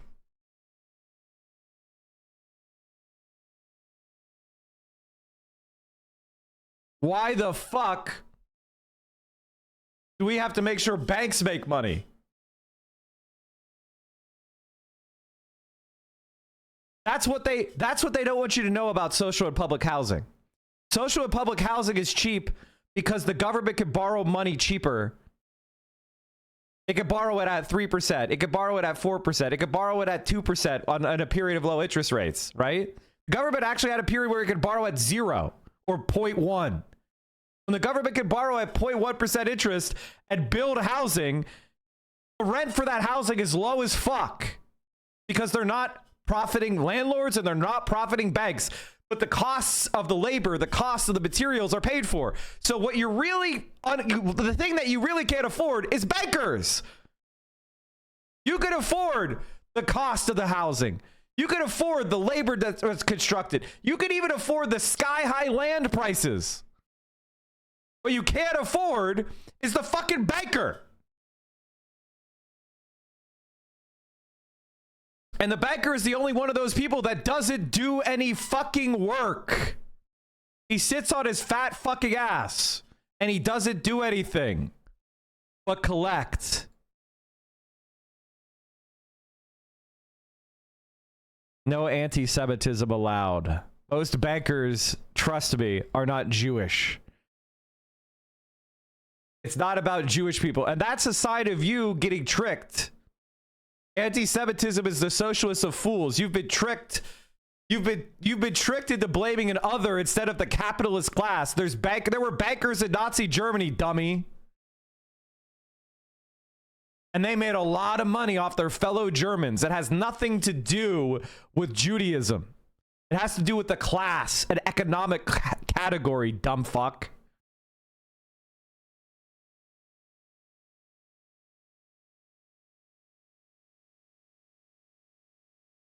Here's my take. For about a decade, the United States has been comforted by the notion that China had lost its way. After 35 years of astonishing growth, Beijing stumbled internally and abroad. Its leaders cracked down on some of the country's most innovative sectors, from technology to education, driving entrepreneurs into exile or silence. Its wolf warrior diplomacy alienated its neighbors from India to Australia to Vietnam. That era is over. China's leaders have corrected their course. This September, while President Trump accused nations at the UN General Assembly of being hopeless failures and harangued the UN for not hiring him to renovate its headquarters decades ago, President Xi Jinping put forward a global governance initiative to commemorate the 80th anniversary of the UN's founding. He proposed strengthening the multilateral system along a series of dimensions, positioning Beijing as the constructive, agenda-setting superpower. As America doubles down on increasingly idiosyncratic protectionism, threatening 100% levies on foreign-made movies, for example, China announced last week that it would no longer take advantage of any special privileges of being a developing country, a major concession sought for decades by free trade advocates. As the U.S. levies crippling tariffs on poor countries in Africa and Asia, China has offered zero tariff-based trade to any least developed country and some middle-income countries with which it has diplomatic relations, including 53 African nations. Julian Gewirtz and Jeffrey Prescott argue in a recent Foreign Affairs essay that Beijing has shifted from a reactive defensive stance to a more opportunistic and strategic one. And chat, when Africa develops in mutual cooperation with China from a position of mutual respect, what's going to be the right-wing racist cope? Because right now, to hide imperialism, to hide the exploitation that we do against Africa, racists blame Africans' race. But if that's the case, if Africa's underdeveloped because of some sort of genetic reason that they're inferior, which is obviously bunk, why are they so worried about China offering these countries fair reciprocal trade agreements? Why are they so worried about the Belt and Road Initiative? Why are they so worried about Africa developing a common currency or a common market? Because everybody understands that African underdevelopment is an intentional policy of the West.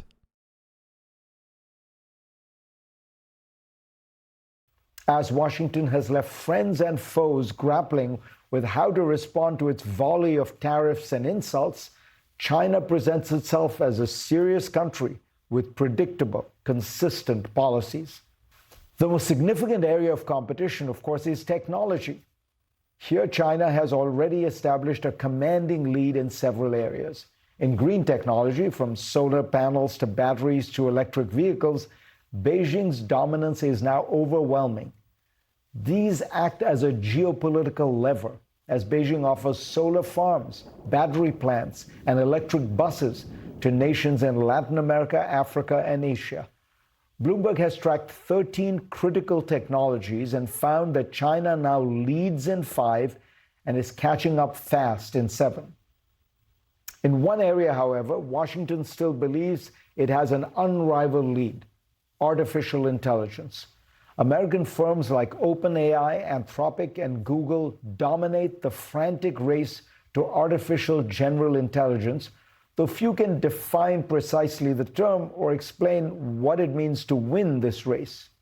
By the way, China will win the AI race because AI, if the AI that we're talking about now is actually AI and it actually turns out to be valuable, China will win this as well because they could build energy faster than the United States and more sustainably than the United States because China is pursuing a zero carbon approach and it uses all zero carbon technology, hydroelectric dams, geothermal, tidal, wind, solar, and nuclear. But they're not building third generation nuclear. They're building fourth and fifth generation nuclear, including fusion research. China is attempting to create zero waste nuclear plants with integrated. They're actually going to be breeder reactors with integrated like waste management and all sorts of high technology we've honestly had for 20 years, but the US never invested in because it wasn't as profitable as building a natural gas plant. And I can get into exactly why that is. And the answer is capitalists can make a quicker return on a natural gas plant during the shale fracking boom instead of a nuclear plant or renewables. So they went with natural gas, literally. And we're talking about a difference in 2 years. Like they were making, our government decided to invest in natural gas power because it was 2 years faster for the capitalists to make money. Two. Do you understand how stupid this is? Do you understand how stupid our country is?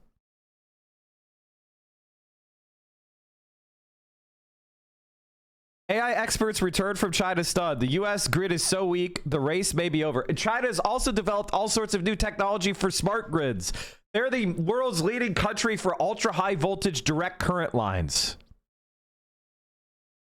So if AI is actually the thing that is real, China will win that too.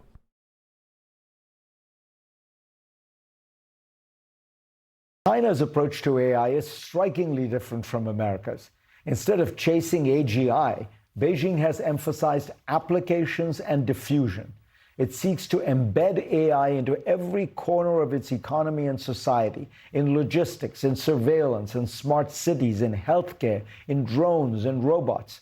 This strategy ensures that AI quickly produces real economic transformation and returns, raising productivity and embedding the new technology into daily life. China has also chosen a different model of diffusion, where many American firms are locking their frontier models behind proprietary walls. Chinese companies are releasing open AI systems, most prominently DeepSeek, that can be easily adapted and deployed. It's an irony that communist China now embraces open technology platforms while the US favors closed ones. This strategy could make Chinese AI a global standard. I can't believe that the communists are doing open source and the Americans are doing rent-seeking behavior. I can't believe the capitalists are seeking rents and the communists are seeking common prosperity. This has never happened before. Especially in the developing world, where governments and firms are eager for cheap, customizable tools. Add to this Huawei's emerging dominance in 6G technology, and it's quite possible that the technology interface for much of the world will be Chinese, not American. What makes China's technology strategy particularly formidable is its integration across domains. It is not just building AI models, it is weaving them into hardware, infrastructure, and cities. Consider robotics. Chinese firms are producing humanoid and quadruped machines equipped with rich sensor arrays that allow them to see and think in real environments. Just last year, China installed almost 9 times as many industrial robots as the United States. Or take drones and, yes, flying cars. China is building what it calls a low-altitude economy, carving out urban airspace for autonomous aerial vehicles. In Shenzhen, drones already deliver packages. In Guangzhou, Yihang self-flying cars have begun taking passengers. Again, the advantage is integration. Sensors, AI, hardware, and regulation aligned to create... I hear there's some... I think the main problem I have with drones is they're annoying. It's like a buzzing insect. So I think there's some... People are doing research on like massively reducing the sound, the noise that they create. transformative technology. Meanwhile, in the United States, government funding for basic science and technology has been slashed. Our best universities are under siege, with the government locked in a war to take down Harvard, by many measures the world's top-ranked research university. While the government was on the verge of shutting down in Washington, the President and Secretary of Defense summoned hundreds of the country's top generals to lecture them on staying slim and fighting woke ideology. We need to get serious.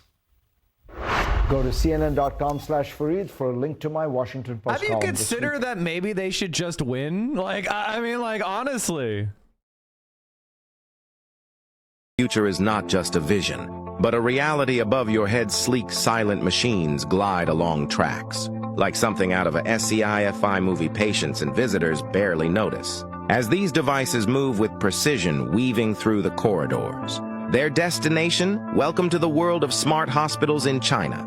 These machines are automatic medication delivery systems tirelessly working to ensure life-saving medicine and medical supplies reach their destinations with unmatched speed and accuracy from the pharmacy to the nurse stations and even directly to patient wards. This seamless operation eliminates human error and frees up medical staff to focus on patient care, its efficiency in motion.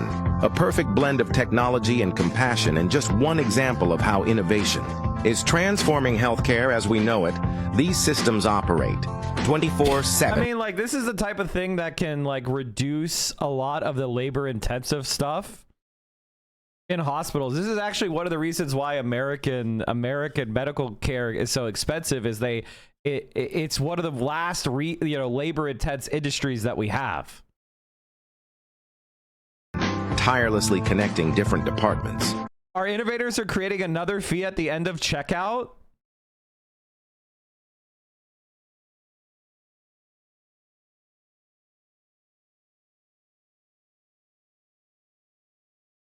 Can you help me find a great housewarming gift? Oh, fuck. All right, chat. I just realized something. We are 3 hours and 30 minutes into the stream. If you appreciate this stream, please consider supporting it by subscribing. Currently, we are at 8,062 subs. We're only a mere 938 subs away from 9,000. I mean, that's basically here. You know, we're basically here. Okay, this OpenAI. Oh my God, it's so useless. God, it's so fucking useless. Eat the Rich. Thank you for your tier 1 for 6 months in advance. Appreciate you, brother. While we're doing the hype train, let's have a little bit of fun laughing at while we're seeing a huge hype train take place. Thank you guys for all the support. Let's take a look at somebody else's career who's falling apart. You think he fancies himself to be this brilliant person? I mean, he will always lead to his own downfall. That much was clear to me. But I do think he fancies himself to be this brilliant person, and that he can basically debate himself out of any corner, including this. Salisbury wrote that Vice President J.D. Vance wanted to pursue criminal charges against 2 Florida influencers who were preaching violence on social media. The messages did not specify the identities of the pair, and said prosecutors had declined one of the cases. Hassan, right now, no, I don't think it's appropriate for J.D. Vance to prosecute Destiny for speech, okay? What are you guys, stupid? If they want to prosecute him for, like, CSAM, that's fine. That's totally appropriate, okay? Having CSAM on his computer, I'm there with you every day, okay? Trying to prosecute him because you don't like what he's saying is insane. I'm not stupid enough, like Destiny and Dan Saltman were, to advocate for such a thing. It is ironic, however, that they wanted this to happen to me for years, and it's like seemingly happening to him. Endless interest in aligning with fascist Republicans who want to take out. Just as a heads up, any dip on my subreddit that's talking about how Hassan is like an ally now, we need to unite or whatever bullshit. No, the Trump admin taking out people like this, you know, would be a dream godsend for us. People like Hassan these are the controlled opposition that liberals have to deal with relating to the Republican Party.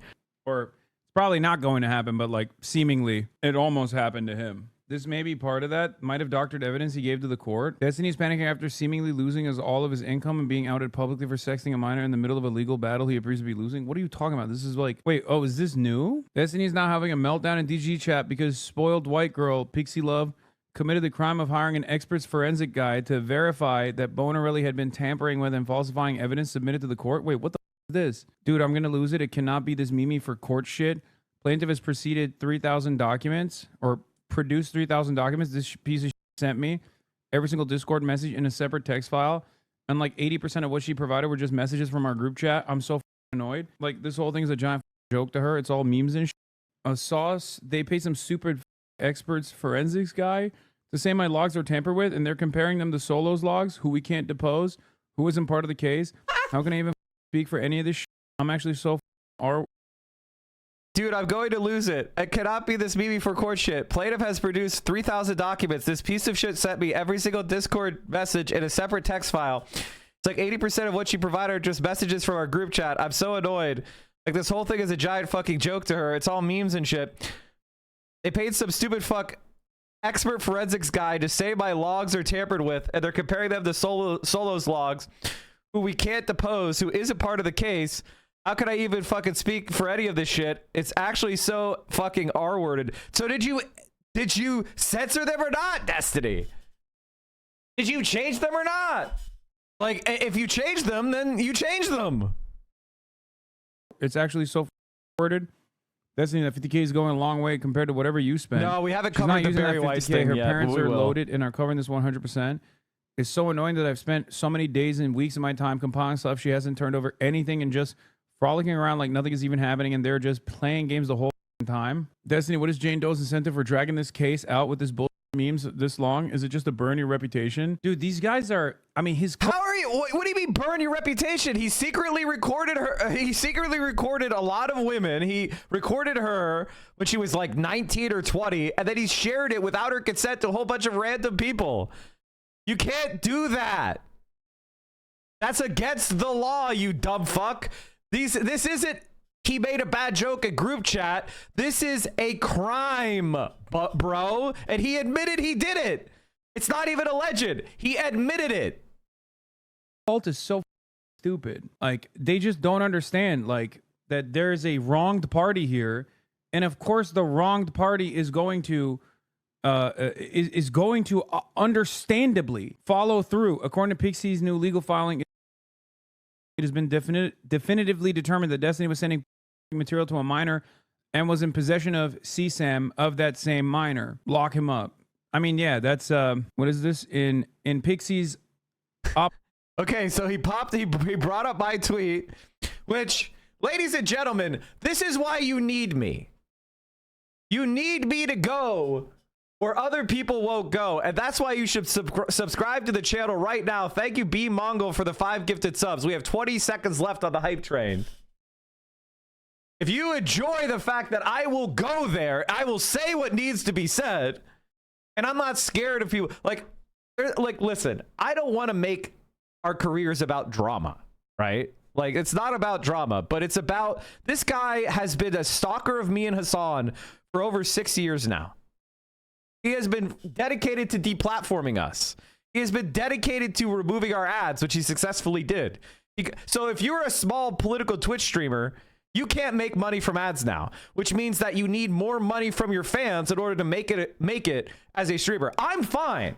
I'm an established political creator, but I know plenty of political creators in the couple hundred range who having ads would really go a long way. Making a few $100 or $1,000 a month from ads would make their political project so much more viable.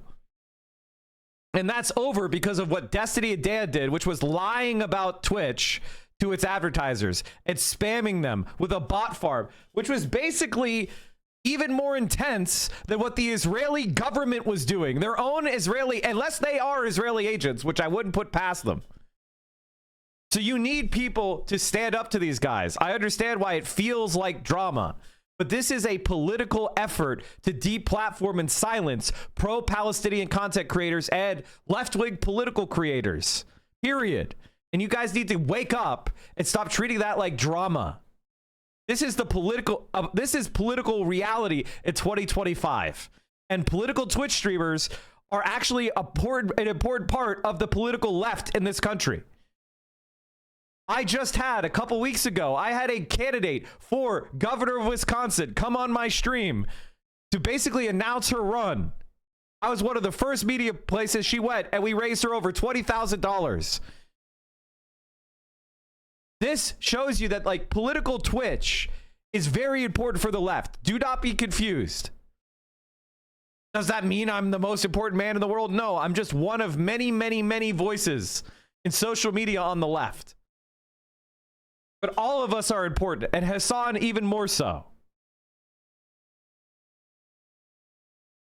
Material to a minor and was in possession of CSAM of that same minor. Lock him up. I mean, yeah, that's what is this? In Pixie's opposition to Destiny's motion to dismiss, her legal team reveals that Rose, the then underage child Destiny was exchanging CSAM with, has been issued a subpoena and is sent to be deposed. After finally ascertaining Rose's legal identity, plaintiff has obtained evidence that Rose's date of birth is October 30th, 2004. Thus, when Bonnell was exchanging pornographic content with Rose between March of 2022 and until October 30th, 2022, Rose was a minor. See Exhibit B here too, redacted official certification of the Department of Motor Vehicles driving record. Yeah. So in other words, we know for a fact that Rose was underage. Destiny was engaged in a sexual relationship and exchanging revenge porn and child pornography with an underage girl. Period. Dot. Lock him up. This isn't just sexting a minor. This isn't just propositioning a minor. This is engaged in active crimes. Lock him up. The fact that he's like complaining about this when this is an active court case where obviously the party thank that you was Swaggy Master for the 5 is and Clear only- Games, thank you for the 20. Can we get a bended meme for Clear Games? And B Mongol, thank you for the 5. Appreciate you. do everything they can to put together a coherent. Hammond Fist, thank you for the 20 bomb. And Open Presents, the 25 bombs. Remember, chat, the top sub gifter and the top bit donor get a conductor badge next to their name. Right now, nobody donated bits. So for as little as 200 bits, you get that Hype Train conductor badge, which is a golden locomotive next to your name that becomes a purple locomotive. Throw in some biddies while you have the chance. Soviet Cranberry, thank you for the 200 bits. Sniped. Case that, you know, like what? Is Hassan not streaming today or was he banned? No, he's traveling from Paris today. So I think he'll be live a little late. Couple hours late is what I hear. So you can hang out with Uncle Mike and we'll cover politics until then. How's that sound? How's that sound? What do you mean, Destiny? Jane Doe's incentive for dragging this case. Superboy to attack my reputation to waste my money. Since she has no reputation and never will, hers doesn't matter. And since her parents... What reputation do you have, Destiny? What reputation do you have? Demonetized, deplatformed, called for, supported Kyle Rittenhouse, supports white people screaming the N-word, supports ethical child porn, said that Joe Biden was a good candidate. Like, what is your reputation exactly? The only time you got involved with a political campaign, they had to disavow you and apologize, so the guy finished in last out of 5 candidates? What is your reputation? Losing debates? Making friends with Nick Fuentes and Sam Hyde? What reputation? Being Hassan's biggest stalker? Like, what is your fucking reputation? What reputation? What are you talking about? Apparently loaded. It's not her money, so she doesn't care. Do you know Mike, why? can we get ice cream? She wants to bring you frozen yogurt. down so bad. It feels so out of the blue. You were friends before? Bro, what is happening? Does anybody know who the Wisconsin governor candidate is? Sure. All you have to do is you go to my... If you're not a subscriber, get fucked. But I have created a highlight for Wisconsin Governor Francesca Hong that is published. So take this opportunity to subscribe, and you could see the interview. Now I cut out the very beginning where I was getting all sad and weepy because, you know, how long we've been fighting. You can check that out. Thank you. Thank you so much.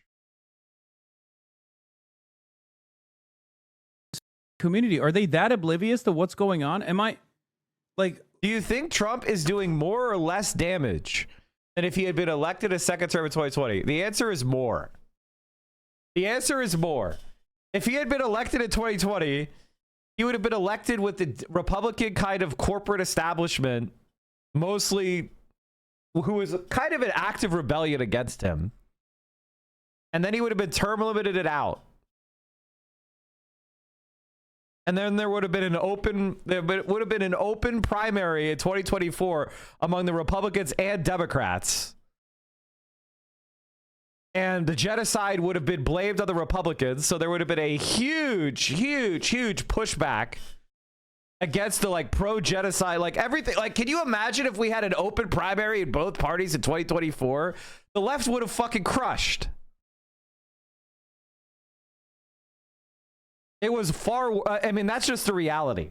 And when Donald Trump came back, he came back with a coterie of fascists who wanted to punish the Republicans who had kept him contained in the first term. I think Donald Trump being reelected would have been less damaging than than what we're getting now. That's my personal belief. Mike, you're not allowed to get ad revenue, but what about Twitch Turbo? I mean, I don't run ads, so. Are they talking about Pixie here? Who's suing him for what? I don't know this clown's news. Dude, I don't even know where to begin, okay? Jesus Christ. Destiny procured child material from a minor. 100%. This is like now officially in the court documents, okay? And in the process of procuring child material from a minor, I don't know why he did this, but sent that minor a bunch of videos of him having sometimes consensually recorded sex acts with other people, and sometimes unconsensually recorded sex acts with other people. He had compiled like this entire library of content that he sent to a minor that he was trying to okay? And then somehow that minor or an associate or someone leaked all of those videos. And then people basically were like, what?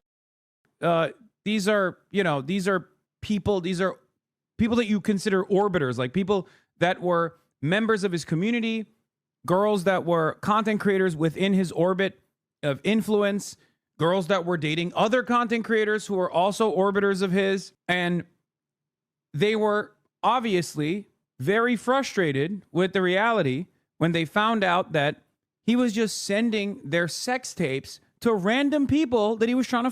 So one of the victims actually sought damages. Thank you guys for all the support. King of William, thank you for the 5 tier 1s. Really awesome. Appreciate all of you. You guys are the best. And sued him for releasing the revenge porn of them having sex. This is that court case. And then there were other victims that I think also joined in on the court case as well. There was also another person that found out that she was actually unconsensually recorded while having sex with this person. There's a criminal. The other thing that you need to know about Destiny is that he would oftentimes target young streamers, small streamers.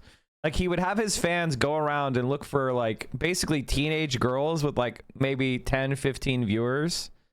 And he would send his fans around to, like, basically proposition these girls and then bring them on his stream of a few thousand viewers, right? So imagine you're a young girl. You have ambitions of being a successful Twitch streamer. Then one of the largest OG streamers, like, finds you and then starts bringing you on a stream, and then your streams start to get like partner level, 300-400 viewers, right? All of them are Destiny fans. And then he would proposition them to, like, he would make it super sexually charged, and then he would go and meet with and sleep with these girls, and then he would discard them and say they were mentally ill. And he just did this over and over and over again. Is targeting young girls, using their ambitions of being a Twitch streamer, them being flattered, basically the Harvey Weinstein of Twitch. That was his fucking program. Charge potentially as well. And this has just been like an ongoing legal battle for him in the state of Florida. And in the process of this ongoing legal battle, he went in and hired the same law firm that actually defended Prince Andrews. But the problem is he's such a dip. He thinks he can like debate lord his way out of this. Also worth mentioning that the reason nobody goes after him is because they fear his community. Yeah. But in the process of all this stuff happening, he literally went to one of the worst communities of doxers and egged them on, flexing about how they would never find the information of this minor. Okay. And he even revealed details about said minor. So, of course, that community of doxers found the information of said minor and confirmed that she was a minor at the time. Like, if you have an ongoing legal battle, it's probably better for you to shut the fuck up. You know what I mean? Especially because... Yeah, like Tectone. Do what Tectone's doing. Stop streaming. Leave the city. You know, when you're facing imminent legal jeopardy, stop streaming, shut the fuck up, and leave the city like Tectone did. You know?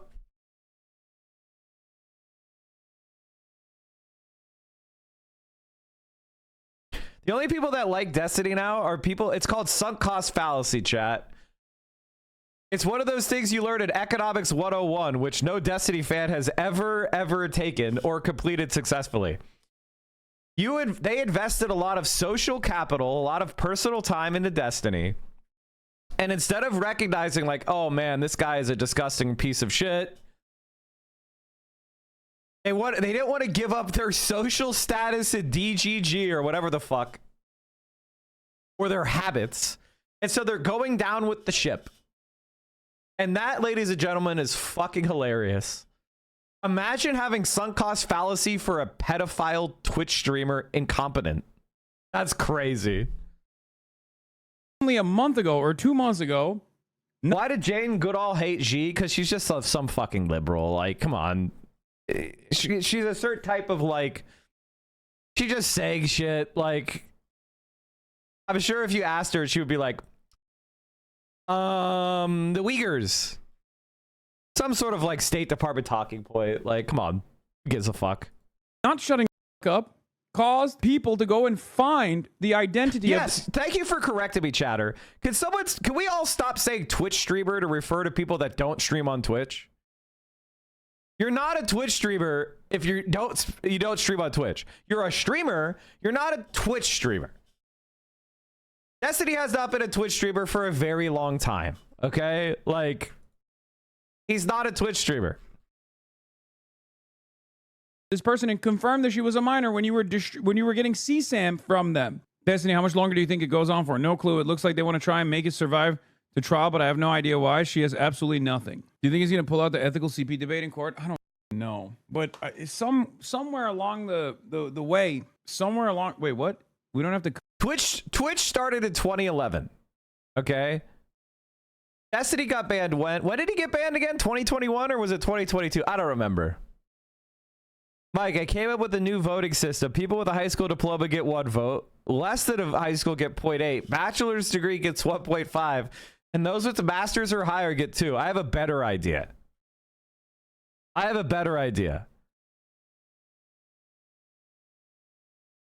We actually have a democratic system where people could vote and get representation and get what they voted for to actually happen. The reason why Donald Trump is president is because we don't live in a democracy. Cover this every week. He lost the popular vote. Now, he won it in 2024 because he was running against one of the least talented politicians of all time, Kamala Harris, but he didn't even break 50%.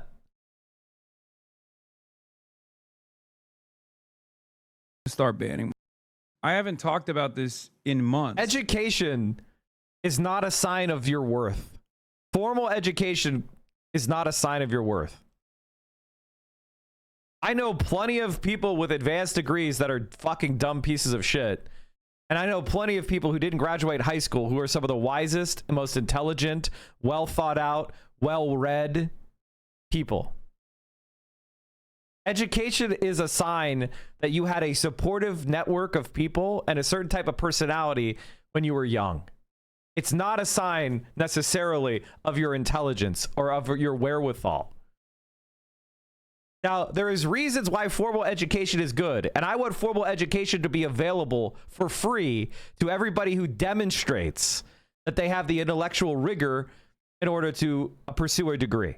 I want to have education be based on merit. But that's a tricky thing because we know that performance in education is also affected by all sorts of shit. You are a biological organism, meaning how well you think depends on how well rested you are.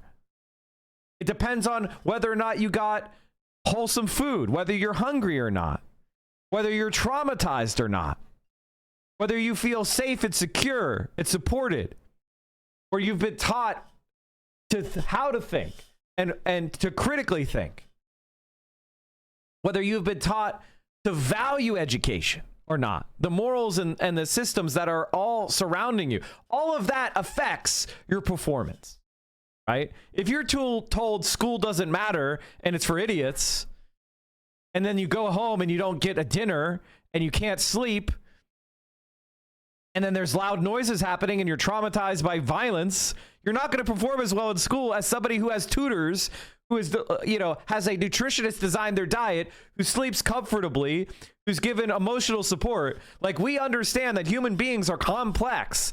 And when we all sit down to take a test, some people have been given a big advantage before they ever step down. And that's way before we ever start talking about genetics or anything as fascistic as that. I'm talking about all of the stuff that goes into making you, you. And a society doesn't just care about how well someone did on a test.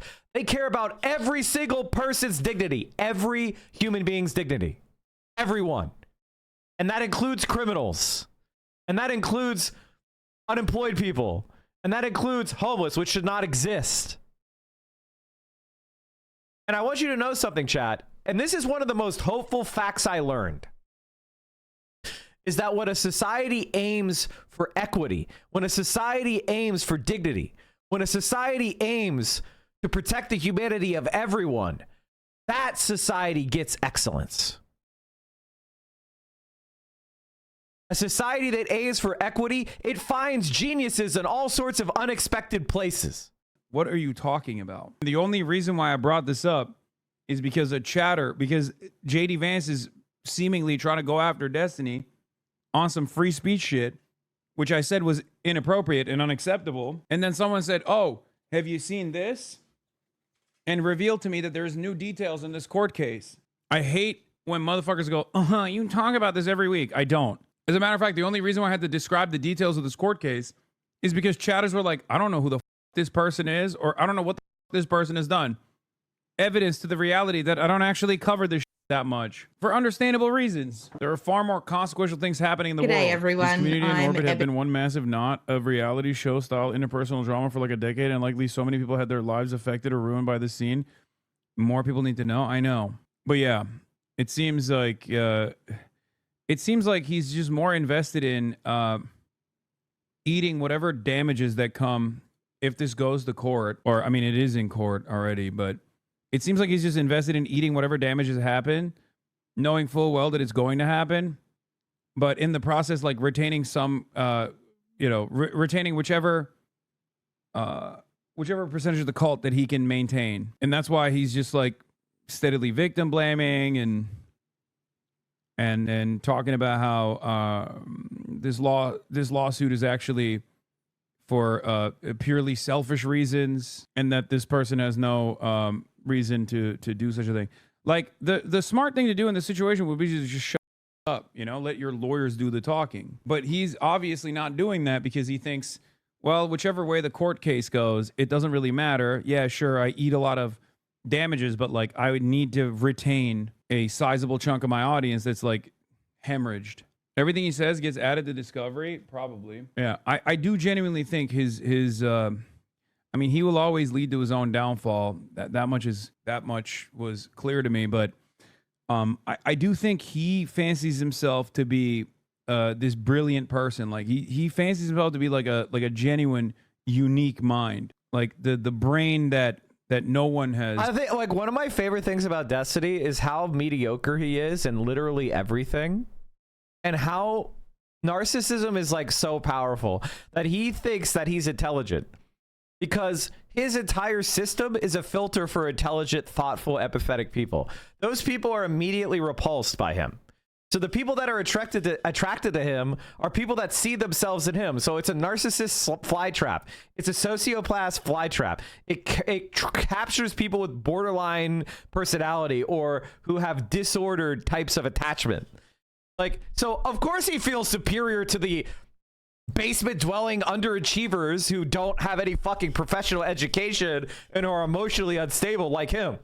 Like, of course he feels smart. He's the, I mean, it's like, in a nation of the blind, the one-eyed man is king. This guy's like, I've got the best vision in the world because he surrounds himself with blind people. And it's like, bro, you are painfully mediocre. One of my favorite pieces of Destiny lore was when he tried to take one section of the LSAT on stream, and it was the easiest section. It was the reading comprehension section, which you should max out. If you're trying to get into a decent law school, you need to get 0 questions wrong on the reading comprehension section. He took the reading comprehension section, he failed it, and then he tried to extrapolate his score as if he took the full test, and he got like a 148. And then it went viral on Twitter, which ended up with him getting his band evasion account banned on Twitter. It was one of the funniest fucking things I've ever seen. He is the definition of mediocre. He could take a practice MCAT without cheating. Wait, he tried to take the MCAT?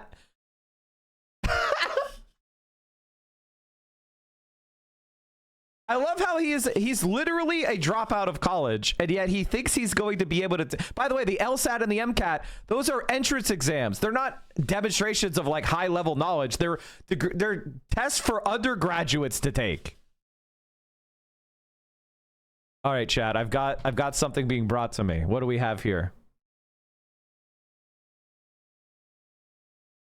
We have, it looks like a, what is this called? What is this pasta called? Like really thick ribbons. She says it's pappardelle?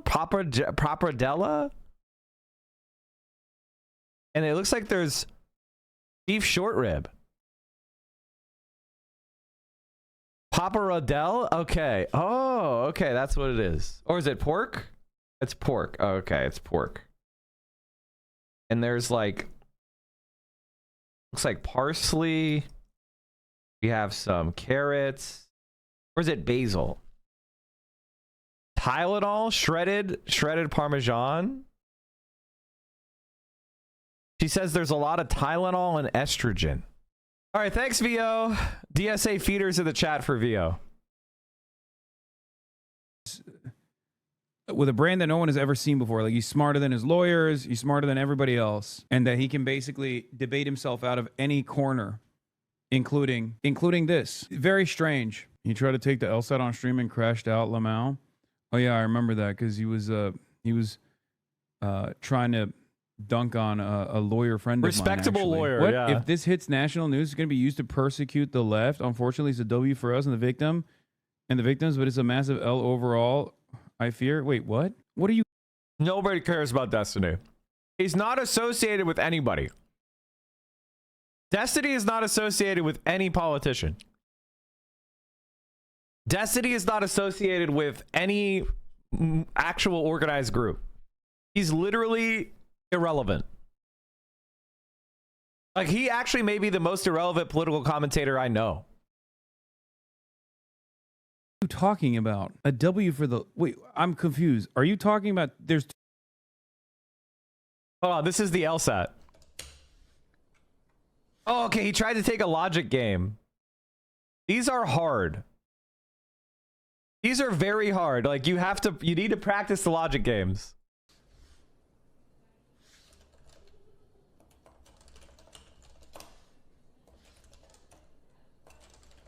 You said why not 0? You're safe for now. 1 sec.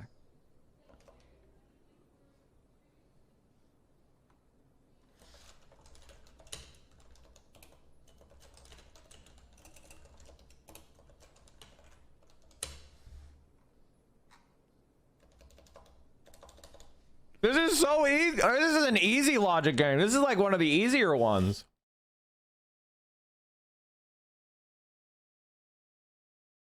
If the last digit of an acceptable product code is 1, it must be true that the blank, and then you just, so you put 1 in the 5.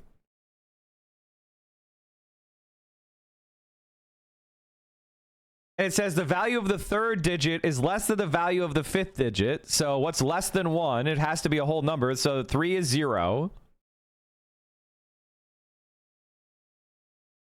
And the 2nd digit is has a value that's exactly twice that of the 1st digit. Well, then it has to be 2 because it's 4.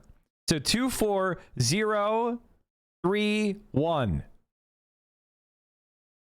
He's so stupid.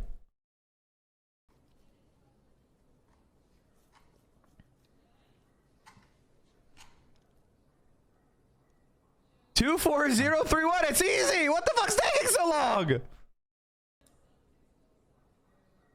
If both the first and second were 0, but no digits repeat. Wait, I just realized why we never ever do anything like this on stream. Holy shit. Christ, where were we? Holy shit. You don't do stuff like this on stream because you're a mediocre intellect and you're dumb. You're dumb.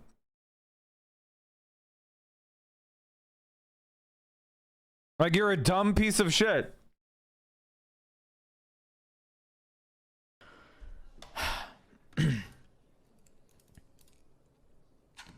How is he failing so hard?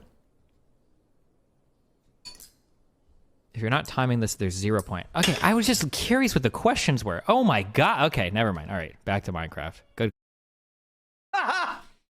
He's told, hey, if you want to see how well you would do on the test, you have to create test-like conditions. Bro, you are an inferior. You are a dumb piece of shit. Like, you are actually inferior. Call. It took me, what? It took me 30 seconds to get an answer for the first question? You gnome fuck! I did it live on stream. What was so hard? Second place can also be 0.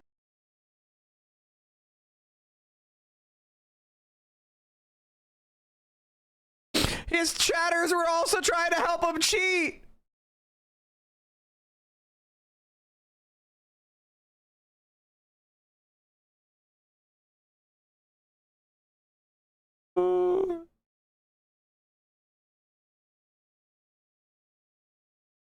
They invented a Ben Shapiro with a normal face and voice. No. Have you seen him talk? Two separate incidents here. If you're talking about Pixie's case... We interrupt this program to inform you of the birth of our first child this past week. Can't wait to indoctrinate with Mike streams during feeding time. Wow. Okay, I'll try to keep the yelling down. I don't want to give cortisol damage to your baby, but congratulations on the first one. She better be a red diaper baby. I assume the baby I assumed your baby's gender. I don't know why, but happy baby. W chatter baby. You know what you don't hear the announcements of? Chatters having children in Tectone stream or a Destiny stream. Against Destiny, that's entirely separate. If you're talking about JD Vance trying to prosecute Destiny for speech, then those are two separate incidents. One is completely inappropriate and also unconstitutional. The other is within the confines of the law and has nothing to do with the left at all. It's just a victim being able to successfully sue someone who distributed pornographic material of them. What does that have to do with the left? They're separate, but that won't stop them from using them to smear the entire left. It doesn't help that people close to the parties them on America. America is not close to the party. It's a grift. You guys talking it's a about? Destiny grift. Not only that, and just to close this out, bro, Destiny has said times and time again he's not a leftist.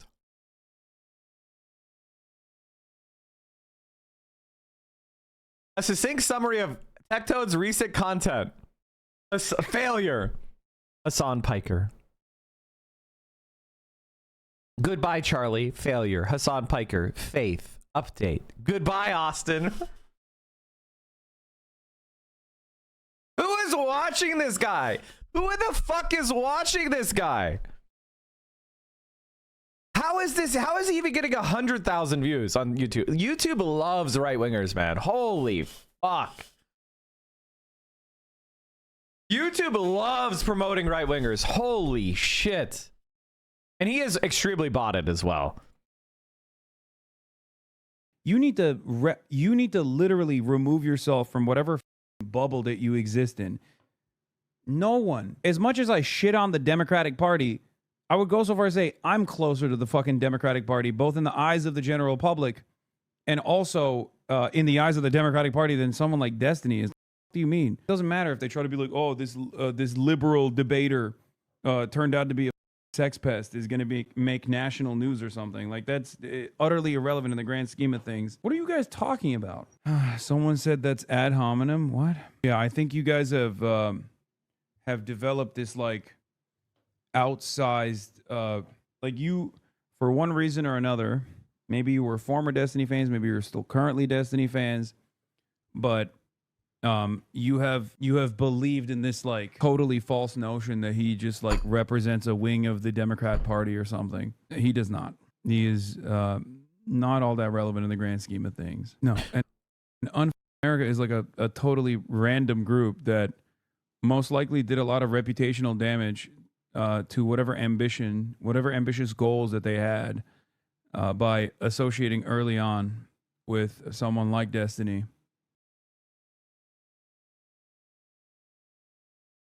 And this is actually what's happening. Here's MSNBC. I think the person who is doing it right in terms of someone who can sit down and talk about the news for 5 to 6 hours a day and build a consistent audience and engage with them politically. Mike from PA. And actually shift people who disagree with him into his camp is Mike from PA. Hassan Piker. I think the streaming model is really interesting, something that people in the Democratic world don't engage with as much as they should. It is exploded on the right. So much of the people, even like Charlie Kirk, Tim Pool, they're just running streams for hours and hours a day, engaging with people directly. None of those motherfuckers are doing hours a day. What the fuck? I also think the Pod Bros, the Pod Save America universe. Ew. Oh, by the way, Pod Save Bros, bring me on. Guys, I would like to reach across the aisle to the Pod Save Bros. Sure, you don't like me, and I don't like you, but maybe we can reach out together, and I'll go on there, and we'll have a nice conversation. I promise. I promise I'll be normal. I promise I won't scream in your face 2 inches from it. You know, we'll have a nice conversation. Come on, Pod Save, guys. Come on, come on. Come on, come on. Bring me on.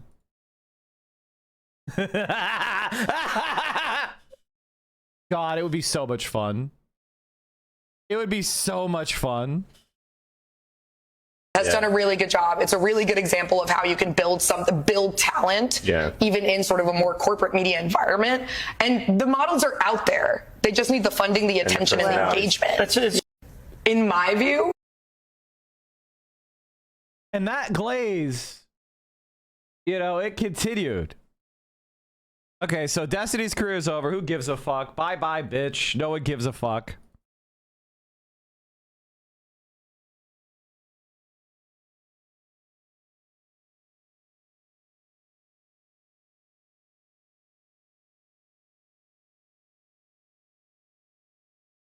My favorite thing that happened during the Cotter Eats Pants interview was the glazing of Hassan. And the best part is, Hassan and I have not had to change any of our opinions. That's why I love Hassan, because he hasn't had to change any of his opinions. And these fuckers are glazing us. Funny tweet, I just want better trains. Wow, I wonder why that came across your feed. I wonder why this post from the Chinese embassy came across your feed. From 50 to 350 kilometers an hour, a driver's journey. This is China's trains in 1996. And that's China's trains today.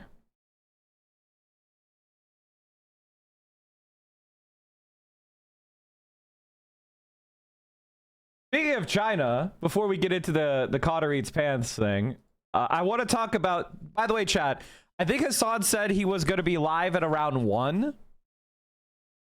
So I'm going to stay on at least, I'll stay on to at least 1. All right. Now, he's very likely underestimating how much time it's going to take, so it's probably going to be later than that. But we'll see if he passes security. Ew. Ew.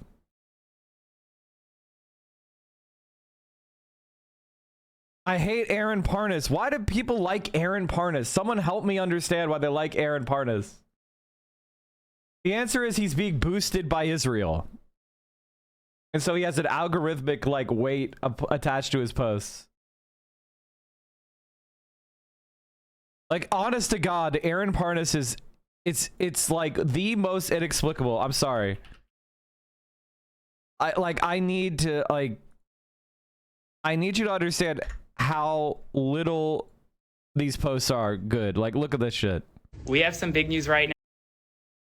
Like, look at these posts. Right now, air traffic control safety, the system safety, may be impacted as soon as next Sunday if the government... He's just repeating shit he read from someone else with no analysis.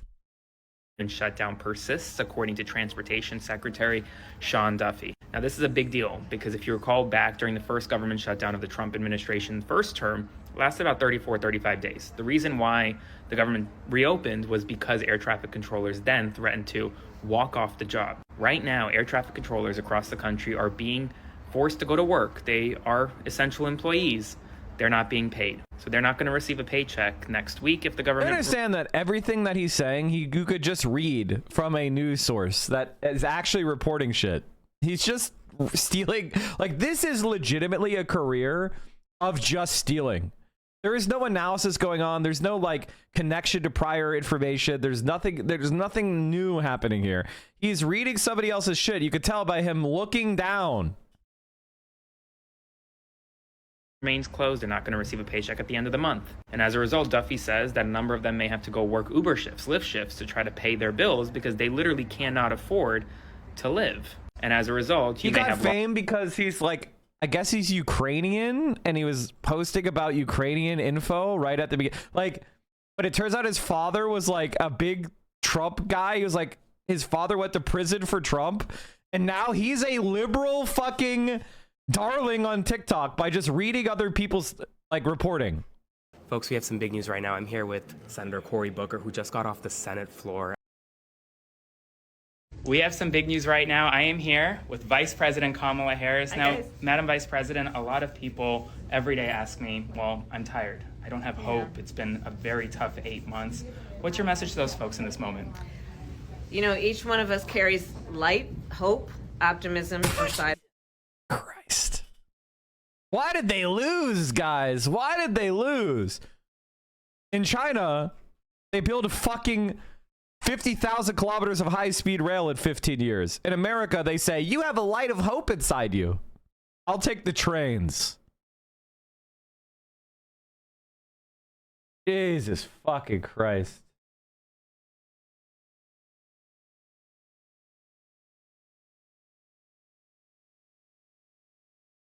My name is Emily. I'm a Canadian living in China. Today I will show you how efficient and affordable it is to see a doctor in China as a foreigner. This, honestly, chat, this reminds me of, this is a Kaiser Permanente style hospital.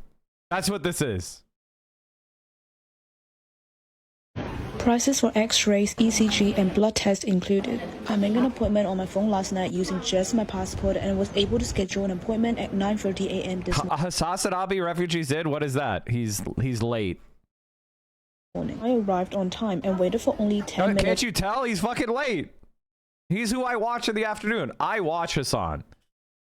I watch 1,000 hours of Hassan a year. Yeah, that's embarrassing. So what? So what?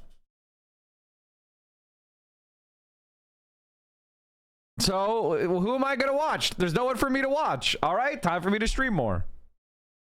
Until my name was called. I told the cardiologist that I'm here for a regular Vio says, watch me. You're not live!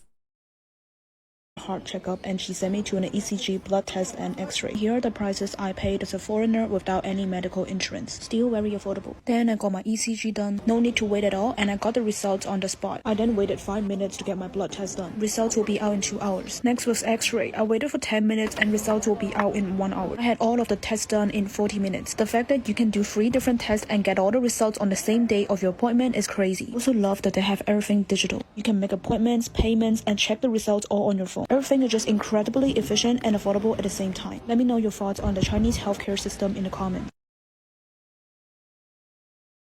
How much was it? Prices I paid. $1 copay. ECG, $3.70. X-ray, $19. And $50 for the blood test.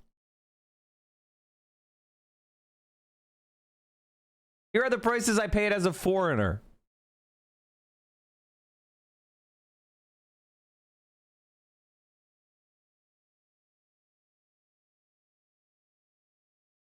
$75.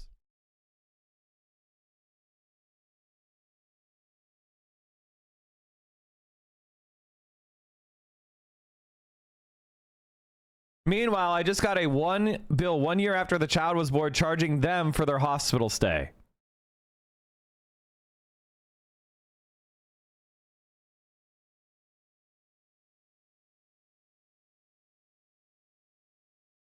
My partner went for a very similar test at the hospital. It was $850. We have excellent insurance. Same with me.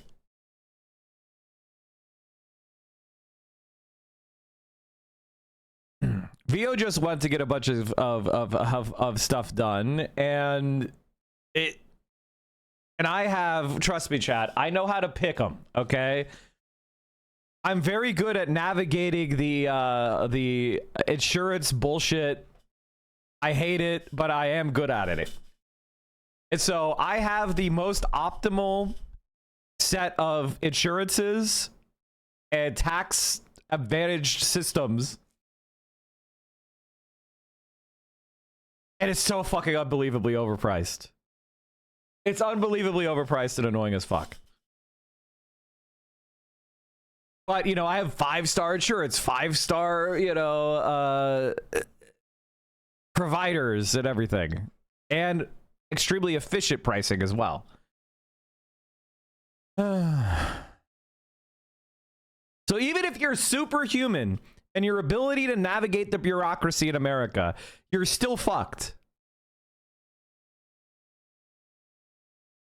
I have a law degree. I worked in public policy.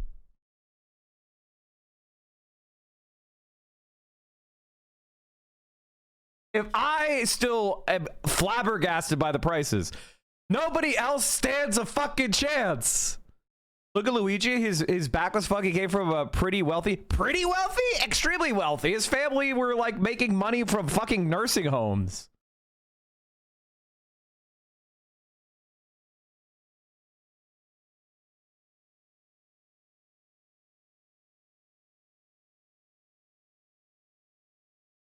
Ensuring no time is wasted when it matters most.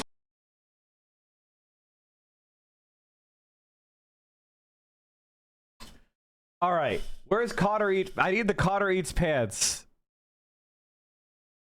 Where can we get Cotter? I need the Cotter Eats pants video. I didn't pull it up like a dipshit.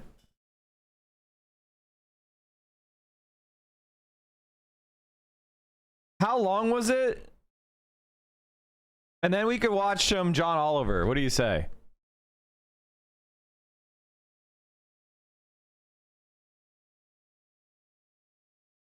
All right.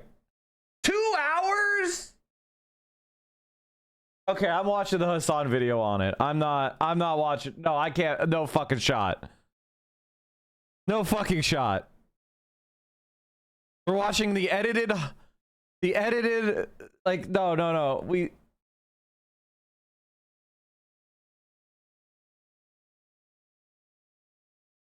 2 hours, Connor. The Gavin part is 1 hour and 5 minutes. Okay. All right, we what can up? do that. Okay, fine. Welcome. Happy Friday, y'all. It's Fortnite. But like you're Ezra Klein is gonna write a piece on you and say you're doing politics the right way. Dude, I almost mentioned Connor Ezra Eats Klein. Pants is doing politics the right way. I almost mentioned Ezra Klein, but I didn't know where to go with it. Yeah. But, hey, thank you for the kind words. I appreciate it. Are they gonna let you back in the country? No, it was really, really good. And I'm not saying that because he glazed me, and I'm riding the high of him saying that he was. Do that. Wait, you guys said what? That was a Hassan after party. You guys, God. Perfectly, man. How are you? Hey, it's good to be with you. It's good to be with you. This is my kind of Friday. This is better than what I'm typically doing on a Friday. I believe it. You're a busy guy, dude. No, he's fucking not. He's a governor. No, he's fucking not.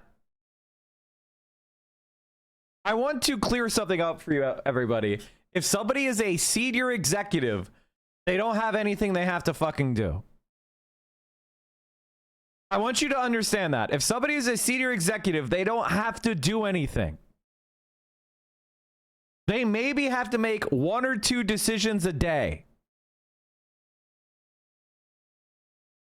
I want you to understand this. And if you're like, Mike, that's not true. They work really hard. Okay. You sit around with your team and so forth, but you don't like meetings before 10 a.m. No. You like to get 8 hours of sleep, and you don't like PowerPoints. Explain all that. Why is that? Okay. So I like to putter in the morning. I get up early. I go to bed early. I get up early. I like to putter in the morning. So I like to read the newspaper. I like to have coffee. I like to have breakfast with my kids before they go to school. So I have my kind of puttering time is very important to me. And so that's why I set my first meeting for 10 o'clock. I like to do my high IQ meetings before lunch. Like anything that's going to be really mentally challenging, that's a 10 o'clock meeting. And because by 5 p.m., I'm like, I can't think about that today. Let's try this again. So, but this guy wants the peasants to be working 12 hours a day in the fucking 120-degree warehouses. He wants the delivery guys to not be able to take a piss.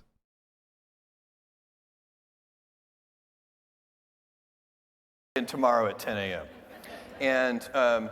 And so then on sleep, I get 8 hours of sleep. I prioritize it, unless I'm traveling in different time zones. Sometimes it's impossible, but I am very focused on it. And for me, I need 8 hours of sleep. I think better. I have more energy. My mood is better. All these things.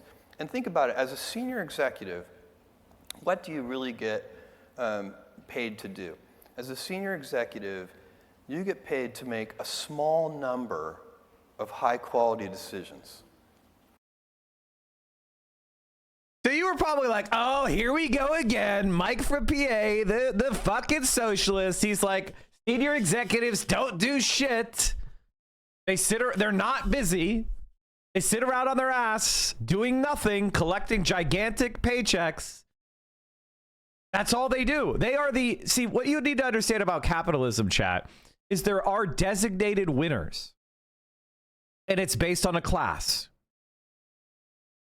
Jeff Bezos is a designated winner, so he gets all of the rewards. It's not based on him doing anything. It's just the way the system is set up. You or I could get swapped in. Amazon would keep on cranking.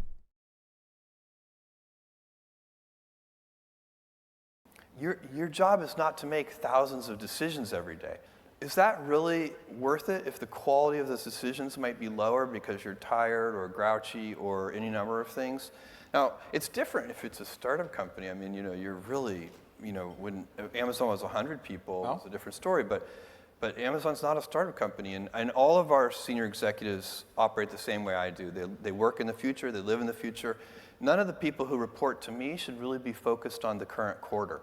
I always tell people, sometimes I get, we'll have a good quarterly conference call or something, and Wall Street will like our quarterly results, and I'll get people will stop me and say, congratulations on your quarter, and I say thank you. But what I'm really thinking is, that quarter was baked 3 years ago.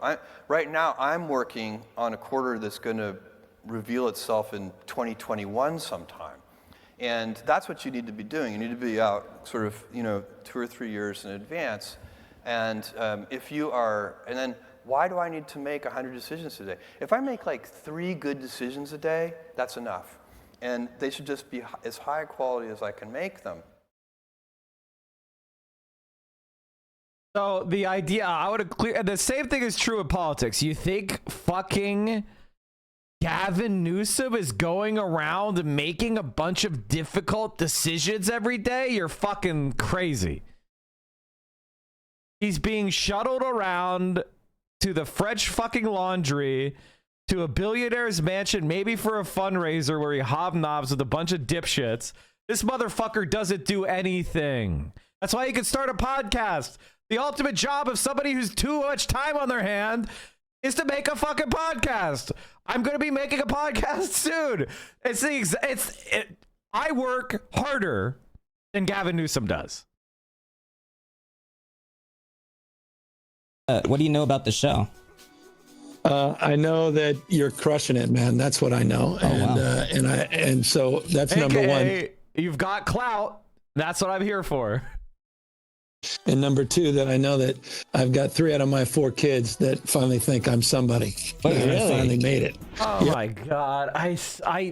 Can I say I don't like neurotypicals.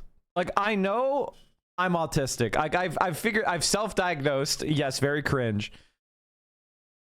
But I find this type of stuff to be such a waste of time. When somebody glazes me like this, it's just such a fucking waste of everyone's time. It's embarrassing for both parties. It's embarrassing for the glazed, and it's embarrassing for the glazer. Oh, my kids finally think I'm somebody. Like, this is a phrase that's said by every politician ever. Every fucking time. Shut up! Be honest for once. Say, your show is fucking stupid. I'm a boomer.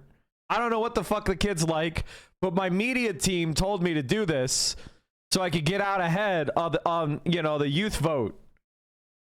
Just be fucking honest for once, you disgusting rat. Oh, wow. Come on, man. I'm in the Minecraft generation. That's all I do. Wake up. Uh-oh. Come on. Every morning, every single morning, my little 9-year-old waking up at 6:02 to go on YouTube and watch you and others playing Minecraft. Oh, wait. Maybe he glazed. He was trying to glaze Mehdi Hasan. That's awesome. My God. That's awesome. Yeah, so I'm finally, meet the press, eat your heart out. I'm on with you, Connor. Awesome. Thank you, brother. It seems like a lot of political figures now, their kids seem to know about streamers and what they do and stuff. Like, you're not the first one. Like, even the president, Barron watches the show. I love that. I get it. Yeah. And you know what? It's wild. I'm from, you don't know this, Connor. It's black and white movie days we all know Atari, but I was like the Intellivision generation, which you forgot about Intellivision. It's foreign. You guys have to look that up. I know everyone knows Atari, but Intellivision was like the bomb. It was the Fortnite of the day. Yeah, I've been trying to get spent my hours. As many people as I can on the show. You're the second elected official I've had on. The first being former Congressman George Santos. Is that right? Yeah, he's now in prison. They put him in jail. I was gonna say it didn't go so well for him. Jesus. Yeah. Okay, I'll watch what I say then. Well, be careful. I mean, they already want to put you in jail, probably. They've been talking about it, haven't they? The president. And stuff. I think. Yeah, and the president literally said I should be arrested, and then his bagman, literally the guy who took $50,000 in cash, Homan guy. Wait.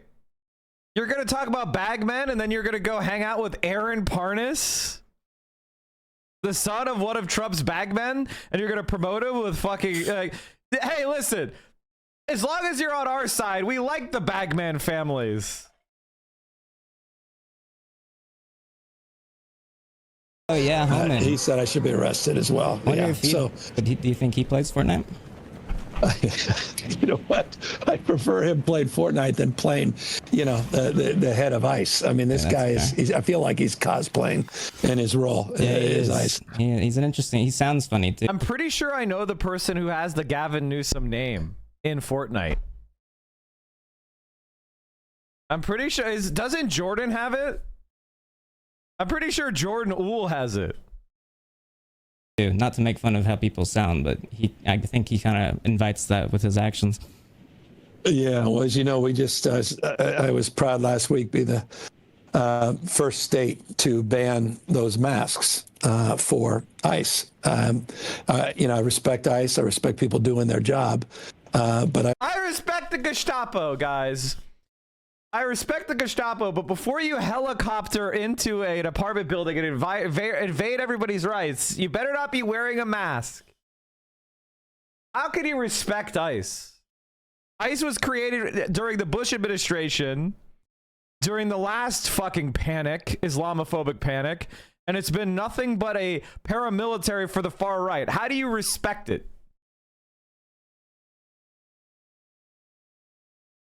I don't respect people jumping out of the back of a car, unmarked car, without any identification. That's what ICE does, bitch.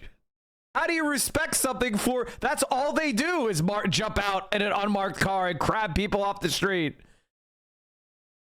and violate rights. How can you respect the rights violators? And not providing due process to people out in the streets and sidewalks, scaring the hell out of communities with masks on. And so I don't really respect the ICE guys, honestly. Like, I just feel like it's kind of like, at least the way they're selling it these days. Like, you see like Stephen Miller like tweeting like these like AI generated like posters that are just like, join ICE, protect your country, and it's like people just like rounding up like families and homes. It's the chill. As you know, no other city's been more impacted. No other state, but city of LA in particular. Where did you land? Oh my God, you're at Leaky. You're in a whole different zone, Gavin. You are so far. You kind of do this. I was looking. I still want my Snoop skin, which I cannot find. You didn't get it, dude. For some reason. We don't have any money. I didn't put it in my. I don't have any cash. So I can't. I pay my taxes. I don't know. Like, you should like have a little bit. I know I should have something. But I see if I have my kids' account, I'd be on like level 87 or so. I don't know what the hell level. Wait, so you do play like somewhat often? No, not really. But I've watched a few concerts, which I appreciate. You watched the Fortnite concerts? Yeah, I've watched a few Fortnite concerts over the years. When was the first one? How many years ago was that? Travis Scott, dude. That was during COVID, right? That was during COVID. Yeah, it was. It's amazing to me. It's very cool how companies are integrating, brands, businesses, how culture, how it's changing culture and society. I'm fascinated by all this. It's incredible. So what the fuck is he not playing? Was he staying on the battle bus and not playing? Like, why is he so far away? It's an important space. It's wild. Culture is right now. There's like AI is like taking over. People just generate stuff. What do you think about all that? Where do you think it's going in a couple of years? Not very good. I don't think it's going a very good direction. I think that. Are you that worried about it? I'm really worried. Especially like this week with like the Sora that came out, where they can like the video generation from ChatGPT. It's kind of insane. Trust me, saw all my TikToks with Sam Altman, and of course, my team. We're going to start testing that pretty quickly. To your point. I mean, it's already 90% there, and it's a question of.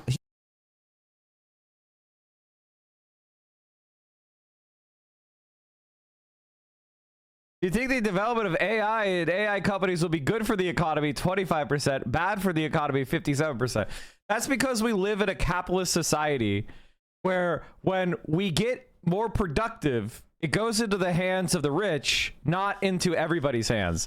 So if there was a robot that was invented that could go around and like do all back-breaking work, right?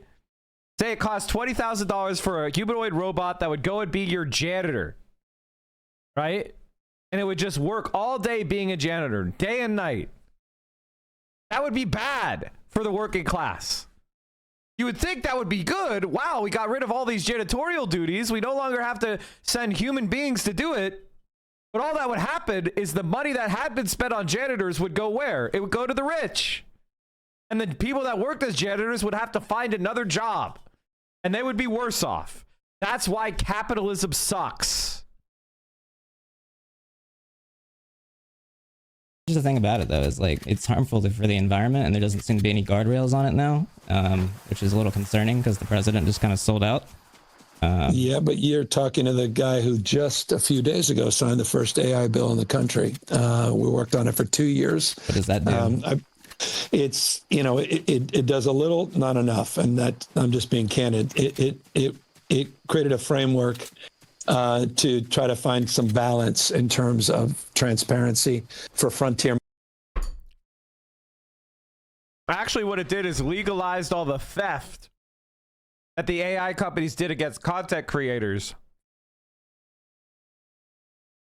It legalized all the torrenting. It legalized, he's such a fucking liar. It legalized all the criminal, you know, AI companies using everybody else's work as data. Models primarily. It was a process, by the way, that was led by Fei Li, who's the godmother of AI, and she did a white paper for us with UC Berkeley. Yeah, there is a godmother of AI. Look her up, Fei Li. Okay. And we tasked her to look at this independently and give us a pathway to create a legislative framework. And we spent almost 2 years working on it. And it's the first of its type. And I thought, you know, as I said, it's not, I don't want to overstate everything we did, but I'm not going to understate the fact that we're doing something in the absence, as you suggest, of Trump himself. I'm almost there. Don't die. I'm not dying. If you die, I'm going to ask harder questions. So just be warned. Well, yeah, okay. Thank you. I'm on my back, on my knees, man. This ain't easy. Let me pick you up. Hold on. Yeah, would you? Yeah, it's scary, man. I feel like it's kind of gonna be like the death of a lot of like art, especially without the guardrails. And like now, it's just like got like it's not really. It's just kind of stealing things from copyright. Hold on, I'm trying to revive you. Stop moving. Stop moving. You didn't want me to die. I was kind of hiding back there, brother. I'm trying to Jesus, get you. Where are you going? I'm on my knees, man. God, I'm dying. What do you want? Come on me. What do you act like? But no, Stop moving. Look, I get it. It's interesting. We did what we call an MO, memorandum of understanding with Adobe, not just Google. Wait. Did you say that was the controller drifting? Like you're on Nintendo Switch, right? Yeah, I'm on the Switch, which is not easy. I don't normally use the Switch. Yeah, no, That's the my sticks problem. do that. That's a problem with those, actually. Yeah, this is not my go-to. There's no regulation over that. Have you thought about maybe forcing Nintendo to like replace defective products so they maybe invest in a little bit more robust products instead of like, come on. There's no regulation. This is embarrassing. Did you see they raised the price on Xbox? Well, we could talk tariffs in a minute, man. What's going on? And why? And by the way, why is it cheaper in places like Japan and elsewhere? What's going on? I don't know. Money's stupid, dude. Can I be honest? I don't get it. I think it's kind of stupid. Just the whole idea of money here in the crypto. Capital, all of it. Capital. Doesn't even make sense. It's just like it's not. Oh my God! Are you starting? Wait. Oh no! You started. You said the C word. You said the C word. Now they're very comfortable talking about capital with their own class. But when you precious little video gamer, you use the C word, it's time to giggle. These fuckers think they're your kings, man. How do you people like these guys? It blows my mind. The peasant brain. It doesn't add up. Oh gosh. Well, I mean, we could get into budgets and the Fed policy, and you won't be the only one suggesting man. We can't be in the storm. We're gonna die, bro. Okay. Yeah, these storms. I remember these storms. So what do you think of? I like your dance, brother. Look at that. You can't. You get your. There you go. Jesus. You gotta get up do you know there. the Speaker of the House, Mike Johnson? He and I are not on the best of terms. When was the last time you guys spoke? He spoke of me yesterday when I sent out an AI-generated video of him as a minion, which, by the way, Fortnite should work with minions because that'd be a good skin. Just saying, cool. But yeah. So we're not. He just so you understand, Connor, the Speaker of the House, who says we all need to tone down our rhetorics, that I should be quote unquote tarred and feathered. So, as I said, we're not on the best of terms, but is what it is, man. That's why, listen, I might not agree with you on everything, but I do like how you like at least like clap back at these guys rather than like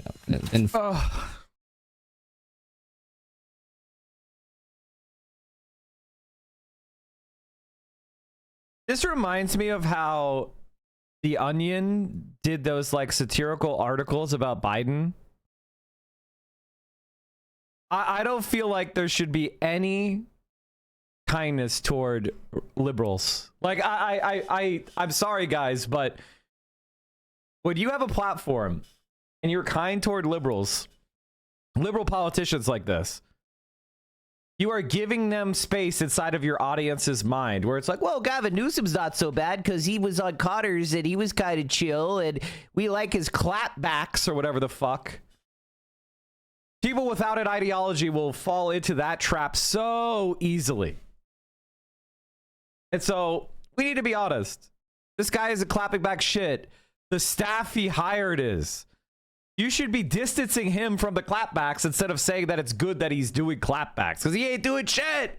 Hired some 18-year-old to do it. fold into it. I think that you at least get under their skin a little bit when you like make these memes. Now, I don't think AI generated memes are like great or like good. Don't get me wrong. I think that like it's sort of to even like engage with it is kind of allowing and like giving permission to people that this is like something that should be done necessarily. But I don't think you can really stop it. But no, I think you get under their skin with it, which is pretty funny.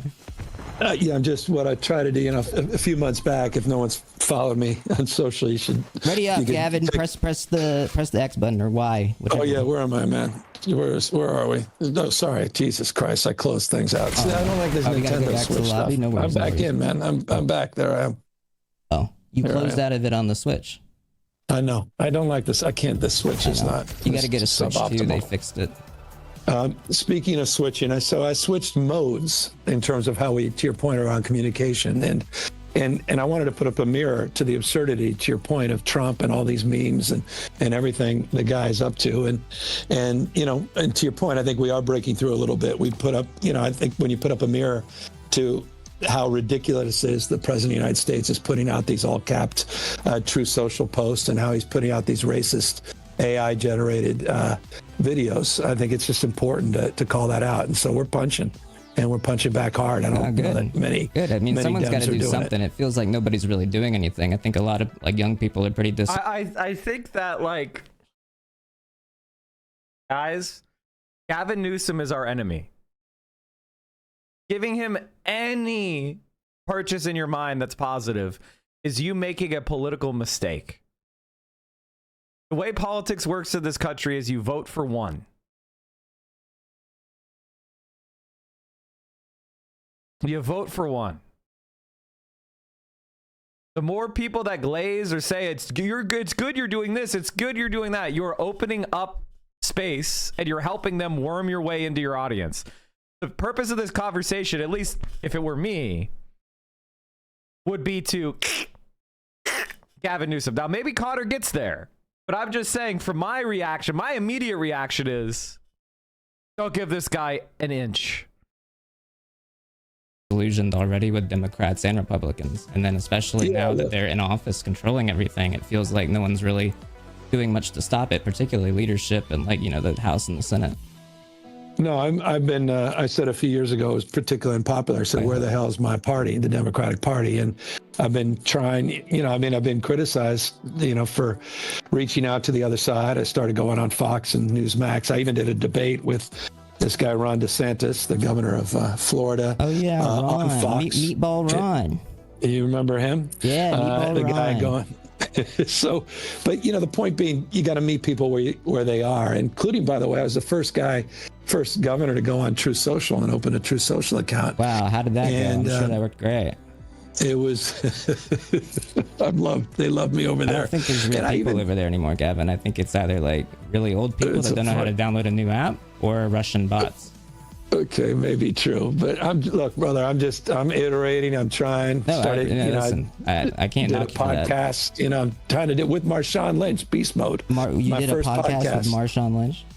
Yeah, he and he's my co-host. That's called Politicking. We're about to enter our second season. But yeah, man, where have you been? No, I saw you had Atriarch on your podcast. I didn't see We had Marshawn Atriarch Lynch. last week. On my other we were talking. Well, Atriarch was interesting. I could want to talk about Discord, Twitch, and just the whole everything's going on in gaming.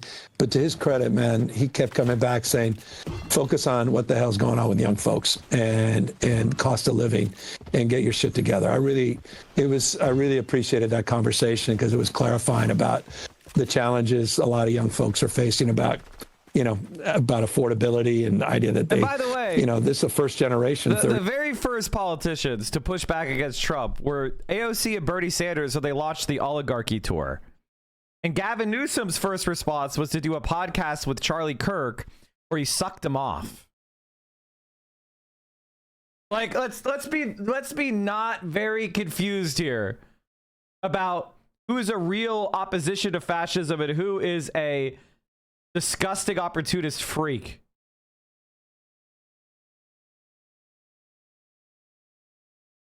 No, we can't buy a house, bro. Man. None of us are buying a fucking house. Let's be real. And that's it's not to your happening. point about. By the way, I'm sorry. You're all gonna buy a fucking house. Every single one of you is gonna have a place to live where you are in control of your life.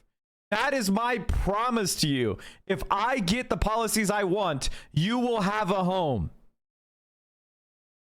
And if your politicians are not saying that's what's going to happen, you think it's hard to build a fucking apartment building? It's easy.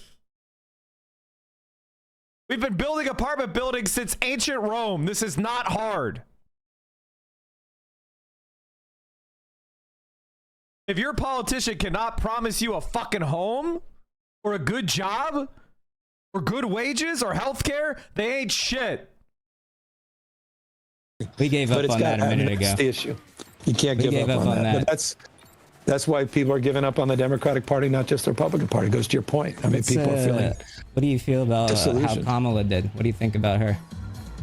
Look, you're talking to the wrong guy because I knew Kamala before we were both in politics. We both grew up in the Bay Area. Grew up in San Francisco. She ran for what it's worth. The day I got sworn in as mayor of San Francisco, she got sworn in as district attorney in San Francisco. She was at my swearing in. We walked across the street. She got sworn in. So she's been a close personal friend for decades. And so I have, personal feelings about it. Did you read her book? Obviously, I haven't. No, I read the book. I read the book. 107 days. You and 300 million others. She said in the book, she claimed that after she asked you for an endorsement after Biden exited and said you replied hiking, we'll call back, but never followed up. And you know what? I followed up with her in a little text. I said, why didn't you mention in the book 3 hours later, I publicly endorsed you for president? And that then was she why you were replied, calling. hiking, we'll follow up. She says, I'm book tour. Get back to you later. Yeah. That's.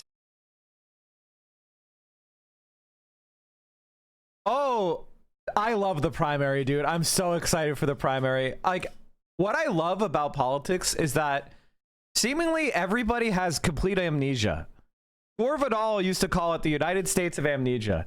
You guys, it's like people are they can only occupy their current emotional state. This is one of the ways that I realize that maybe I see the world a little bit differently than other people, is that I can think about different times and different emotional states.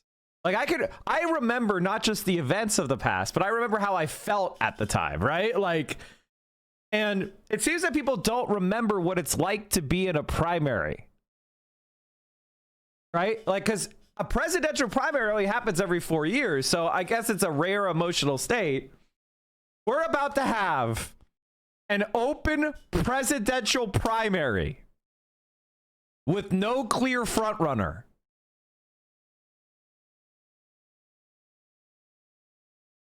Do you understand how vicious this shit's going to get? Do you understand how much fun we're going to have? You know how much, like, Gavin Newsom's going to be insulting Kamala Harris, and Kamala Harris is going to be insulting Gavin Newsom, and Andy Bashir is going to be making fun.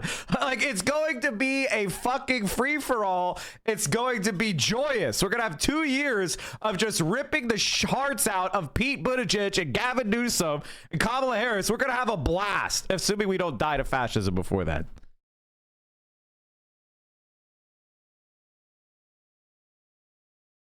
Lib on lib violence. We're going to have so much space.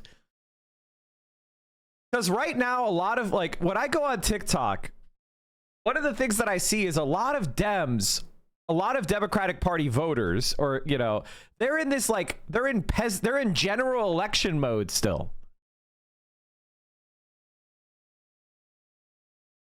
Where it's like, don't criticize the Democrats. We can't criticize the Democrats. Ah! And it's like, bitch. We don't have a nominee. You think they're going to go? You think these ambitious politicians are going to have a primary where they don't insult and attack one another? You have another thing coming. So I can't wait till people actually, like, accept that we're not in the general election anymore. Trump won, and now it's time to figure out who's going to lead. Who's going to lead the opposition to Trump? Do you want it to be Gavin Newsom? You're fucking lunatic. You're a lunatic. He's been governor of California for 8 years and everything's worse. I want to say that again. After 8 years of Gavin Newsom's leadership, California is worse than it's ever been. It's got a 2 million housing shortage, 2 million units. He hasn't gotten any progress done on the California high-speed rail. Try to build 50,000 kilometers of high-speed rail at the same time they can't even connect LA to San Francisco. He is the first California governor to rule over a California losing population. There are less Californians now than there were 4 years ago. Gavin Newsom is a gigantic failure in every measurable way. If you look at Gavin Newsom and you're like, yes, he made a tweet, you're fucking, you're nuts. You're nuts. Anyway, that's because Californians are migrating to Texas for lower taxes. No, they're not. People are leaving Austin again because it sucks. I don't know if you noticed. They left. People don't leave California because of taxes. They leave because the cost of living is insane. You can't be a middle-class person and own a home. That's why people leave California. You can't afford to live here. A 3-bedroom apartment in fucking LA is like $5,000. Like, people cannot afford these fucking prices. The average home price, median home price is $925,000. We looked it up earlier. $925,000 at 6%, 6.5% interest is what, $5,000 a month? People cannot afford that. That's why people leave LA, because they can't afford to live. They can't afford the housing costs. If you could live in LA for $1,200 a month, you would, over Texas. No one would pick Texas. If Texas had $1,200 rent and California had $1,200 rent, no one is picking Texas. Texas fucking blows.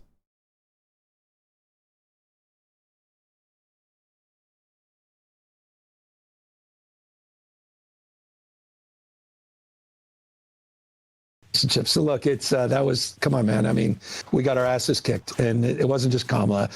And here's the thing: California is paradise.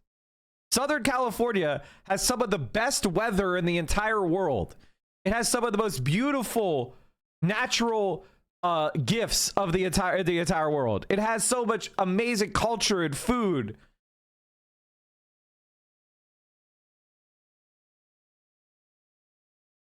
Like, California is paradise on earth, and they fucked it up. Because they let the greedy developer class control everything.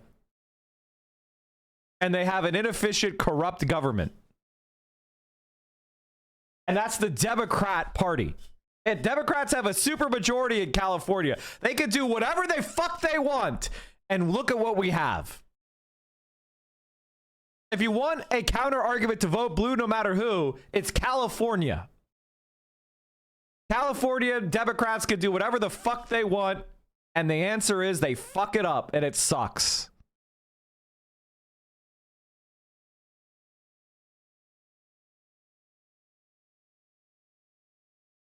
There was difficult circumstances for anybody, and you could discuss that election it was and why difficult she won, why she circumstances, did. but I think people are frustrated because it really wasn't. Because I think you could have just like separated on a lot of issues that they seem to like not want to separate from Trump on, especially considering people don't really actually want to elect a fucking crazy old guy.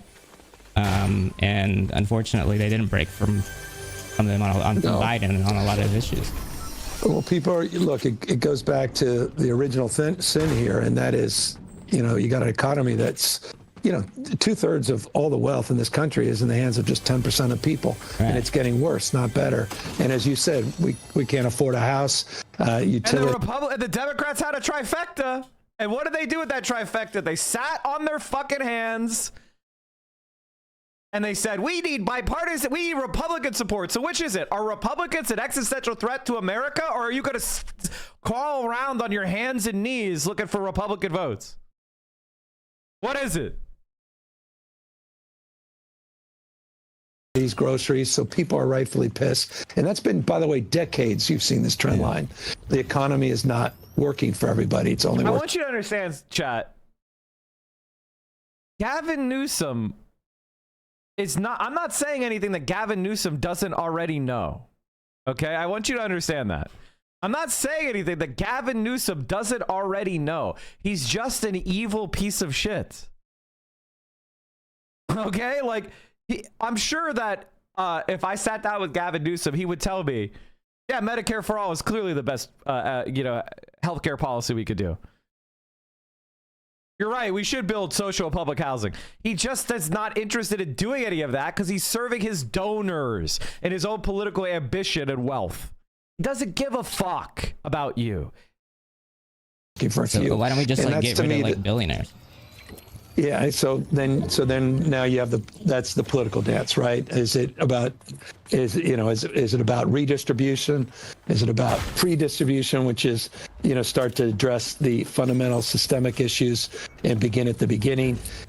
Is it about progressive tax policy, which is California's approach? And that's where you get into these. The answer is, of course, it's all of the above. We have to take $150-250 billion from Elon Musk. We just have to. Elon Musk should not be running our society. Elon Musk should not be able, and Larry Ellison should not be able to buy up CBS News and installing an Israeli propagandist to run it. That is not compatible with democracy, Gavin. And where are you? Are you speaking up? No, because you're beholden to the same donors. You're probably a donor recipient of fucking Larry Ellison. You fucking nerd. That's why he'll never talk to me ever. That's the debate we're having in this country right now. There's just like, we talk about all these things, and like there's all these things. Yeah, AOC, for example. Like, I love her, but like there's all these ideas, but like it seems like when Trump goes in, he just gets in there and just like does what he wants. Like, he just gets it done. And then when you guys are in office, it's like he has to go by the rules. He has to play by the rule book or whatever. I think all bets are off now. Like, they've kind of broken the whole thing down to a point where we kind of have to do something pretty crazy next time. Well, that's what, look, I mean, you're talking to a guy who just put Proposition 50 on the ballot. When they go low, I'm not interested in going high anymore. I mean, we've got to fight fire with fire. And so he's trying to rig the election with midterm redistricting, and Californians are going to fight back with Prop 50. But what you just said is, I'm basically validating what you just said, but I'm not just validating rhetorically.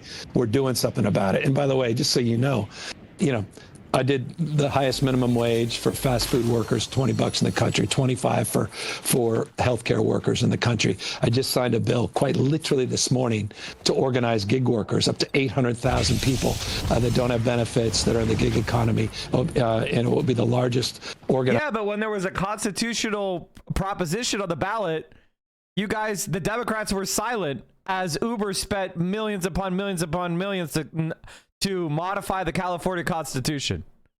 That happened under your watch, Gavin. efforts in this country. We're trying to do everything we can to sort of push back and address some of these issues. And so I hear exactly what you're saying. I just don't want to be a broken record and saying I agree with you, but not do anything. We're trying to do listen, I think it's great. I'm glad you're doing something at least. I think that's what's important. I think a lot of people feel like nobody's doing anything. Have you ever been on Joe Rogan? It's interesting. He won't have me on. Really? Have you asked him? Yeah. What did they say? Yeah, they said no. Joe don't have any interest. Reached out to his folks a year ago. Now I have zero. I mean, I have little to no interest. The great thing about, to his credit, I mean, he can't stand me, but I'm not responding that in kind. He's been unbelievable success, and he's sort of defined what success looks like in that space. But there's so many others that have entered into that space. I just spent 4 hours with this guy, Sean Ryan, who's a remarkable guy. Diary of a CEO. I don't know who that is. It's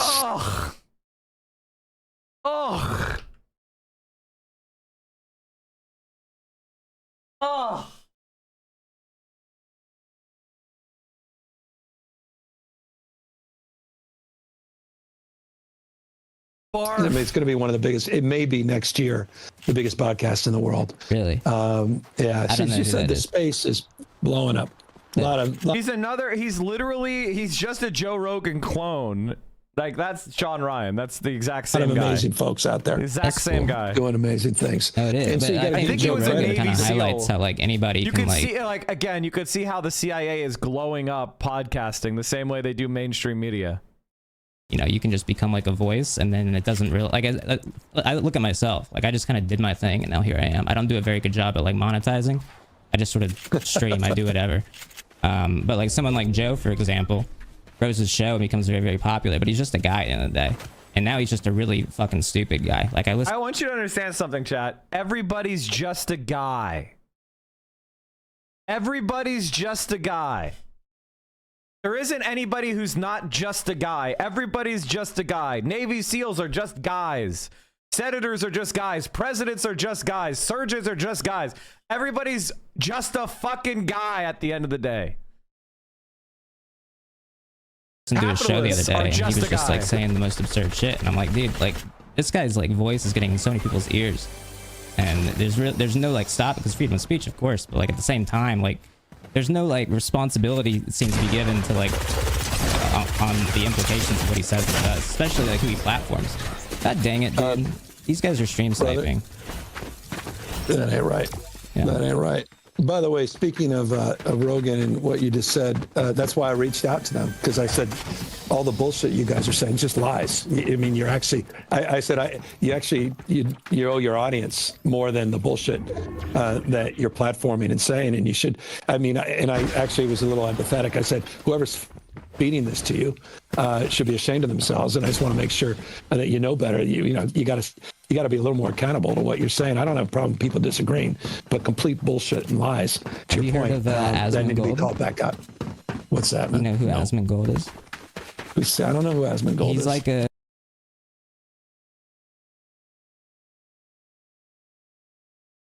I think a lot of people don't realize that there's Hassan, and then there's everybody else when it comes to politics.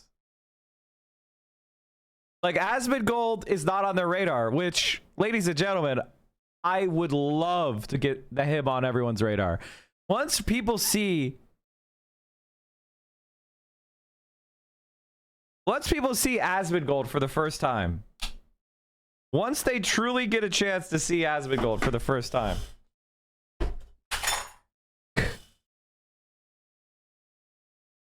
it'll be a completely different reality. He's like a Joe Rogan, but on Twitch, but he stays inside. Jesus. All right, man. Yeah. We're okay. So I got to look out for him. Yeah. I got to look out for him. Yeah, a little bit less working out, a little bit more gaming, but he's cool. What's by the way? Where do you spend most of your time? It's not Fortnite.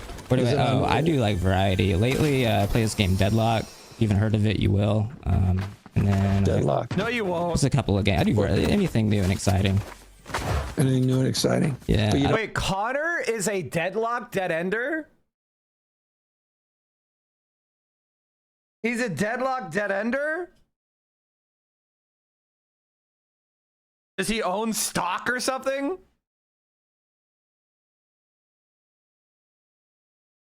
I don't know what Nintendo Intellivision games. is. I like Nintendo. You don't know what Intellivision. I don't know. Why don't you know what is. Intellivision, brother? It's That hurts me. My generation. You No can't be respect listen. for the If you're old going to be the guys. president, you can't be talking about Intellivision because we're going to be like, what are you talking about? No, I know, but I just want you to appreciate how we struggled when I was young. I understand. It was just, I Pong. Look, brother, we did Pong. Okay, that was the most exciting thing that people happened. in your generation always bring up Pong. Man. They're like, oh, Okay. we had Pong. I'm like, okay, cool. Well, we did have Pong. That was it. Like a stick and a ball. You know what's cool about Intellivision? Here's what made Intellivision amazing. What they did is you would order, and it wasn't online. He's such a lying bitch too. Pong was like, he's such a poser. He wasn't a gamer at all. What a fucking poser. They had all sorts of shit. I mean, Missile Command. Who doesn't love Missile Command? And then once the Commodore 64 came out, they had Rampage. They had all sorts of good shit. SimCity. This guy is just not a gamer. And when 91 hit, holy fuck. The gaming was crazy. When the Nintendo hit, 84? Or was that 80? When did the Nintendo drop? 88, 89? What was the Nintendo? Nintendo 1980s. Which was the Nintendo? 85. Like, come on. How old is Gavin Newsom claiming to be?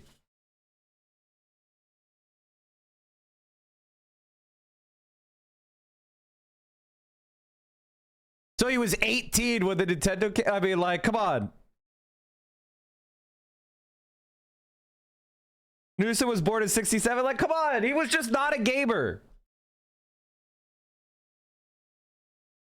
Like, come on. They had really good games in the 80s. Like, not just Pong. Get the fuck out of here. Because it wasn't nothing like you have to wait in line at Toys R Us. And then you'd get sheets of paper. And then you put the sheet of paper on your black and white TV set. And then you could play baseball or football using basically the equivalent of little stick figures like Pong. It was amazing, man. It was breakthrough stuff. This next generation is awesome. I know that you're into all this shit, but that was, I mean, by the way, there are people out there, trust me, I can't read the chat right now, but someone's got to have some old school Intellivision stuff that's worth some money. The chat's all asking about Israel, but I haven't gotten there yet. Are they? Oh, shit. Yeah. Okay. Yeah. That's, by the way, a bit of a breakthrough today, I hope, where Hamas said they would turn over all the hostages. I mean, they've been saying that for like over a year now. Yeah, though this, appears at the moment to be more real than we've seen in the past. It's sick what's gone on. By the way, it was real in the past. They've made it very clear in the past that they intend to release the hostages. Yeah, I hope though. This, I don't know. I'm a little more optimistic based on what we heard quite literally a few hours ago. But this has to come to an end. It's sick. And by the way, I say that as a guy, the one governor, the only governor that can lay claim to this. It was the most modest and insignificant of things, but there was an intention behind it of sending a field hospital into Gaza. The state of California did that. And did they let it in? Yeah, it took forever. We were able to get it in using a third country. It was almost 2 years ago, man. It's sick what's happened.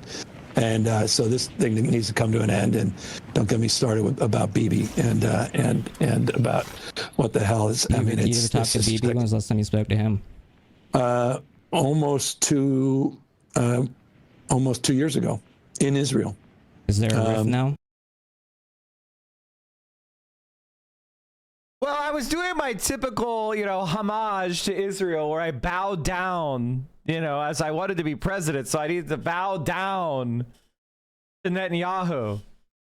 But now it's a bad look. So let me tell you, it's just that it's all Netanyahu, guys. Israel is amazing. I think I went on Meet the Press and said he doubled down on stupid, and then he went on Fox and laid me out 48 hours later. Yeah. I love the idea that Gavin Newsom is just like he's on the same level as like anyone else, any other Republican politician, basically, as opposed to a genocidal war criminal. Like, do you see the game they're playing? Do you see? He's like, Marjorie Taylor Greene or Netanyahu, they're equally bad. And it's like, no, Netanyahu is doing a fucking genocide. He's a war criminal extraordinaire. He's the most singularly responsible person for one of the worst crimes you could ever commit. He's not just like a Republican guy. Yes, we have not talked since. Yeah. So I was not just privately critical, very Sometimes you publicly gotta cut critical. people off, bro. Sometimes they like, you know, sometimes they are mean, they talk behind your back, they're rude, sometimes they commit genocide. It's a couple of different things. It just depends. But yeah, I love Connor so much, dude. I think that's shared by overwhelming majority of people. By the way, it's shared. I believe it's shared by the overwhelming majority. Are you in the majority? Gavin, you fucking rat. By almost everyone, every elected official most elected officials that I've talked to that have worked with him on both sides of, interestingly, the political aisle. But he's the one constant over there, it's okay, that's a bot, right? Like that was a bot. Is Fortnite just like showing you bots so you feel good about yourself? Is that all it is? I think it's a lot of the government over there. I think it's very much, there's a lot of problems that need to be addressed that don't even end with him. I think our support is a bit of a problem. I think our unconditional support's a bit of a problem. And I think for young people especially, it's a huge problem. I understand. No, look, I understand. I mean, it's, God, I hate these politicians. I understand. What do you understand, man? This is so Bill Clinton coded. I feel your pain. Platitudinous bullshit. You guys need to get sharper.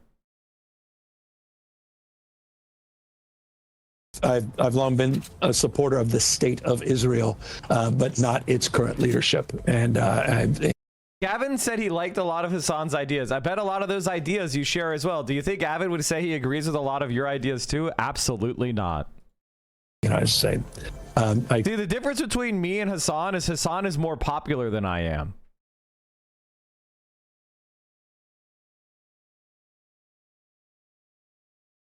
Like that's literally it.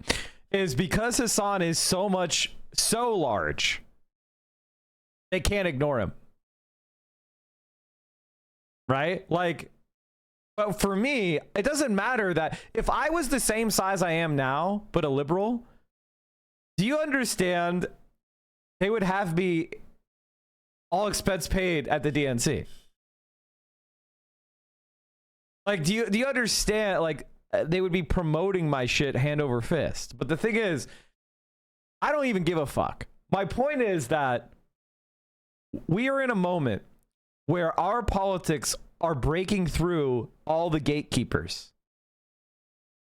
And we need to use that moment to focus our energy around politicians that are actually tribunes of our movement, not just opportunists who are trying to draft off the movement. We need people that are of us, not people that are using us.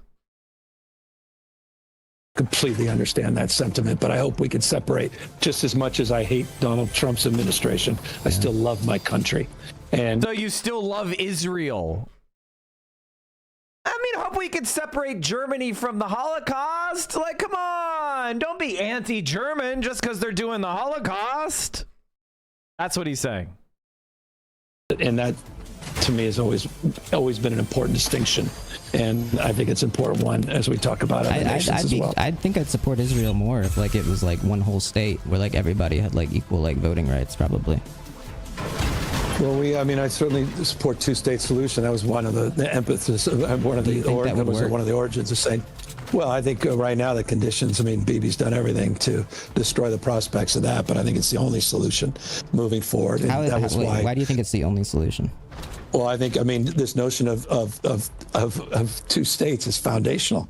The ability for people to live their lives and govern themselves. And what the two-state solution is a knowing platitude. Nobody says that who's honest. Nobody says the two-state solution who's honest. You could pretty much identify who's a dishonest actor if they say two-state solution.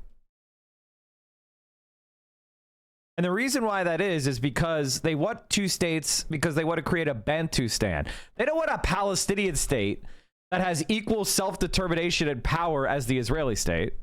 They don't want Palestinian state to have Chinese military bases in it. They don't want to have a Palestinian state that's accepting S-400 anti-air batteries. They don't want a Palestinian state with, J-16s, right? They don't want a Palestinian state that has T-100 tanks. No. This is a Bantustan. This is it is a subservient territory that's nominally independent. And the reason why they want two states is so they could exclude Palestinians from returning to their homes. It's a way of saying to the Palestinian people that live as refugees in the Gaza Strip and the West Bank and other places that they've permanently lost their right to return. That's what the two-state solution is about. It's about codifying the colony and having the colonized population give up on their right to return. This idea that he's given up on it, I think, is disgraceful. What does it mean? What does it mean, like foundational? Ooh, sorry. No, I believe in sovereignty. I believe the ability for people to have their own representation. I believe people live their lives in dignity. And Hassan made it through customs. Made it out of LAX, no problem. See you in and out. He made it through customs. All right, chat. Hassan at 1 is still on board. Now he has to drive. I mean, this is a good time to fly into LAX. The middle of the day, you can actually drive around town a little bit. You're not going to get stuck in traffic where it's going to be fucking, an hour to go 5 miles. The thing about LA is actually not as big as people think it is. It's just the traffic is so bad and the highways are so poorly designed and the drivers are so poor and the lack of public transit. So it feels like a lot bigger than it actually is.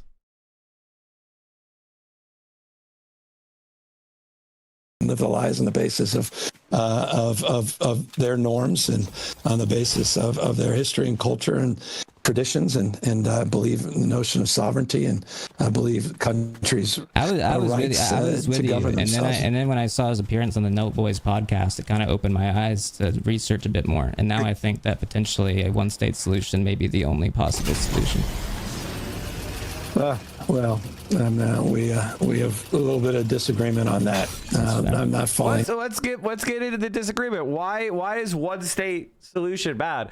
Why would a state where everybody has equal rights and freedom of conscience and the right to vote, and it was a plurinational state like America, like this is not America is not the nation for English Americans, right? Where English Americans or British Americans have like a super citizenship and everybody else is just like, in a second class citizenship. Everybody who's an American citizen nominally has the same rights, no matter what their race is. So what's the problem with doing that for Israel? Explain it.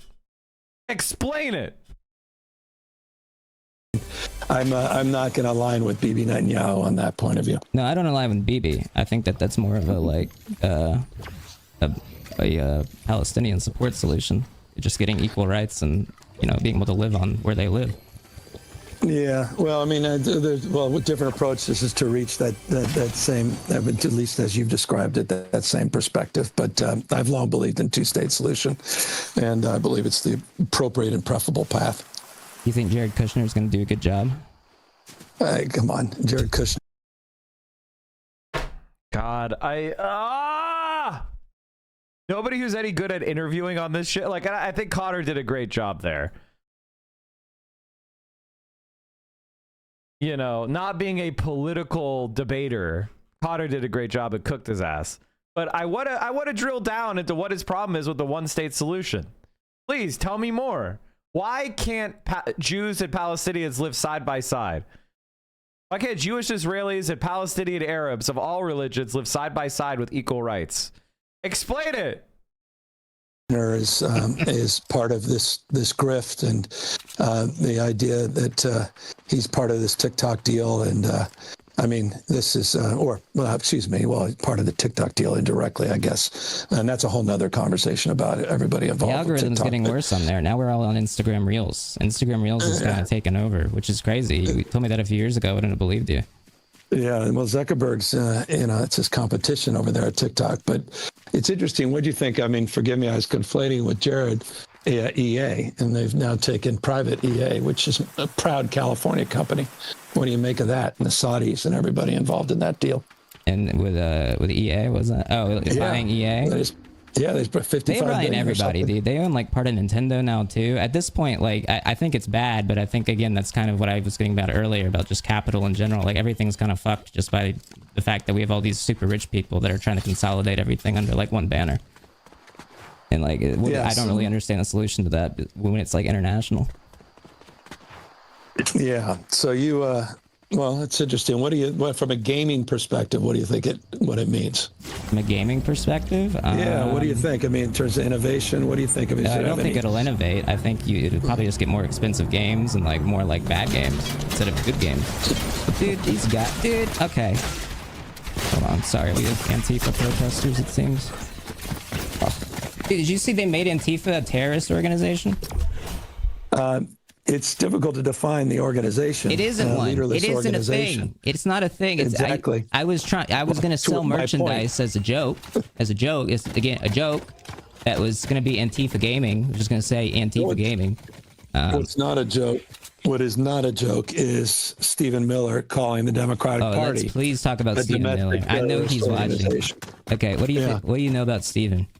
Oh, you should just check my Twitter account and check Twitter and TikTok. I saw him and give Instagram. a speech at Charlie's Memorial. I think about him. I was amazed. He is quite the figure. He is so excited to be the president. And he's like, oh my god, I get to like control everything, and people will finally listen to me and respect me. He is the architect of a lot of the things happening on the streets of American cities. Did you see his wife on Fox News last week called him a, quote, sexual matador? I missed that. I did see a clip, but thank God I missed that clip. Waters? Jesse and I are involved in a lawsuit. I have a lawsuit against Fox for $787 million, quite literally. You can Google that. It's a whole lot of money. And it's because Jesse Waters knowingly and openly lied and misrepresented the conversation I had with the President of the United States at a critical juncture when he was federalizing the National Guard and militarizing the streets of an American city in Los Angeles. I have very strong opinions about Jesse Waters. Fox, Jesse Waters seems like he seems like he just knows he can just be evil, and he kind of laughs at it. It's kind of awesome. Like, I will say, it's evil as he is, I have a bit of not respect, but I enjoy his program because he's just like, who else hates poor people? What's wrong with homeless people? And then like he just gets millions of viewers. I think he's competing with the Five, right? Bigger than Hannity now. His ratings are off the chart. But here's the bigger problem: 14 of the top 15 cable shows are all Fox. They're all right wing. I mean, where the hell's my party again? We're getting crushed on podcasts. We're getting crushed on the cable networks, and so we. Okay, the reason why you're getting crushed is because anytime there's any grassroots energy, you go, yeah, that would involve us having to tax our donors or interfere with the status quo. And we're the status quo conservative party, so no thanks, and you step on it. Right? You only pick influencers that say what you want to hear, and you use your powers to boost them instead of hunting down who's popular in the grassroots, who's rising up on their own merit, and tailor your policies around those people. Whereas on the right wing, they're constantly looking for where the grassroots is at, and then they go to where the grassroots is at. That's why you guys fail. We gotta break those silos, and we gotta get our shit together. And that's, why I appreciate you giving me this privilege and this platform. Thank you for coming on. Again, like traditional celebrities don't seem to respond. I'm just one guy. Like at the end of I don't have a booking agent, and so I'm trying to get listen, I love having you on, Gavin, but I would love to have Miranda Cosgrove on. I would love to have Selena Gomez, any of these like actual celebrities, but like they don't respond because their publicists just think they need to go on like, I don't know, Joe Rogan, or go on, I don't know, Travis Kelce's podcast. All right, well, just mark this moment. Well, you've had plenty of celebrities on here, brother. Like Jesus, what the hell are you talking about? So don't shortchange yourself. Who have I had on that's a celebrity? Well, I don't know. I mean, isn't Elon Musk is a goddamn celebrity? Okay, but he had to go on under an alias. He had to pretend like it wasn't him. Well, I don't think it was him. I listened to a portion of that. Well, someone right that night, whatever. It was a whole different kind of conversation. That was, I'm just saying. Okay, I'll leave it at that. I don't need any more problems in my life. Okay. You think about Jeffrey Epstein? Okay. I just would say this. We brought up Elon. I just think it's interesting. Elon tweets out that Trump's in the Epstein files. 2 days later, Pam Bondi says there are no Epstein files. I'll leave it at that. Was interesting. Just saying. Just saying. Yeah, they seem to be a little bit of antsy about that. Like they really don't want that to come out. I don't know. In a world where that information does come out and say the president is implicated, what do you think happens? Do you think they impeach him? Do you think they do anything about it? Well, I think I don't know what the hell's happened in this country. What this guy gets away with on a daily goddamn basis. And the fact that in many ways, all these guys that literally were outraged by the Epstein files and pissed off at Trump, they all seem to now be making excuses for the son of a bitch on this stuff. I mean, I think a lot of them are just stupid and follow whatever their media heads tell them. Like if they're like, oh, I'm done talking about Epstein, I trust my friends in the government, then they just listen to it and they don't ask any more questions. It's, look, part of me is, it's not my obsession, but I find it remarkable how much focus it was of the far right, and now, their own guys being implicated, and all of a sudden they thought it was going to be like a Democrat, like a pedophile. Man, these Democrats really love these moment to moment weird. This is what I mean. Remember earlier in the stream, I talked about how if you pay attention to politics every day for hours on end, you're weird. Like Gavin Newsom is really performing for political hobbyists. That's his entire fucking game. I'm going to perform shit for political hobbyists, like I'm a streamer or something. This guy is a political dud. Pedophilia ring. Of course. It's really just more of an elite rich person pedophilia ring. Dude, there's so much. Look, there's a darkness in all this, and the conspiracy, and the Pizzagate stuff. I mean, it's led to a lot of serious and crazy things. People acting on it, people being violent around it, people being lied to and manipulated. It ain't right. And I hope people I hope the Epstein. I hope, if nothing else, it wakes people up to how they're being manipulated and used by a lot of these media folks, and how they stress test the information that they gather, and they get it from different damn sources, and don't get pulled into a filter bubble. And that's exactly why I go on these right-wing shows. That's why I listen to right-wing media. What are you talking about? You were glazing them. You were talking about how about your son likes Charlie Kirk. What are you talking about? Media. It's why I know what the hell. Do we not just give credit to Newsom for at least doing more than other Democrats? No, this is your political enemy. Learn to be able to separate friend from foe. This is the guy who wants to silence you, who wants to ban you, who wants to shut you up, whose entire political career is serving the wealthy, who sent burner cell phones to 100 CEOs so they could call him on the burner phone and get to him directly. Did he send you a burner phone so you could talk to him?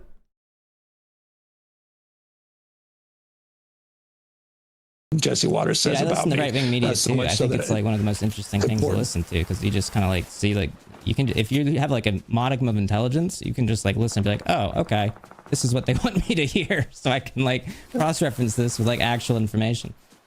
Yeah, but look, I mean, millions and millions of people are persuaded by what they say, the bullshit and lies every single night.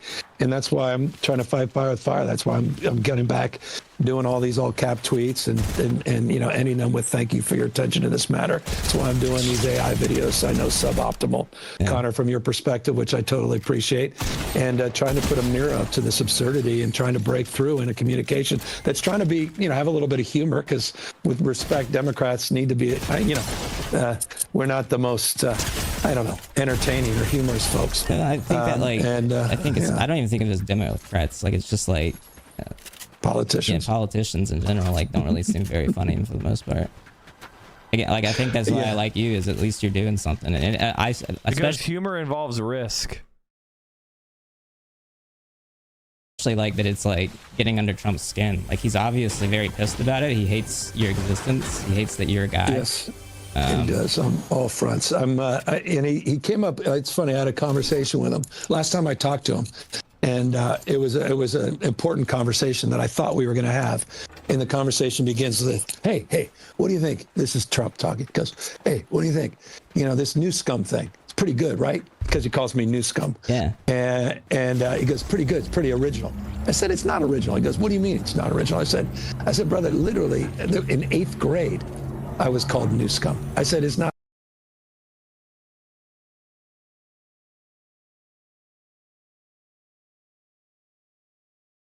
They had you pegged in 8th grade, Gavin. Not original. And he was kind of hurt that it wasn't. He thought he had come up with something so original, so good, and so. But this is the president of the United States, is 79 years old, acting like a 7 or a 9-year-old. Lion King 1107. Wow. So the bot. What bots are we? Are we on easy mode bots? Look at this shit. That it wasn't. He thought he had come up with something so original, so good, and so. But this. The president of the United States is 79 years old. Stand perfectly still. A 7 or a 9-year-old. I don't get him, because like he literally had Meatball Ron, which was that hit. That was good. And then he like started calling him like Ron the Sanctimonious. Like what is Oh my God, Gavin. I picked you up. What's that, dude? Oh, you brother. See, I should have paid more attention. Oh, never mind. I'm snipers. Yeah, take them out. All right, well, for that one, I gotta ask.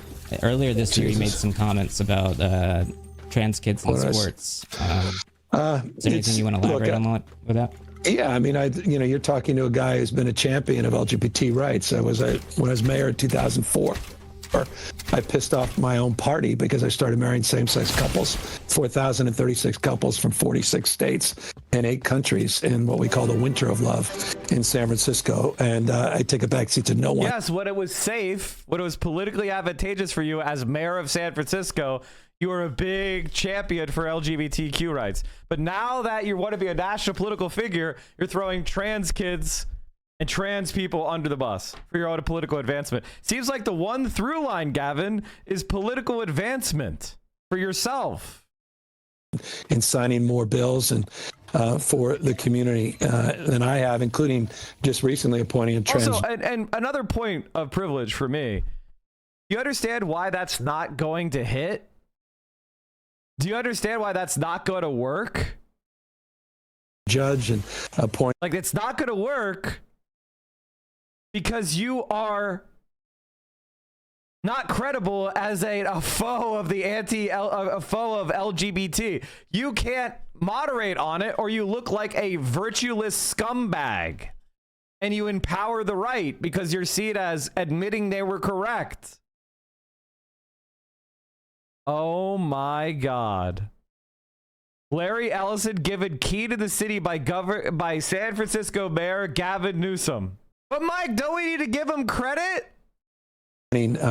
More trans leaders to positions of real power and influence. That's good. And but I'll finish this briefly. But on the issue, the exclusive issue of sports, I've had a difficult time for the last couple of years on the fairness issue on these with some track meets and some other issues that have come to my desk, and I've struggled with them. And I was just being honest about that. But I hate the way the Republicans are manipulating and using the community.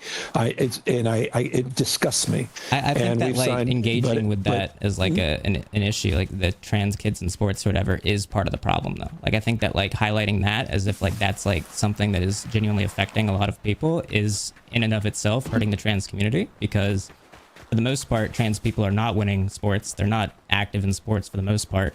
And when they are, you know, I guess you could say it's a case-by-case basis, but I honestly don't think it even is. I think for the most part, trans people should be able to compete in sports.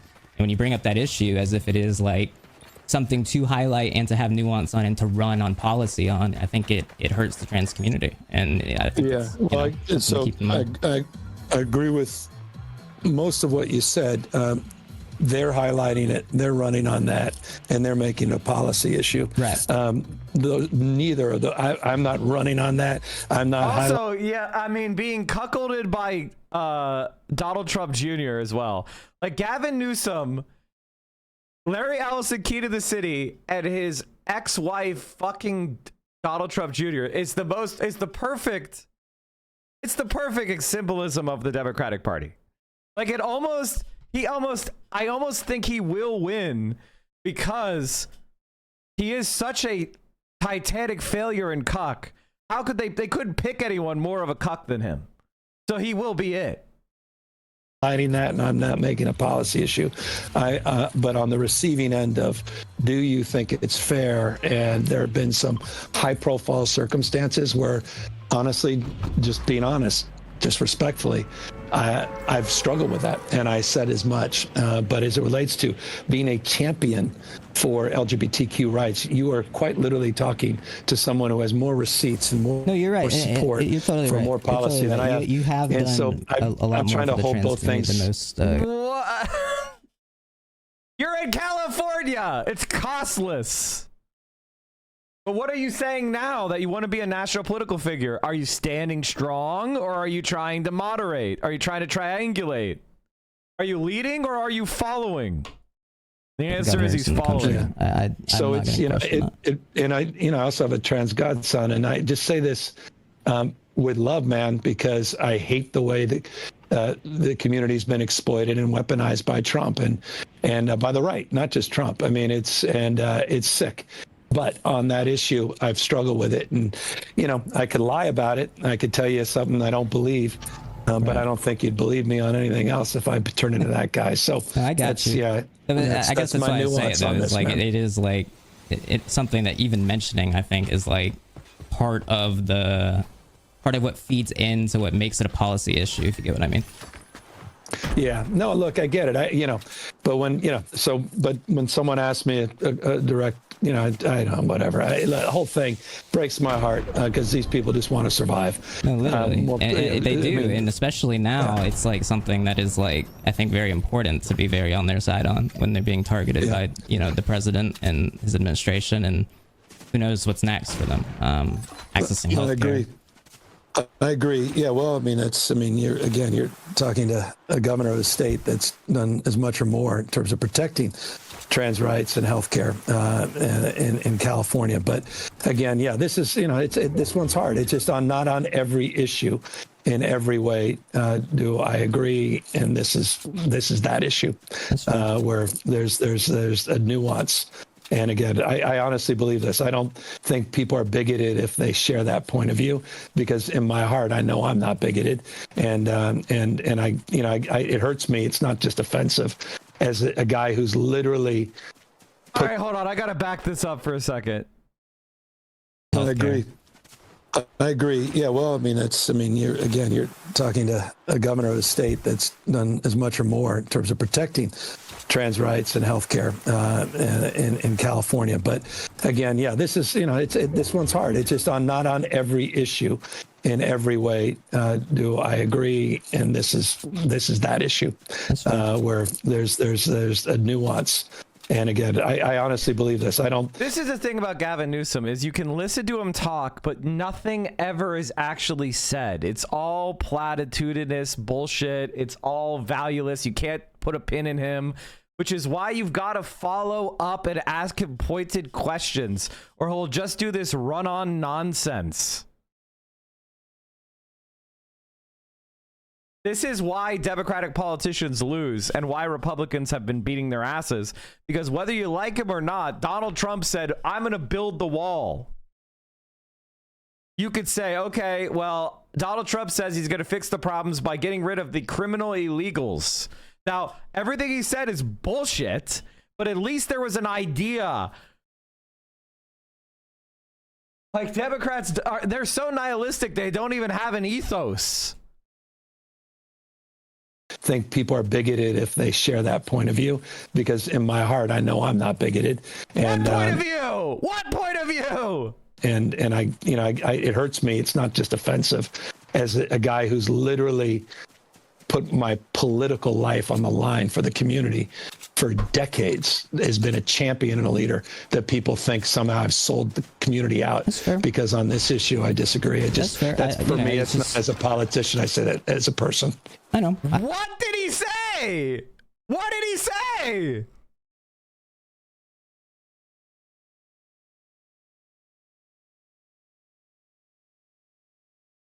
What? Let's back this up again. I just want to relay. I think there's been a bit of a, some people felt abandoned by that, but I think I get it. I know. Trust me, I know. I it. get I it. don't even think know. it. What you're saying, I know, and and I'm sorry that people felt that way. I really do. Yeah. I have a trans community member that wants to know what your favorite Pokemon is. I don't know that I have a favorite Pokemon. I was worried that someone gonna get killed walking the streets a few years ago, though. What the hell was that? Remember we all walked outside. For Pokemon Go. Oh, I was like, what the hell was that? Oh, that was a little nerve-wracking. People walk. Whoa, you were outside, guys. Oh no, that means you're gonna die. Well, this guy is a fucking moron. I mean, that game's fine. I never really got that. I'm a huge Pokemon fan, but like Pokemon Go never appealed to me. Maybe it's because I don't go outside, but like I just thought the gameplay loop was kind of bad. The way you catch Pokemon and like the way you like shred Pokemon for candy, like it didn't really work for me. What do you think? I got a deeper question for you because it's deep because it's so deeply part of my day-to-day life, which is Roblox. What do you make of Roblox? Oh man! And just how it just exploded in the last few years. What is your? I mean, give me it's your always been huge. Simple topic of Roblox. It's just like a game where you can kind of make anything. I'm not a huge fan just because I feel like the games kind of suck and like it's very monetized to like kids in a weird way. That makes me feel weird. But yeah, I've never been too huge on it. I like Little Big Planet. You heard of Little Big Planet? Jesus, I don't know what Little Big Planet is. They canceled What's that? because it was too good of a game. They don't make it anymore. What do you mean? What is too good? What is too good? Too addictive? What does that mean? And then they stopped making. It's hard to explain. It's a gaming thing. I don't understand that. What is it? I don't get it either. What is? I can't even help me. Is it like just? It had to be the addictive quality. It had to be. What do you suggest? It had to be. How many hours a day you gaming? What do you estimate? It depends. Seriously. Right, lately a good bit. I've been pretty addicted to some games like Deadlock. I do Fortnite Friday. It's my job to play video games, so I kind of like do that a good bit. I really don't want to get a real job, so I keep doing it.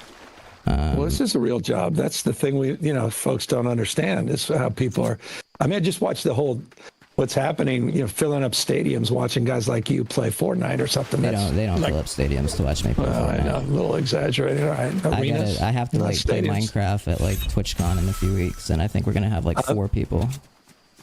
I think I'm going down. It's in San Diego, right? I think I may be there. Wait, don't go that way, Gavin. Well, chat, at TwitchCon, I'm going to see Gavin then. I'm going to see him then.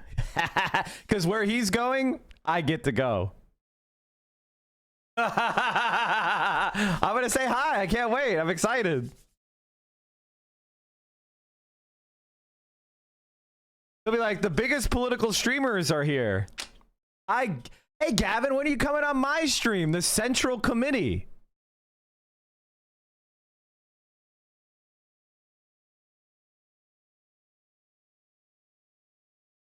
Twitch is just... Oh, yes. Yes. It's outside the... You're saying you're going to TwitchCon? I might go live on my phone. Hey. Oh, wow. Maybe they'll give you a hotel because they sure won't give me one. Oh, is it already packed? Everything's booked? They didn't put me in the hotel block because apparently I'm not popular enough. I don't know. I'm not in any... What? There's no fucking way. What? Really? My guess is you just didn't do... Did they run out of hotel rooms, Connor? Hotel. I'm just Gavin, you're going the wrong way, man. Gavin, you're coming the other way. Where am I? Turn around, Gavin. Okay, sorry. I'm turning around right now. Jesus. All right. At least I'm not on my hands and knees right now, so I'm back. Yeah, Benjamin Netanyahu's not in the room. Wait until the AIPAC director gets in the room. You'll be back on your hands and knees. All right. See this? Look at this. I'm rocking it. And you thought I didn't know what I was doing. Sorry, Gavin. I was just introducing some of that political humor you said you wanted. You met Laura Christ, Loomer? Laura was kind enough to show up at my house when I first became governor in a sombrero and a mustache, and she jumped over the fence. Why did he and got reload in the middle of arrested combat? at the, Why did he reload in the middle of combat? Was he out of ammo? To show up at my house when I first 24 bullets left. became governor in a sombrero. Why did he reload there? And a mustache, and she What jumped. the fuck? Why did he reload there out of cover?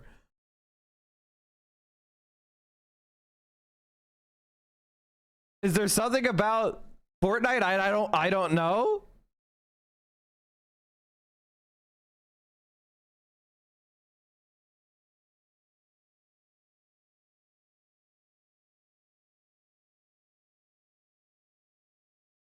I was interviewed on. I just gave a fucking badass joke. I'm locked in.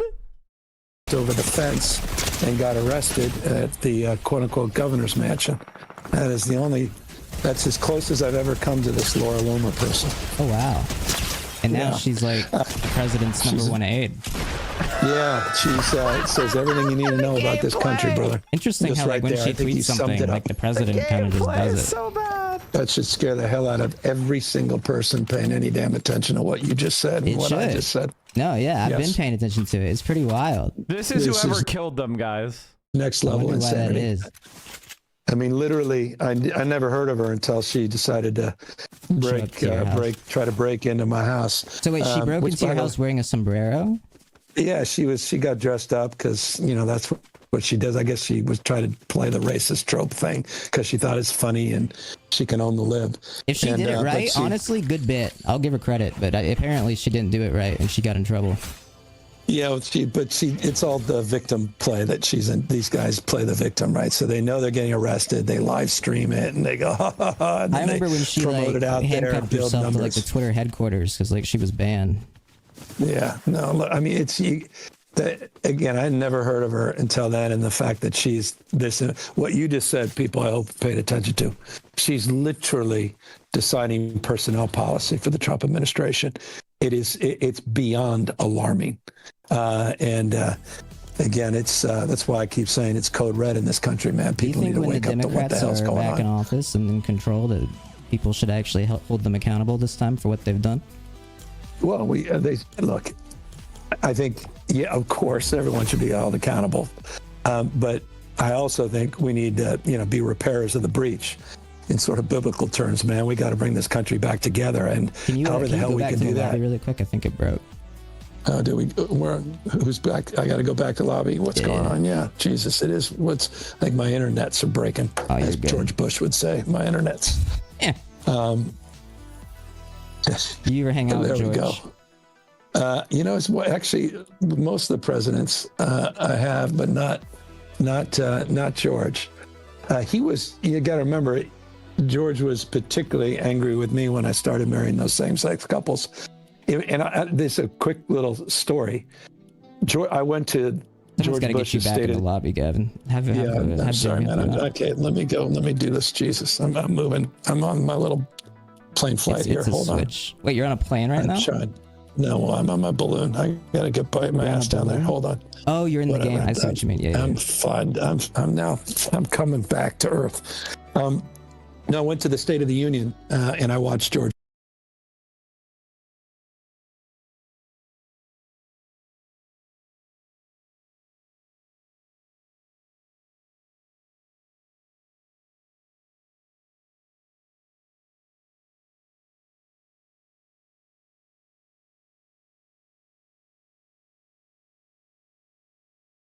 Al Gore made me insanely happy. Classical liberal. Beto 2020, but Beto 22 staff. Newsom 2028. I think if I was looking at a person who was like the least politically savvy person in the fucking universe, New Dem Girly. I mean, how do you get a 47,000 like tweet and have 150 followers?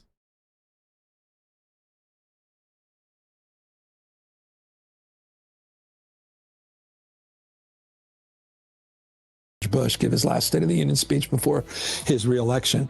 And it was that State of the Union speech where he said it was time for a constitutional amendment to basically ban same-sex marriage. And that's literally, it was that experience of being there, listening to that speech at the U.S. Capitol that led me to get back to San Francisco and start marrying those same-sex couples in response to George W. He and I have, trust me.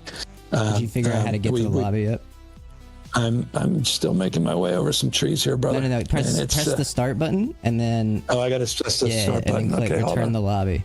Oh, that's my problem. All right, I'm just my damn pitchfork here, and I'm stuck. I'm moving. Hold on. I'm getting back to the lobby. We got a little NFL number 32 here. No? Oh, you see? Yeah, this is you know who that is? That's OJ, brother. That is OJ, yes. Buffalo Bills, man. You got a collab skin. That's controversial. Yeah, a little bit. I still want my Snoops. By the way, I got, you know what? Here I am, a little promotion. I don't know why it's not working. I don't know why I don't see you yet. Do you? So you're in the lobby now and you see me? No, it's a stupid connection thing. Yeah, I see you, but I'm having a hard time. It's coming. It's the internet here. I'm in San Francisco. What do you expect? I mean, you're the center of the AI universe, and the internet's barely working. Dude, yeah. Yeah, you've been governor for 8 years. You think maybe that might, I don't know, say that you suck? That might be evidence that you suck shit?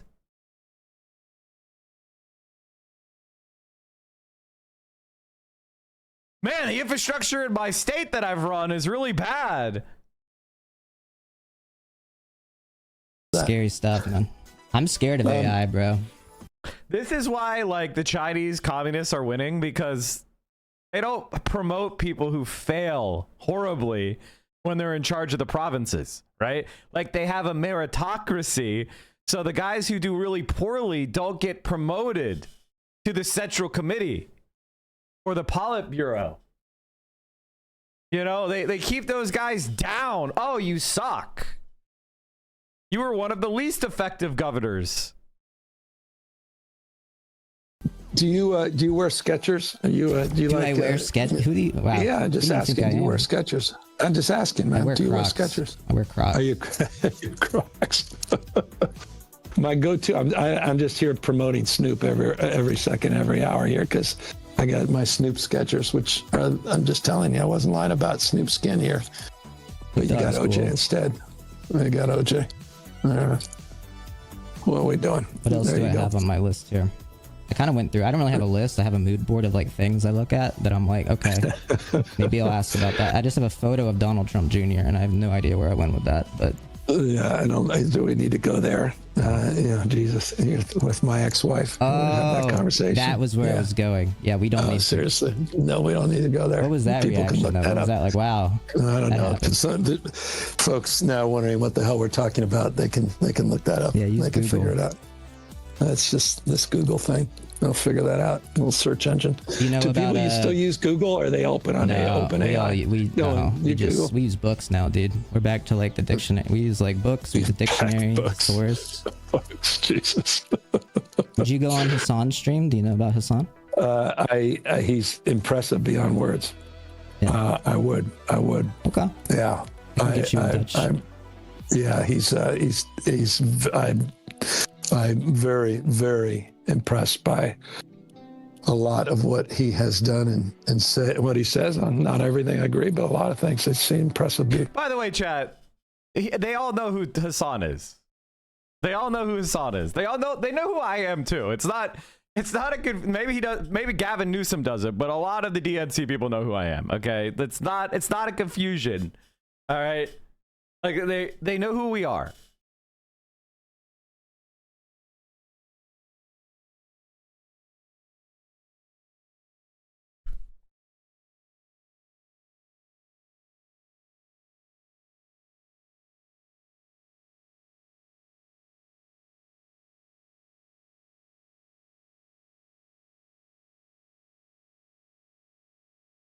Hello, everybody.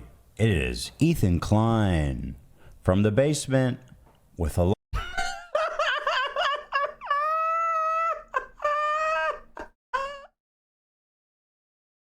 Why does nobody care? Very I love good. the fact that I predicted that Destiny would be a Republican by the end of Trump's term, and we're all on track for that to happen, because guess what? My politics is winning. Assad's politics is winning. We have won, ladies and gentlemen. And so the only thing that Ethan Klein and Destiny care about is being anti-Hassan and anti-me. And so they will be a Republican by 2028. I guarantee it. Because the Republican Party is going to, I mean, Trump's going away.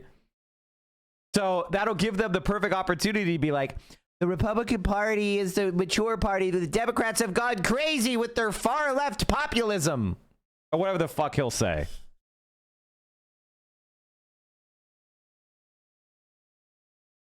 What about the Nelk boys? Well, I'd love to go on those guys. Did you see Ethan trying to slander Marat?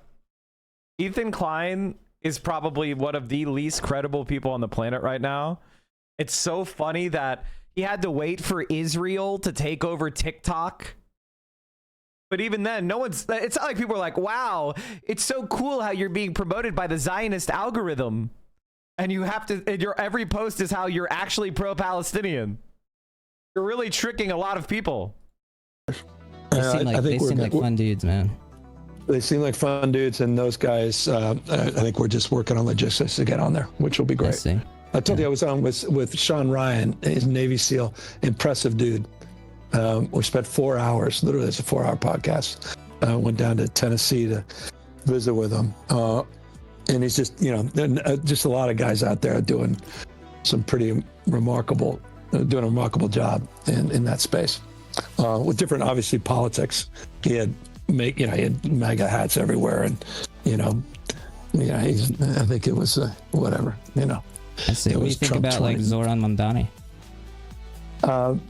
I don't know enough about him except He's such a fraud. Guys, why are you like, remember earlier when people were like, don't we have to give this guy credit? Don't we have to give these guys credit for posting all caps Trump bad? Don't you fucking liberal. You dumb liberals. Shut up. No.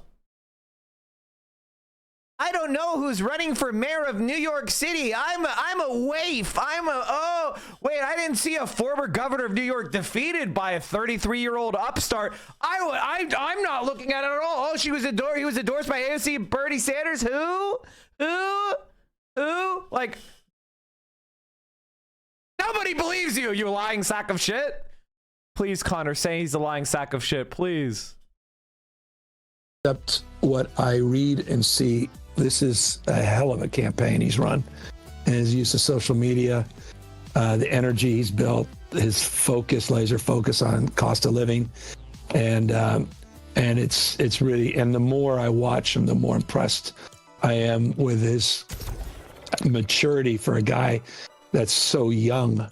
He's not that young, but he is. I've been pretty impressed watching him, but again, I don't know enough about him or his politics. Obviously, there's some controversial things. I think he seems chill. I think anything controversial, people are kind of overplaying, or at least they want you to overplay. I think that, like, again, like I think politics at this point has broken this barrier of like being like you have to play by the rules and do whatever. Like, Trump's kind of broken that, especially for the left. The left needs to be more like open to, not more extreme idea. I think extreme's the wrong word, but just like breaking this mold of like traditional, I think everybody should be able to live in a house, right? Well, I just, in the practical application of that is changing zoning laws and land use laws. Now I'm losing people on their board, but this is the how. And guys, oh man, that's what's been killing us, the zoning. God, the YIMBY, the abundance people are just liars, man. It's what really stops construction is one, permitting processes, literally stopping you. And the second and the most important is financing costs and the return on capital versus other investments. And the reality is, in order to make it profitable for developers to develop property, that rents have to be really high and the return on capital needs to be really high. They won't do it. If you leave it to private capital, they'll never build enough. So we must have the government do it. Government can borrow money at 0% interest or very low interest.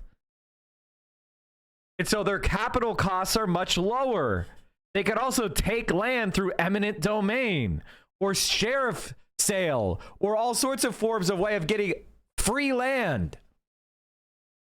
So when you combine free land plus no finance costs, that's why social housing is so cheap.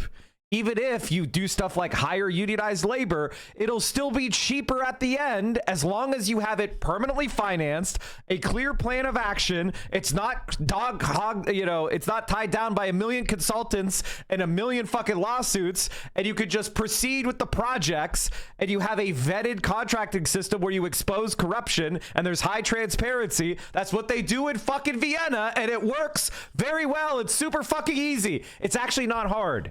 The problem is clearing out all the grifters.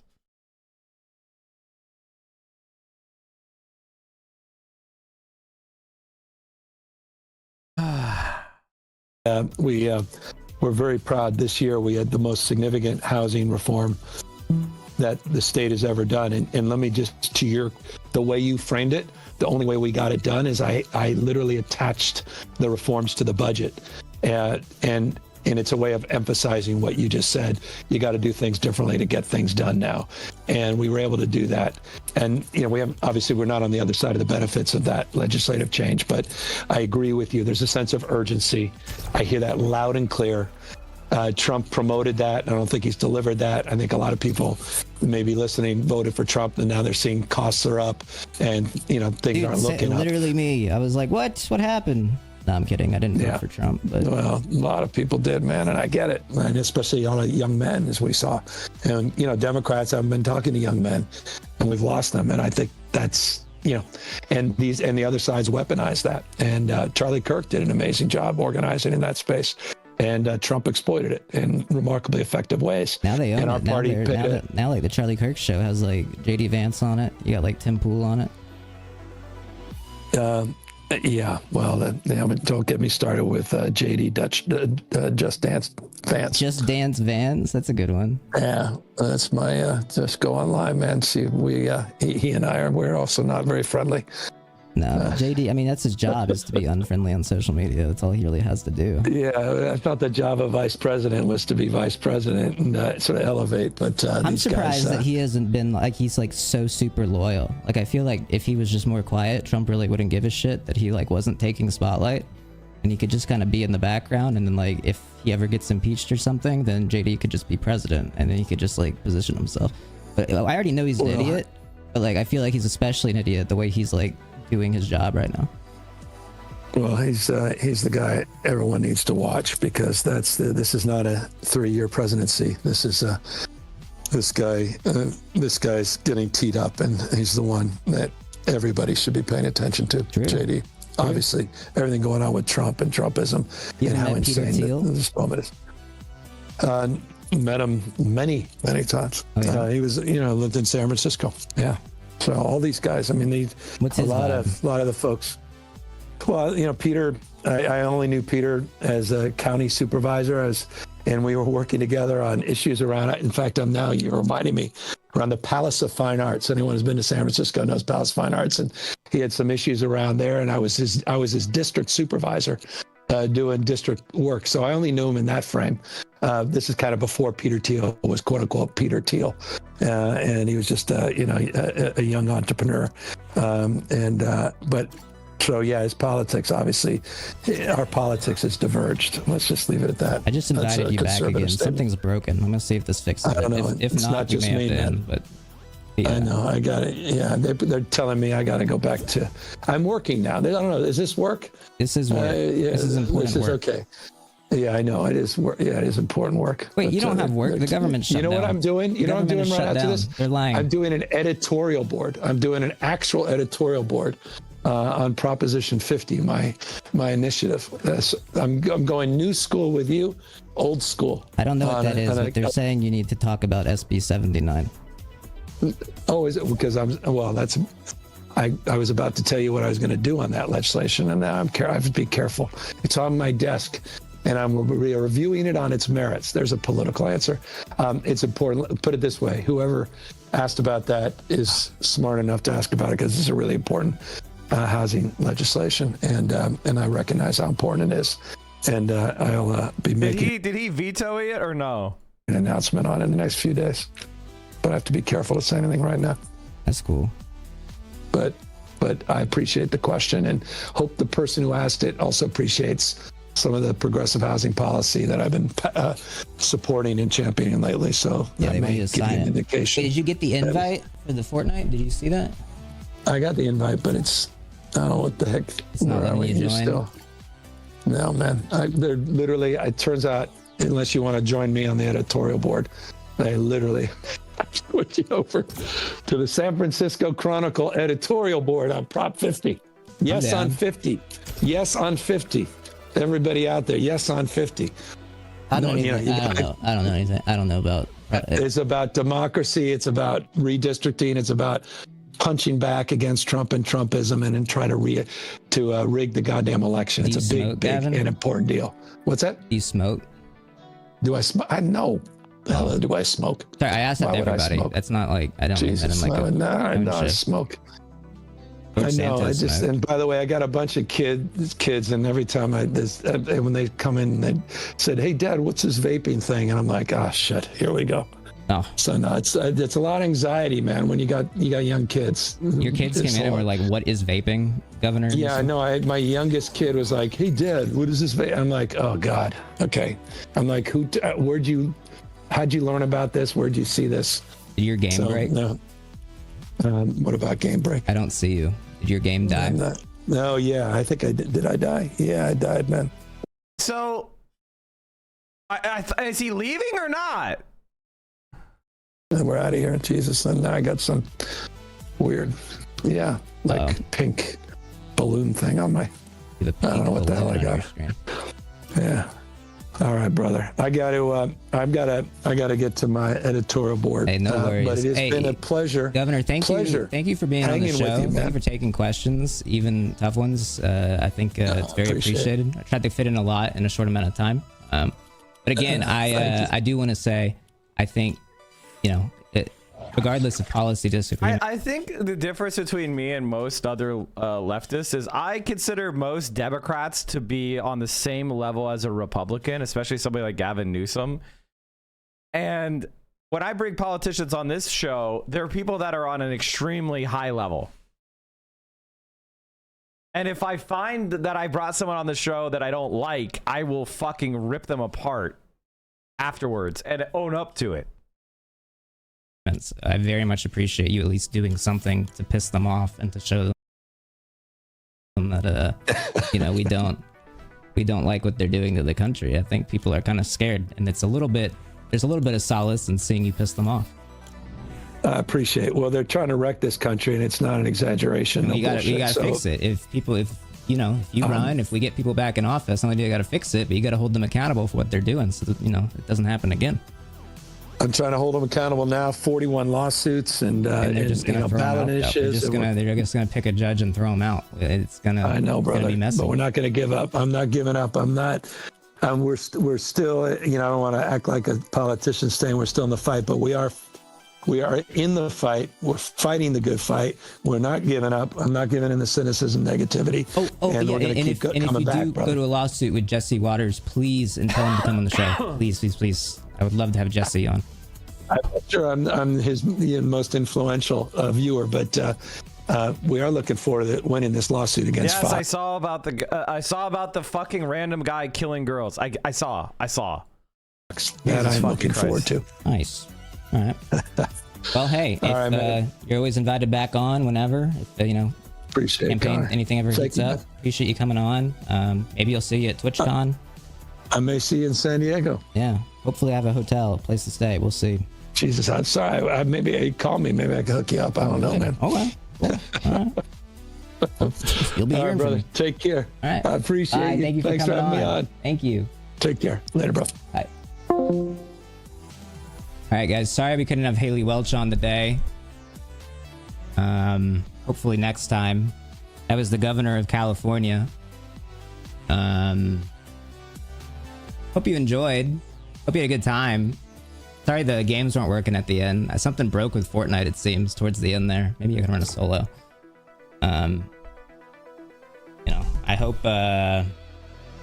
third future president on Fortnite Friday. Oh, I forgot to say that. Yeah, it's 3 future presidents on Fortnite Friday, and that is Gavin Newsom, George Santos, and the Rizzler. That's crazy. Post interview debrief, dude. It was a good time. I hope I satisfied some of you with how I asked questions. I know it probably wasn't enough. Don't get me wrong. I understand that I'm not an expert on these. I think Connor did great. I think Connor did great. Things, dude. I'm not. I know I've gotten politicians on this show lately, but I fucking, you know, I'm not equipped for that more than. The fact that you were put in a serious, like, dude. You're talking to a guy. Dude, I do wish you pushed back a bit. No, listen, I agree. I'm not equipped to argue trans issues totally. I did my best though. At the same time, you do have to recall that like he was the first governor to kind of do a lot for trans folk. You know, not to say that it's enough, but you know, I don't want to act like he's not. Are you going to get his kid on? I don't know. You're talking to a guy. Dude, I was so close. I didn't want to mock him, but I forgot what he said, but I was gonna be like, you're talking to a guy that's done like 8 Fortnite Fridays this past year, and I forgot like what I was gonna say. Get his ex-wife on, Kimberly. That reminds me, chat.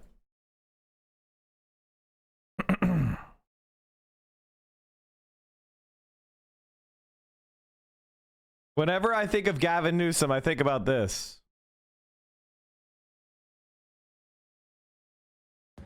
Hey, Mike, it's Kimberly Guilfoyle here, and your good friend Elsie gave me a little bit of info. So I know you're a big streamer and you're out there fighting the good fight, battling back against the liberals. I know it is not easy. No easy day indeed. But keep up with the good work. We need patriots like you out there fighting. And if you set up your mic, the best is yet to come. She was right, though. She gave me great advice. I set up my SM7B, and it was like a rocket ship. She was right.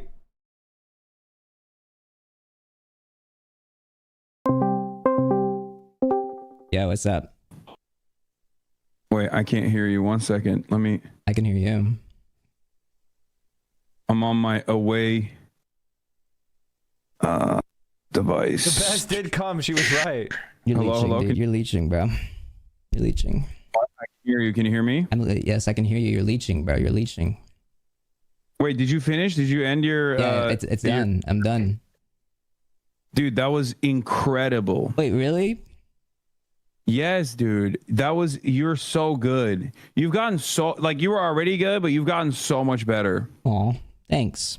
I tried. No, like, as far as like staying on issues, and like, even when you were doing it with like Santos, obviously he's more of a meme. And he's than like someone as serious as like Gavin Newsom, but like the fact that you were pushing him on like one state and like causing him to examine or describe why he was saying that he was like for a 2-state solution, like that was incredible. Thank you. That was very good. I mean, I think it's like important. I think that like it used to be something that was like you could ignore. Not that like you should, but like it used to be something people could ignore. And you know, I don't think it is at all now.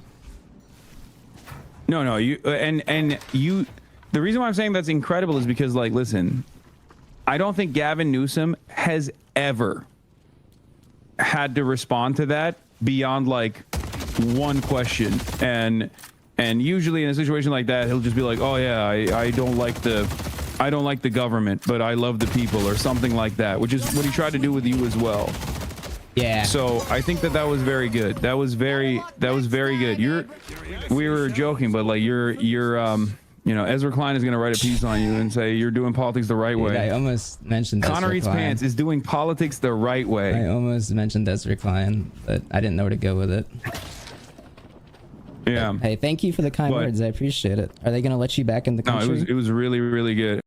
All right, chat. That was Connor Eat Pants, and look at that, chat. It's 1:20,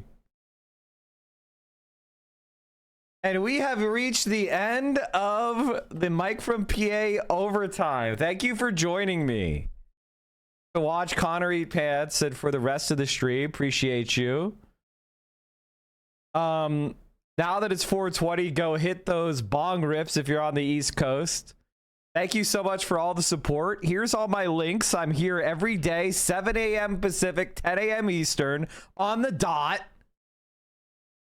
If you come a little bit earlier than that, you'll get our pre-stream music playlist. Thank you so much, ladies and gentlemen. I appreciate you all. Stay safe out there. Solidarity forever. We'll get to more content tomorrow, and we're going to win.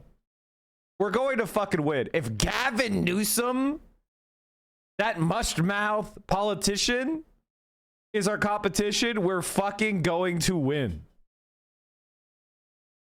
I'm going to send you guys, gals, non-binary pals over to the mothership. It's been a minute since I did a Hasanabi raid, but I did Hasanabi refugees in. It's only fair that I just stick you all to the mothership. So thank you guys, gals. I'll see you tomorrow. And stay safe. Free Palestine. We're going to cover Greta Thunberg's release. We're going to probably get to the John Oliver post. Sorry we didn't get to it today, but we will cover it tomorrow. We'll be talking more about the ICE invasions and whatever else horrible news happens. Thank you so much for all the support. Love you all. I'll see you tomorrow. Stay safe. And don't forget, there's more Mike for PA content on the YouTube, on the TikTok, on Twitter. Here's all my links. All right, everybody. I'll see you all soon. Peace. Stand up, all victims of oppression, for the tyrants fear your might. Don't cling so hard to your possessions, for you have nothing if you have no rights. So come, brothers and sisters, for the struggle carries on. Listening to Mike from PA unites the world in song. So come and rally, for this is the time and place. Join the Central Committee and unite the human race.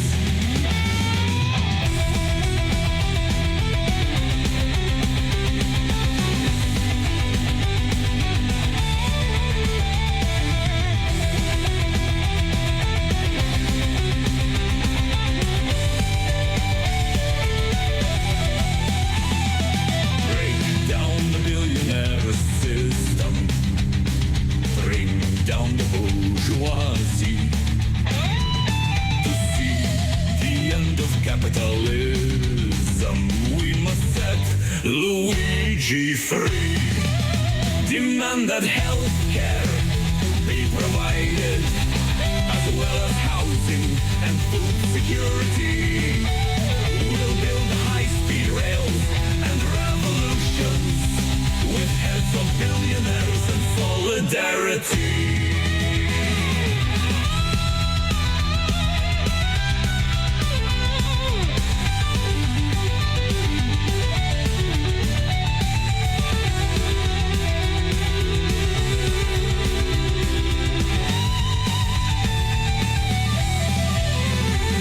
So come, brothers and sisters, through this struggle we'll carry on.